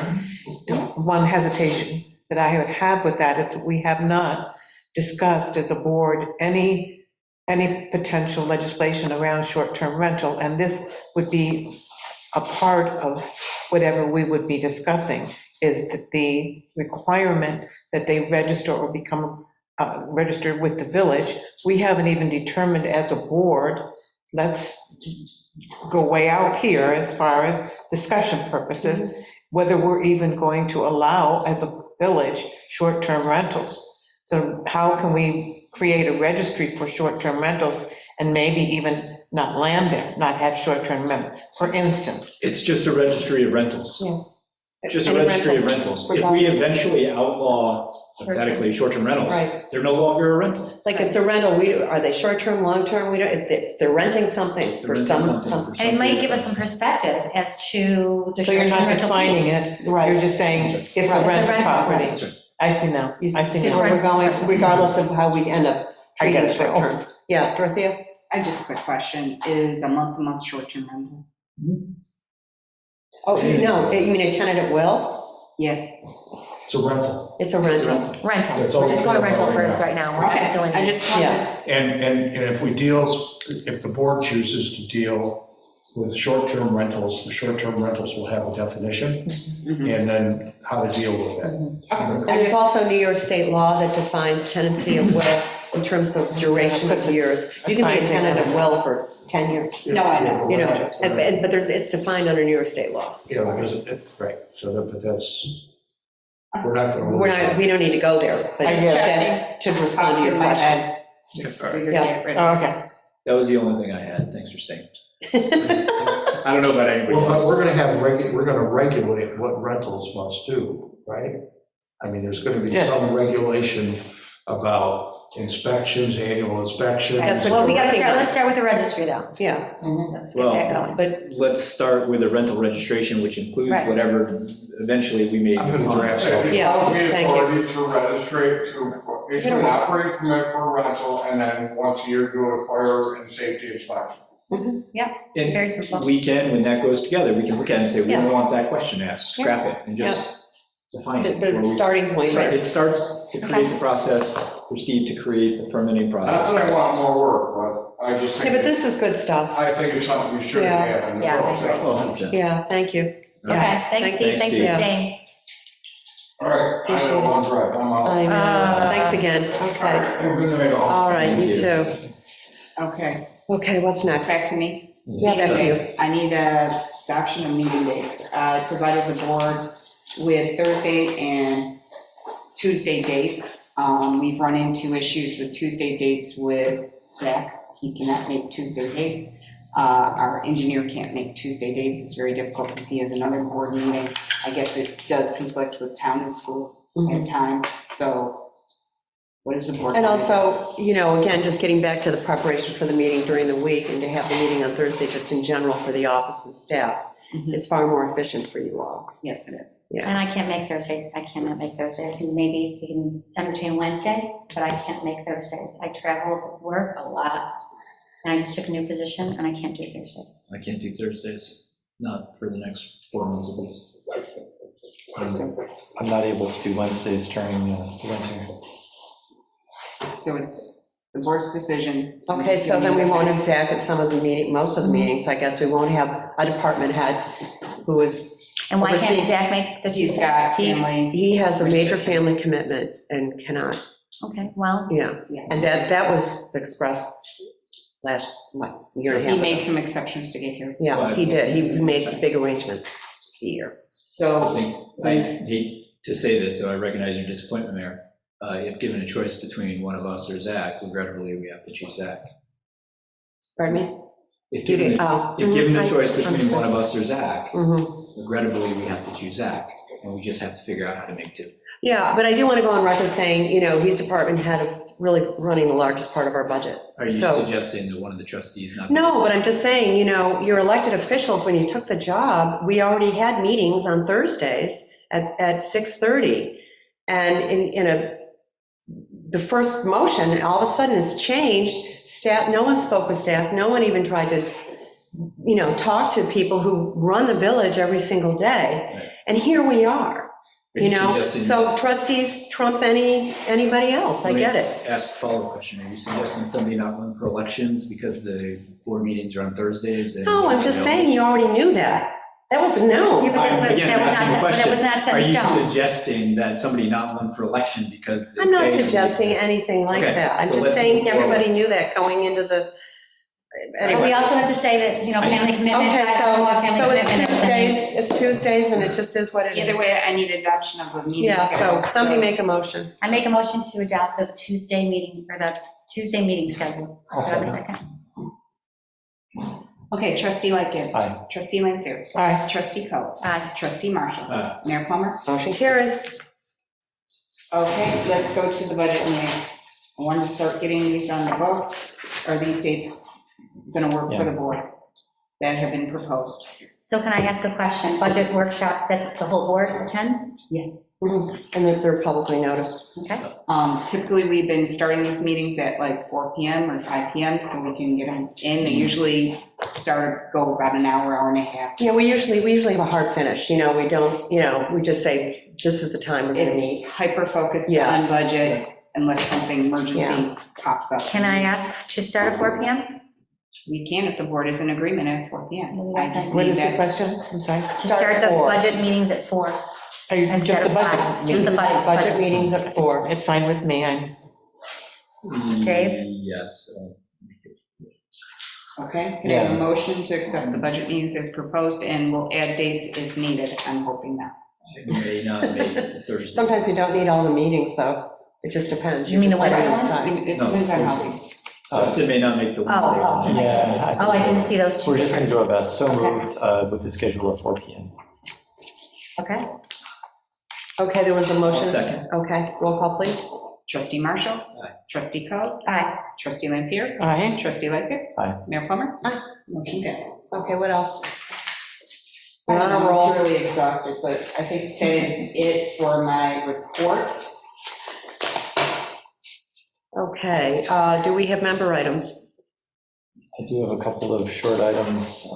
Yeah, because we do need an executive session, and we also need an attorney-client session, just to. Okay. At our last meeting, we had talked about the village manager model, and one of the things that we had said is that we're going to wait until this meeting to have an update from our attorney. And I don't know if our attorney was surprised of the fact that he was giving an update. Nothing was on the agenda. I'm going to apologize because I went back over the minutes and I thought it reflected we were going to deal with it with the budget.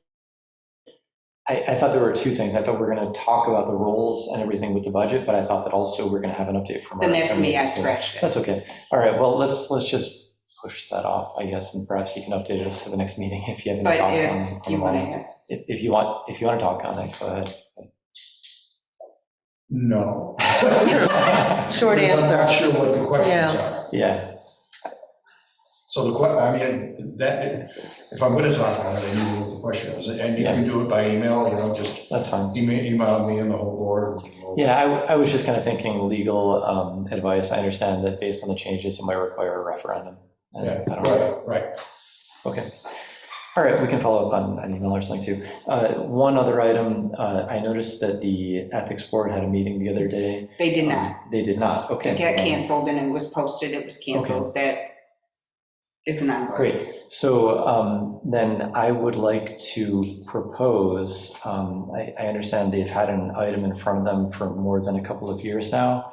And I don't believe, I have very little visibility about what's going on. I know we've spent almost a couple $1,000s and probably more on legal issues around that. Our village code does say that one of their responsibilities, it says if convened by the Board of Trustees for that purpose, the ethics board must prepare an annual report to the village board on its activities.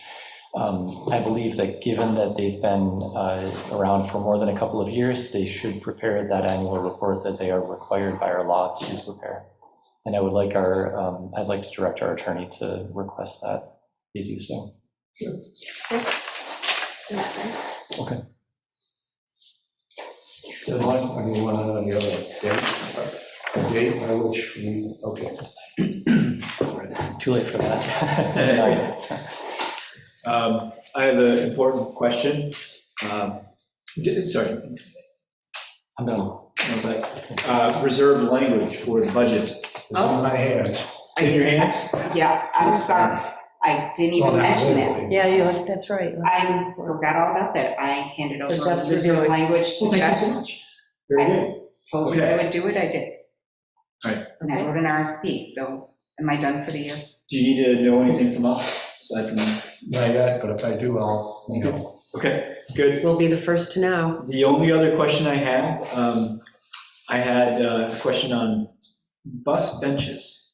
And I actually think we could go one step further and say covered bus benches. But resident had asked about the bench on the south side of Washington and Monroe. There used to be a bench there, actually. If you look at Google Maps in one direction, there was a bench that was tucked back towards the sidewalk. Not sure The owner of the house put that out Oh, that was there. nice of them. I know, she was So- so sweet. Anyway, the RTS had told this particular. Yeah, Abby, you're talking about, yeah, I've been looking through that. I was the one who sent the email to RTS. Okay, perfect. Yeah, So- they haven't sent their They're budget. like, yeah, sorry, not It's busy, not in our budget. it's not in our budget. So my question is, and could be interesting in other bus locations, but can we do something for the folks who come here and work here day in, day out, that are part of our community, whether or not they're living in it or not, and potentially considered covered bus locations? So you There need, might be- so you need to pay for that Yeah, out of our budget. or at least, RTS. or at least think about it and see what it would cost, and see if next time we get ARPA flying, or see if we can go to Monroe County, or see if we can go to New York State, and say, we got a project, we put out an RFP, we have, it's required, right? We want to get it done, we just don't have the money in our budget to do it. Could you do this for us? Because it's already been like cycled all the way through. And you guys know in the neighborhood of the arts, when you go down University and they have sort of each bench is artistic, and they receive grant funding to get those benches done. I don't even Working with know if we artists. need it to be artistic. No, but I'm just saying, there's probably some funding saying out there, there and is some funding. something. I mean, I like that idea, because I know that I think there were other board members in the past that really didn't want any bench there because they're worried people were going to sleep on it, but people They are won't waiting sleep for on a it. bus and it's raining or, I'm sorry, if somebody's it's sleeping snowing. on a bench in Pittsford, They went to Thursdays. it's probably not because we That's put right, a they came from roof over Thursday, it. that's about the only time they sleep on the bench. It's not because we put a roof over it. But that has come up, just so you know. But Right, I they need to support see the the idea benches to in the have, front, right there. people There's are other waiting places for a for them to bus. We could see quotes to see what it's going to cost and discuss it in our budget. I would like to. I think the backless benches are probably the most feasible. But They're less expensive. I like the idea of having a sheltered bus stop and at least seeing what it would cost. And if we don't want to do it, we choose not to do it. And if we don't like the cost of doing it, then we don't put it in our budget, and then we go try to find the money. And let's talk to the owner of the house, because it's going in front of their house. I I mean, this might clearly, be- I think they're receptive to a bench or something, but Yeah, I think we need that's to it might be work with a greater than resident. challenge. Yeah, Where are we? Washington and what? And Monroe, Right. yeah, that might be. in front of the Bulger's house. Oh, yeah, she put a bench out there. Yeah, it's not there anymore. But She the had- question she is, put how it in- far do you go with this? Is it just a bench? Is it a covered bench? Yeah, she did put a bench out there. Yeah, she did, herself. I know, it's You nice. know, And maybe it's like people a use a it. tented bench. So why did she take it out? I don't know, or maybe something, I mean, I have no Anyway. idea. I don't know, it was Maybe, there. maybe the homeowner would do it again. We'll see Okay. quotes and discuss it. Yeah, just Okay. get some financials so we see what we're in Maybe for. you don't want. Yeah. Okay, Okay, that's it. and is that it? Okay, Lisa, anything? Nothing for Really? Another item? No. Okay. I make a motion that we You want to go, do the minutes first? oh, the minutes, yes, the minutes. I didn't have. They're Do you quick. have minutes in yours? Yeah. I have not. I didn't have Do you want any. to table minutes? Okay, we're gonna table minutes. Yeah, I If didn't there have was it. minutes, it was added to the next. Oh, the last, If oh, last packet, the last one. if other people have seen it, go ahead. This but I have table. not. Lisa was absent, so she doesn't, Oh, good. that's good. That's easy for me. I looked them over, I didn't have any corrections, for what it's worth. November 14th. They're Yeah, very good. Then obviously approve these, they're Yeah, literature. if you guys are good with them, go for it. No, So we at least have a quorum to approve. Yeah. That's right. Motion? Second. Motion to approve the minutes as presented. Second. Okay, roll call. Trustee Marshall, Abstain. trustee Coe, you'll abstain. Trustee Lickett, Aye. trustee Lampier, Aye. Mayor Plummer. Aye. Motion passes. Good work, everyone. Okay, we squeaked through that one. Okay, anything else before we? No. Okay. We're going to stay. I make a motion, we go into an executive session for an HR. I second. Concern? Second. We have- Trustee There Marshall, was one already. trustee Coe, Aye. trustee Lampier, Aye. trustee Lickett, Aye. Mayor Plummer. Aye. Motion passes, let me shut everything. I'll make a motion to come out of our HR discussion. I second. Roll call, please.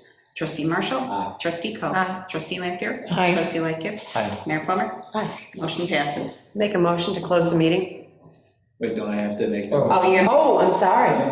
All the things that we discussed. You were all set to make your motion, and I I'll jumped make the a gun. motion to pay Matt McIntyre for his 3 days of employment while he was recovering from the accident on Camp.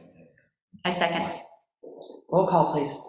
Trustee Lightkit. Aye. Trustee Lanfair. Aye. Trustee Coe. Aye. Trustee Marshall. Mayor Plummer. Aye. Motion passed. Okay, now I make a motion to close the meeting. Second. Roll call. Trustee Marshall. Aye. Trustee Coe. Aye. Trustee Lanfair. Aye. Trustee Lightkit. Aye. Mayor Plummer. Motion passes. Good night to all. Wait, do we have an attorney-client? or no? You don't need anything for that. Okay, can we have an attorney-client? Yeah, Great. we're in it. Yeah, we are.